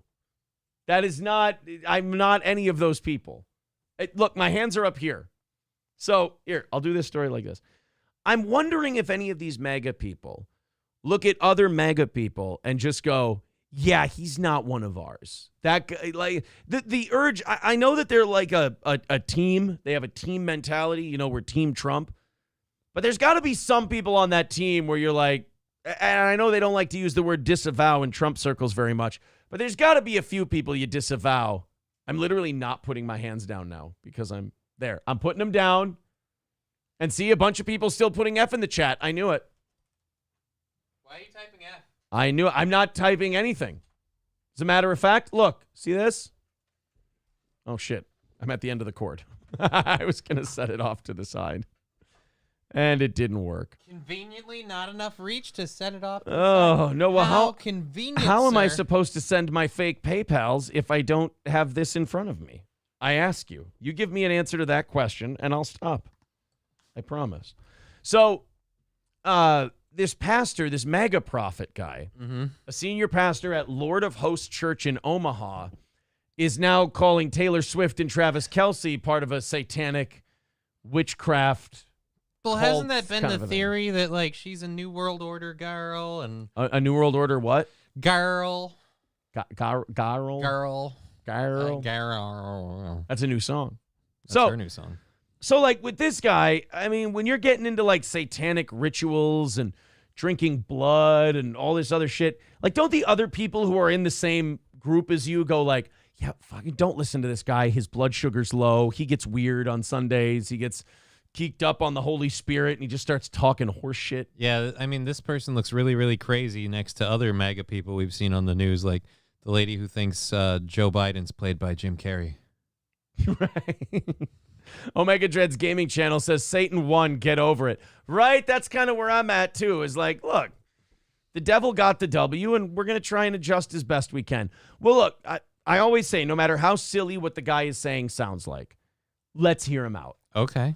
Maybe by the end of this, Johnny, you and I will both believe that Travis Kelce and Taylor Swift drink baby's blood and perform satanic rituals. I mean, she doesn't have the greatest voice in the world, but she sells out everywhere. Yeah. So it's got to be. She's remarkably mid, but everyone is so obsessed with her. Just right. Let's see. All right, let's take a listen to this guy. The mega prophet decided to tackle Taylor Swift and Travis Kelce because of all the things burdening your eternal soul. It's what these two do. Let's check it out. Do we get an ad? Oh, we do get an ad first. Watch me tumble. Well, why shouldn't we get an ad first? Have you ever noticed how everything on TV is supported by Pfizer? Okay, that's a contra. Wow, hot take. I've never heard anyone with that speech before. This guy really gives it to you with both barrels. You ever noticed that a lot of these mega pastors really kind of just pick out an audience, and they just stick to something that might draw a bunch of people, like calling themselves the mega pastor, so that way everyone who's mega associated will give them money because mega. So wait, is he doing the Squirrely Dan bit? Did you ever notice? Did you ever notice? Win. What's up with that? What's up with this whole thing now at the Kansas City Chiefs that everybody's celebrating some lady, some girl? I mean, this is what I hate when like right-wing people do this a lot too with pop culture. They think they're the cool guys in the room because they shit on it. They're like, some girl. No, she's actually remarkably famous and has probably 1 billion fans, and they all really love her, and she can buy and sell you and I 1 million times over. Like, just because you don't like what she does doesn't mean it makes you sound cool or edgy to go, yeah, she's just some girl. Yeah, but she's not. It actually makes you sound kind of, I don't know, stupid. Right. It makes you sound like a tard when you talk that way. That if you look at her concerts, man, she does satanic rituals in which. Oh no. Wait, I think I know the satanic ritual he's talking about, Johnny. It's the one where you take vampire's blood and you douse the stage in it and you go, and the hater's going to hate, and the player's going to play. But I'm just going to shake it off. And I believe what they're shaking off is the love of Jesus Christ to embrace the clutches of Beelzebub. Right. So that whole song is a satanic ritual. Shake off the Lord and welcome Satan as your Lord and Savior. The song Fearless, clearly the message there is you don't have to fear God, Jesus, or sin. Right. So after all, when has God ever showed up to punish you? Witchcraft. Why would you want to put that stuff in your home? You talk about blinding yourself again. And then she just happens to be dating Mr. Pfizer, the football player. I mean, you don't think that there's a connection somewhere? Yes, I do. The really pretty pop star chick wants to fuck the buff athlete. Sir, this is not a new development in human history. So wait a minute. You're telling me that what's mostly upsetting to you is that people of like-minded ideals have found each other and thought, we look at the world the same way. How about we hang out more often? Right. If Taylor Swift was dating Gino Bisconti, I'd say that it's a union unto the devil. Yes, 100%. But this makes a whole lot of sense. One of the cutest girls in her 30s in America wants to fuck one of the cutest guys in his 30s in America. This seems, you know why so many people are fascinated by this union is because it seems so simple that, you know, it almost feels like, yeah, it's kind of a coronation. They probably should be together. Like, he's one of the most famous football players in the world. She's one of the most famous singers in the world. It's like Beyonce and Jay-Z when they got together. You're like, yeah, that just makes a lot of sense. Plus, I mean, what else was Pfizer going to pay him with? Right, exactly. Precisely. We got you a girl, Travis. Oh, that's the end of it. That's the end. I like that guy. I want to see more of the MAGA pastor. What else does he bitch about? I'm guessing MAGA pastor it's kind of low-hanging fruit, isn't it? Like, yeah, I'm feeling like he's just picking an audience. He knows he can feed them meat, and they'll keep giving him that money. Let's see. MAGA pastor. Oh, wow, there's a bunch of them. Oh, my God. Mega pastor admits he worships Donald Trump. Call me a Trump worshiper all you want to. Is that the same but guy? I know what came from my Trump worship. The blessings of the Lord. Oh, that guy does the thing. When you put your hand to the anointing will put its hand to you. Oh, boy, he does the ooh, yes, we're going to give it to the Lord. Why, it's so amazing that his hair is the same color as the golden calf, because that's what you're worshiping. I'm just saying, if you paid attention to your Bible. Right, you're not supposed to be worshiping humans. You're not supposed to put other people on the God pedestal. In fact, isn't that a sign? That's one of the big no-nos. Yeah, that's one of the signs that the Antichrist is here. Right? And then you know what the other sign is? What's the other sign? 3 more blasts, and he'll close the book on this wicked world. Go ahead. Shoot me. G-man. G for godless. G for government. I can't find the... Oh, there it is. Everywhere. Everywhere. There ain't nothing left but fire and brimstone. You're already dead, sinner. Who buys into the guy who talks like this? Who buys into... You freak, you homosexual, you man lover. Whoa, I didn't say that. Jesus. No, it didn't sound like you at all. That guy had bass in his voice. You're a nasty person. Oh, he loves you, Donald. Why would you say that about him? But yeah, who buys the guy who goes, and the Lord said to you that your dick needs to go in my butt. Like, who's fucking that guy in the ass? Because that's what he's trying to do with all this stuff. If this isn't a chubby, fat, gay guy trying to pray away his homosexuality while taking it in the keister, I don't know what is. I honestly think this is just a fat guy looking for buffet money. And he found, like I said, found an audience. He's a simple man, because people in the background are, oh, preach, oh, praise. You're so happy to worship Donald Trump that all of you completely ignore that that's kind of against your religion's rules. He yells, they yell, preach, preach, and he brings out a big sandwich. Like, no, we said, he didn't say eat, eat. We said preach. He's like, oh, you fuckers, you teased me again. The reason I have this Zeppelin-sized air balloon-shaped head is so I can get closer to the Almighty as I float into the heavens. Do you see why I'm not on anybody's side? Because he sucks too? That guy sucks too. I didn't think what I did was funny. This guy's fallen in love with his shit. I'm just yelling about the hill and the hill. Do I think I'm being funny when I do that? Not the way this guy does. He loves himself. It's like a parody. This is like a parody within a parody. I don't think this guy realizes the meta. Oh boy, Johnny, he really thinks it's funny. You're overacting a lot on this. You thought that was good. Great. Cool. It's like a parody inside of a parody. It was a parody of a parody. Get it? There were two pieces to that shit sandwich. Kevin Brennan's wife's baggy meat sleeve says, she does do satanic rituals, you wacky hairlined pagan. See, now, is that not hurtful? That's a little hurtful. Citizen M says, believing in baby sacrifice rituals is no more crazy than Republicans implying that Hollywood actors become trans for fame. No, I don't think that they become trans for fame. I think they make their kids trans for fame. They do it to other people. Had to leave for a few minutes. I come back and it's all over, says MSO. Sorry, buddy. Yep. We had two whales come in back to back.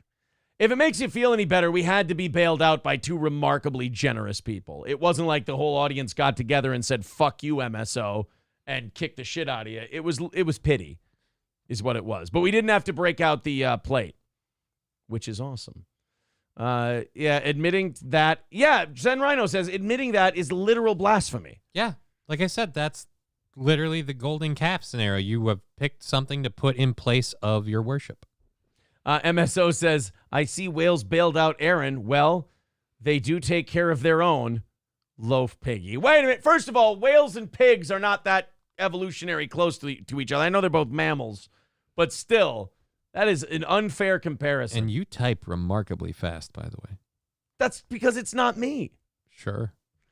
Somebody says, nice, MSO, Aaron, trying to cover for himself, saying he wasn't here. Hey, wait, but he wasn't. Scarface says, no, I said, fuck you, MSO. Fight me, bruh. Oh, shit. You're supposed to say bruv, I believe. But again, that's just me. Zen Rhino with $2 throwing us a YouTube link. Which one is this? Oh, I love this guy. Is this Jesus Christ and the Holy Spirit? I think this is the Jesus Christ and the Holy Spirit, guys. Get your ass. I come in the name of Jesus by the power of the Holy Spirit. Yep. I come in the name of Jesus by the power of the Holy Spirit. The devil is a motherfucking liar. So first of all, public access TV gave us so many wins. Right. It's got to make a big comeback because now it's just everybody's on YouTube and everybody's just making videos in their basement. We got to bring back public access television. There was an element of cool to public access that everyone in like the YouTube world takes themselves seriously, whereas the public access people were like, fuck it, I'm just going to wing it. You know, everyone on YouTube's like, I'm doing something here, whereas the public access people were like, fuck it, I'll do a show. They come in and like, you got a desk and a background? Shit, I got this. Yeah. The devil is a motherfucking lie, y'all, with the Holy Spirit. You know I ain't worried, biatch. Stupid bitch. I don't think the preacher's supposed to call people a bitch. You bitch. Look, if you're gonna move the camera around so much, it's gonna kill the green screen. Is that what's going on? Is the camera moving? Fuck it, leave it alone. Yeah, they're changing their camera, but the green screen's there, and they put up a picture in the background, so the picture stays totally still. Wonderful. Look at that. I'm provoking that, huh? I'm making motherfuckers just hate God more. I'm provoking that, huh? You goddamn devil worshiper, you ain't got no excuse. So motherfucker, you ain't coming in you come in the name of Satan. I guess if you like a house nigga and won't go competitive, if I say I'm God, then I guess you have to take the side of Satan, huh, motherfucker? You motherfucker. I love that we're preaching the word of the Lord and we're just, you bitch, you motherfucker. And we're automatically assuming that this is apparently a hostile preaching. Yes. We can't be on the same team. I forgot about this guy. Stupid bitch. It's not of competition, it's of cooperation. Stupid ass house nigga. I can't see you though, bitch. You see me? I'm all out. I make my ass very available. I make my ass very available. Sir, that won't be necessary. Again, why is that man not preaching every Sunday to millions of people? See, now that guy I would watch. I think he should have the largest congregation imaginable. Oh, Zen Rhino says, I'm quoting from the survival scrolls, biatch. Yeah, I'm just a gospel from the streets, motherfucker. Do unto others. I make my asshole open. You know what? Cut that part out. No. That make it sound like I want him to love me in my booty hole. And my booty hole ain't for nobody but the Lord and the Holy Spirit. Mike says, rough week for Republicans last week. As a liberal, I love it. I don't pay a lot of attention. I just know our country's fucked and we're involved in too many wars and we're spending way too much money and I don't really give a shit who's in charge. I just rather our country not go to shit. Yeah, I've kind of stopped being like Republican or Democrat and more just like, hey, can we kind of keep this thing on the rails? Right. What was the rough week for Republicans? I don't know. Was it the speaker shit or was that a while? No, that was a while ago. What did they do? There was an election and some pro-life people got their asses kicked? Yeah, some pro-life stuff happened. We barely hung on to the speakership or whatever. Oh, they were trying to figure out who their next speaker was going to be, and they went through like 80 different people. We almost lost to the porn nurse. Oh, yeah, that's right. The porn nurse almost won in the state elections. Mike says the elections in Ohio, Kentucky, and Virginia. Here's where you and I maybe differ, though, Mike. Like, I don't celebrate when other groups or parties go to shit because I know it didn't make anything better. It just made one here's what I know after that election. That, whatever that was, got shittier. I didn't see anything get better. Like, just because people I like win or people I don't like lose doesn't mean the country's in a better spot. Like, shit still has to get better. And that's the problem with the way the media's made people feel about politics, is they believe that it all ends at the election. As long as our team wins, we win. As long as our team wins. But, like, you can't be Team Democrat right now and say they're doing a good job. What you can say is, the Republicans look like dipshits. Okay, cool. But that doesn't make the job that Democrats are doing any better. And that's kind of the cosmic fuckery game that we've played on ourselves. Is that as long as the other side looks bad, it doesn't matter if gas is super expensive or groceries are unaffordable for a lot of people or college costs are through the roof or home prices and interest rates are way up. Or the ability to buy a home is going down and now they're all turning into rental properties. None of that shit seems to matter as long as your side wins. Hey, guys, our side's winning. We can't afford the tailgate party anymore, but our side's winning. Hurrah. Yeah, exactly. Great. Oh, this is my agent, I believe, has a message for me on the studio line. Okay. Says, great news. I got you some work, Aaron. It's for the reboot of Jenny Craig. You will be the star of the before photos. Congrats and keep on eating. Hey, man, he knows your niche. Look, he's getting me work. He's finding work that you can do. He's getting me work, and that's all that matters. Let's go to I like Mike. He's new, hanging around, throwing some stuff out there politically, stirring it up. I like that. Mike says, I'm not saying Democrats are perfect. They are just better for me and my family compared to Republicans. That's all. I don't know. Who's better for... I think Republicans are better for me because they cut the shit out of taxes. But my problem is they're way too into the military and wars and shit. But then the Democrats are super into wars now, too. Is there a difference, or do they just fake it? As I get older, the two parties just kind of become one corporate entity. Yeah. So to speak. They're so busy playing their shell game of red or blue, and we're getting fucked the whole time. I don't really care. Republicans are always America first until they win. Then they're globalists. They preach America first, and then as soon as they get in there, believe me, they'll be cutting checks to all these countries to bomb other countries and supporting all this shit. They just will. That's how it is.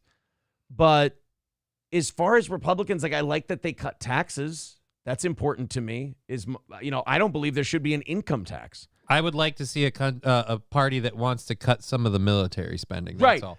And I was just going to say, that's my problem with Republicans is they do these big expensive tax cuts and they never pay for them with cutting spending. Like they just sit there and go, let's cut taxes. And they're like, well, what if the tax cuts don't bring in this revenue that you want it to bring in? Right. Like, what are you going to cut to pay for these right away? Because if you do cut taxes and the economy gets better and you end up collecting more tax revenue, that's great. But if you cut the amount of spending that you're cutting in taxes, then you start at zero, and any extra you bring in is a surplus, and that's really cool. But we don't do that.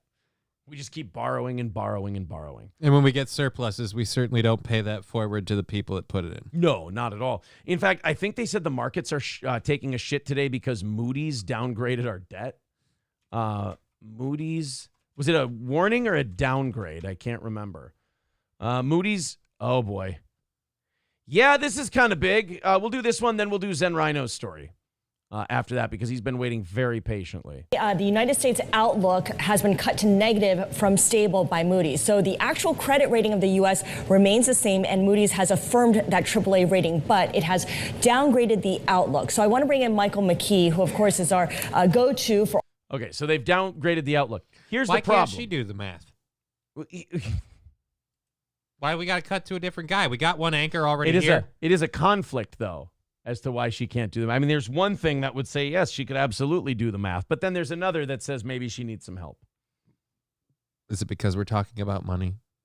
Is there only one group that's allowed? No, you know what's frustrating about this right now is you're trying to get me to say something when you know we're both saying the same thing. I'm just saying. You just want to make me say I just asked the question. She's Asian, but she's also a woman. Do you understand me? Yeah. Thank you. I do. I got it. All right. Now you put it in clear context. Producer Robert says, good morning, Aaron. I'm just sitting at my desk at work. Just thought I'd let you know. Well, thank God. Thank you very much. This guy wanted to, he was calling me on Instagram, and I never use Instagram. So I'll tell this guy to, I can't answer my phone on Instagram. I'm not allowed. It says permissions. Yeah, don't do that. I don't want to fuck around with this. Andrew, if you want to call into the studio line or something like that, I'd love to take your call. But I can't use my Instagram for phones, and I think that must be on purpose because I don't want to. So they're downgrading our debt outlook to negative. And here's what sucks about that. We're still borrowing at record rates. And we're still spending like crazy. Yeah. It's a bad look. Mike says, Queso, you're wrong on all fronts. Typical right-wing loser. Oh, did I miss something? Apparently it's Queso Donkey says Democrats are better for him. So he has a ton of student loan debt for a lesbian basket weaving degree and doesn't actually pay any taxes. Welfare queens love Democrats. Well, and now we're fighting. You see how I was being nice to the guy? Yep. Now we're fighting. Did you forget Iraq and Afghanistan, Plankton? All done by Republicans. I was going to say I was the one who said that they all are the same. They all start all these fucking wars. And they all hate wars when they're not in power. Right. Love them when they get there. Everyone's a warmongering, horrible president when it's not their party. Trump's really the only one who didn't start a new one. And you can hate Trump. You can think he's good. You can think he's bad. Whatever. I don't really care. But he's the only one who didn't start a new one. Yeah. But that's not necessarily enough. He got kicked out of office. Yeah. And then also, he is the reason why that we're out of Afghanistan. Yep. I mean, Biden's the reason that the actual carrying out of it was so fucking abysmal. But Trump's the reason we're out. Queso Donkey says, I'm libertarian. I don't buy either side's bullshit. Better luck next time, welfare queen. You see, this is the difference between the host and the chat. You see, the host tried to have a nice moment with someone who might disagree with us on certain things. And then the chat just goes, no, Aaron, we've got this. Fuck this guy. Like, okay. Let's go to this story that Zen sent us. This is actually big news this morning. This just happened a couple hours ago. Peter Ducey live from the White House with what we know about Secret Service opening fire to protect President Biden's granddaughter. Peter? Yes, the carjacking and car stealing problem in Washington, D.C. has now extended to somebody with Secret Service protection. At 11:58 Hunter Biden. No, Hunter Biden was the one jacking the car. Oh, no. I need to get to my crack appointment. Who's making appointments? Last night in Georgetown, which is about a mile and a half from where we're standing right now, Secret Service officers who are assigned to protect Naomi Biden, that's President Biden's granddaughter, Hunter Biden's daughter, opened fire at 3 people who were trying to steal one of the Secret Service vehicles. We don't know exactly. How fucking dead would you like to be? I don't think they realized what they were going. I think they saw a black murdered out Tahoe and thought, ooh, we can get some money for that. I think there's probably a white guy who eats a lot of bread in that vehicle. But if they're, aren't they like all blacked out and tinted and everything? Isn't that the last vehicle you pull at the door handle of? A blacked out fucking SUV Suburban? I mean, when you're living in a society that continually doesn't prosecute crime and I suppose says owning guns is bad, what are you worried about happening?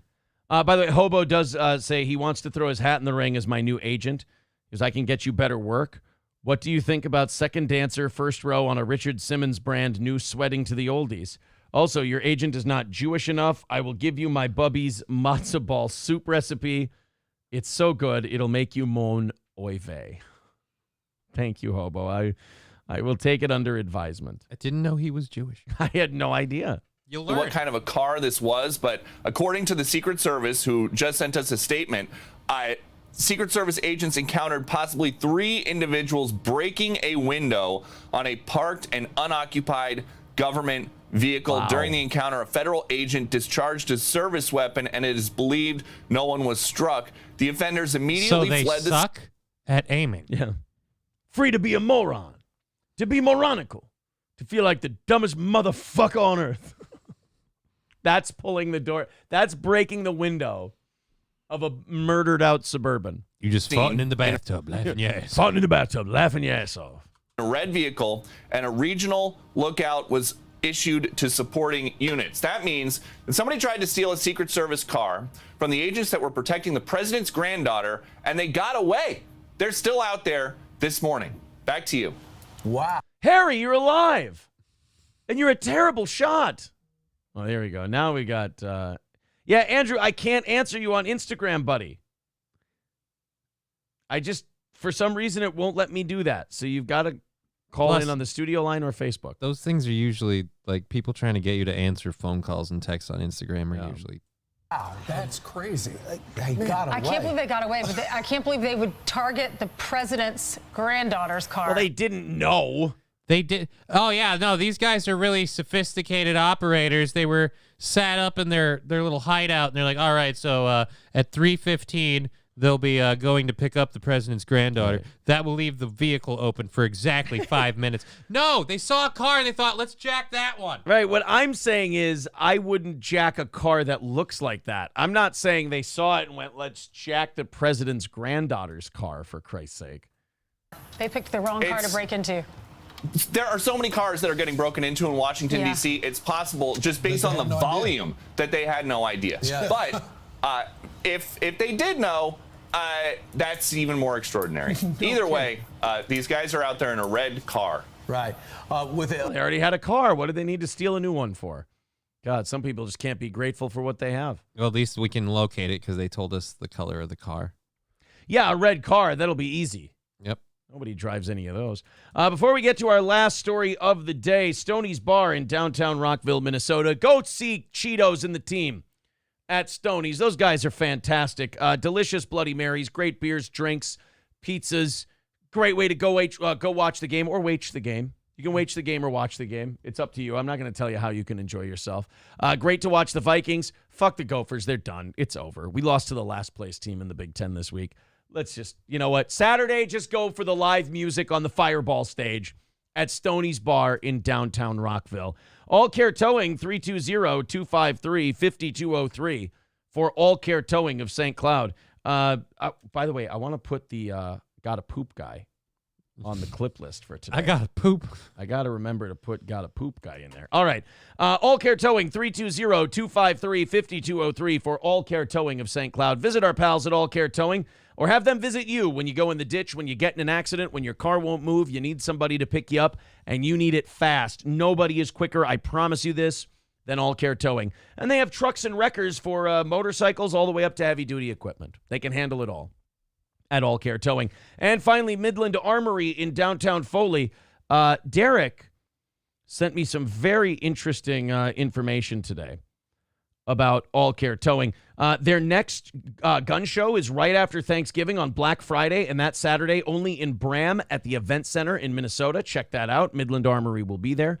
And one thing worth mentioning is that when they don't have a show, they keep their Saturdays open to appointments for anyone who wants to stop in but can't do their weekly schedule. All they have to do is call the store and send an email, and they can set that up. So go to Zen Rhino's link right there, midlandarmory.com, and set up an appointment. Perfect. midlandarmory.com. Or go and check out their selection and order online. That's midlandarmory.com. And use the promo code SteelToe to get yourself a nice discount. Stevie J says the Dead Squid segment at the start was really funny. Just my opinion. All right, fine. We'll go Dead Squid. You guys ever want to nominate shit? The old school audience knows to put F8 in the chat. That means mark it, and we'll cut it out. Clip it. Later. Clip it. Geese Artel says, maybe don't try to steal a black Suburban in D.C. Yeah, I wouldn't. Not my first choice of vehicle to steal. Mr. Approachable made a clip. Should we check it out? Yep. Let's see what we got. I make my ass very available. Sir, that won't be necessary. Well, I make my ass very available. That's not very nice. Also, my double chin is being very prominent today, and my weight isn't up high. That's troubling. What do I have to? What am I getting old and my skin's loosening? Do I have to do chin tucks or something? It's you gotta avoid those carbs, man. Is that what it is? Yeah, it's the carbs. How about this? Do I just look like an asshole when I do this, or will this help? I have no idea if that'll help. No? Okay. Zen Rhino has a clip for us. Let's check it out. I want him to love me in my booty hole.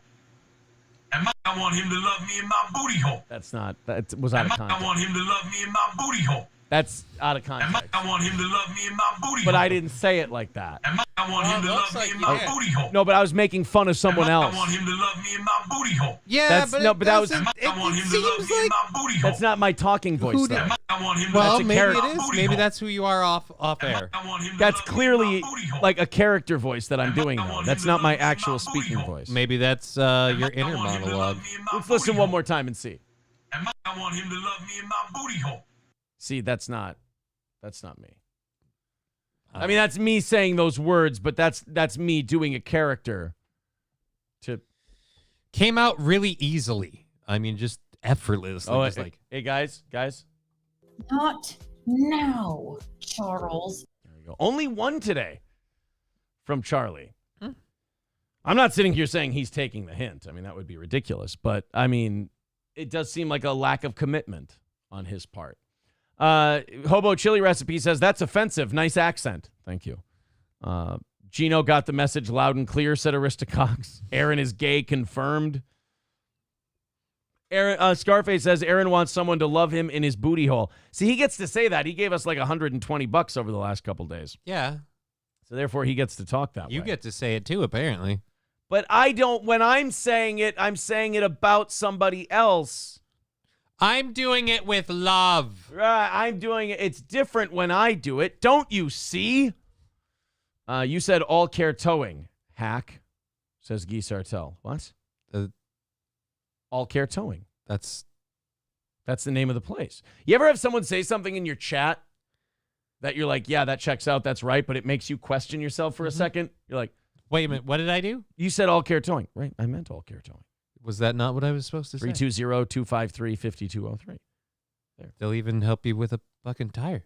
Roots Calhoun says this is Aaron's radio voice. His regular speaking voice is over-exaggerated radio guy. Oh. Ah. Thank you, buddy. So that was the real you saying, I just want someone to love me. Yeah, this is my real motherfucking voice, bitch. This is how I talk about when my booty hole be all wide open and shit. And then this is my hack radio voice. This one here. Hobo Chili Recipe says that's offensive to the black community, and I, for one, am offended. You do seem like the type. All Care is undefeated versus the ditch. Attaboy. You said All Care Towing for the gun show ad. Oh, did I really? Oh, Midland Armory in downtown Foley. MidlandArmory.com. MidlandArmory.com. If someone shoots your tire, they can help you haul the car. We can tie this in. It's perfect. We got one more story here. Teen in car accident from Deer Crossing Road. All right, I'll bite. Somebody sent this one in, so I don't know if this one's good or not. Young woman, she is here recovering at UC Davis. Now, Emma Johnson is a champion rodeo rider. She also does 4-H, FFA, and a soccer player, all while maintaining a very high GPA. So her stamina... Nerds. What does her stamina have to do with this? Yeah, right. Soccer player. Well, no. And resilience comes as no surprise to her family, but they are grateful that she is even here alive. It was just last Thursday when Tim Johnson's 16-year-old daughter, Emma, had just left for school. Get those two football players away from his daughter. Oh, sorry. I apologize. In her Ford F-150 pickup Travis along Kelce Marysville and Taylor Road in Swift. the small Yuba County town of Dobbins. Not long after, Tim's pager went off from the fire department. Around the same time, his wife called. I heard the call go out. Corey Adam? Yeah, that's what I said. He looked like fucking Corey Adam. I didn't know Corey had a kid. They must have reconnected recently. Oh, man. Oh, good for him. Good for Corey. He looks cleaned up. Who sent me this? This is just a bummer My wife story. told me that it was my daughter, and that she'd been in a car accident. I think they sent it to you because he looks like Corey. Sorry. What's going on in your head? At that Yeah, point, I got to tap out of this. Yeah, one. this is kind of sad because, I don't Just know a about downer. you. I have a daughter, so it's just kind of like, I can't really handle a dude crying about losing his daughter. Yeah. I can't really, or might lose her. I'm sorry, Corey. I hope you're okay. Yeah. And he was the whole point of that story was he was the paramedic and he was the first one on scene, which sucks a fat dick for sure. Stevie J says April will never leave Aaron because they have an agreement that she can do whatever she pleases during the hours of this show. She'd better fucking not. Can tell you that right now. It's okay. She's not listening. Can say whatever you want. That's going to do it for today. Thank you guys very much. Especially thank you to Sid Saraf and Scarface. We appreciate it. Johnny, thank you very much for coming in today. Thank you. I had a voice crack thing. I can't control it. It happens on its own. Puberty refuses to leave me. I understand. We'll be back again tonight for the evening show at 7 o'clock. And then, of course, Johnny will be on at 2 p.m. Central Time this afternoon at Just Kidding LLC on YouTube, Twitch, and Rumble. Watch it. So watch it. That's Just Kidding LLC on any of those platforms, 2 p.m. this afternoon. Everyone, take it easy. We will talk to you again 7 o'clock Central Time tonight. Like, subscribe, and take it easy.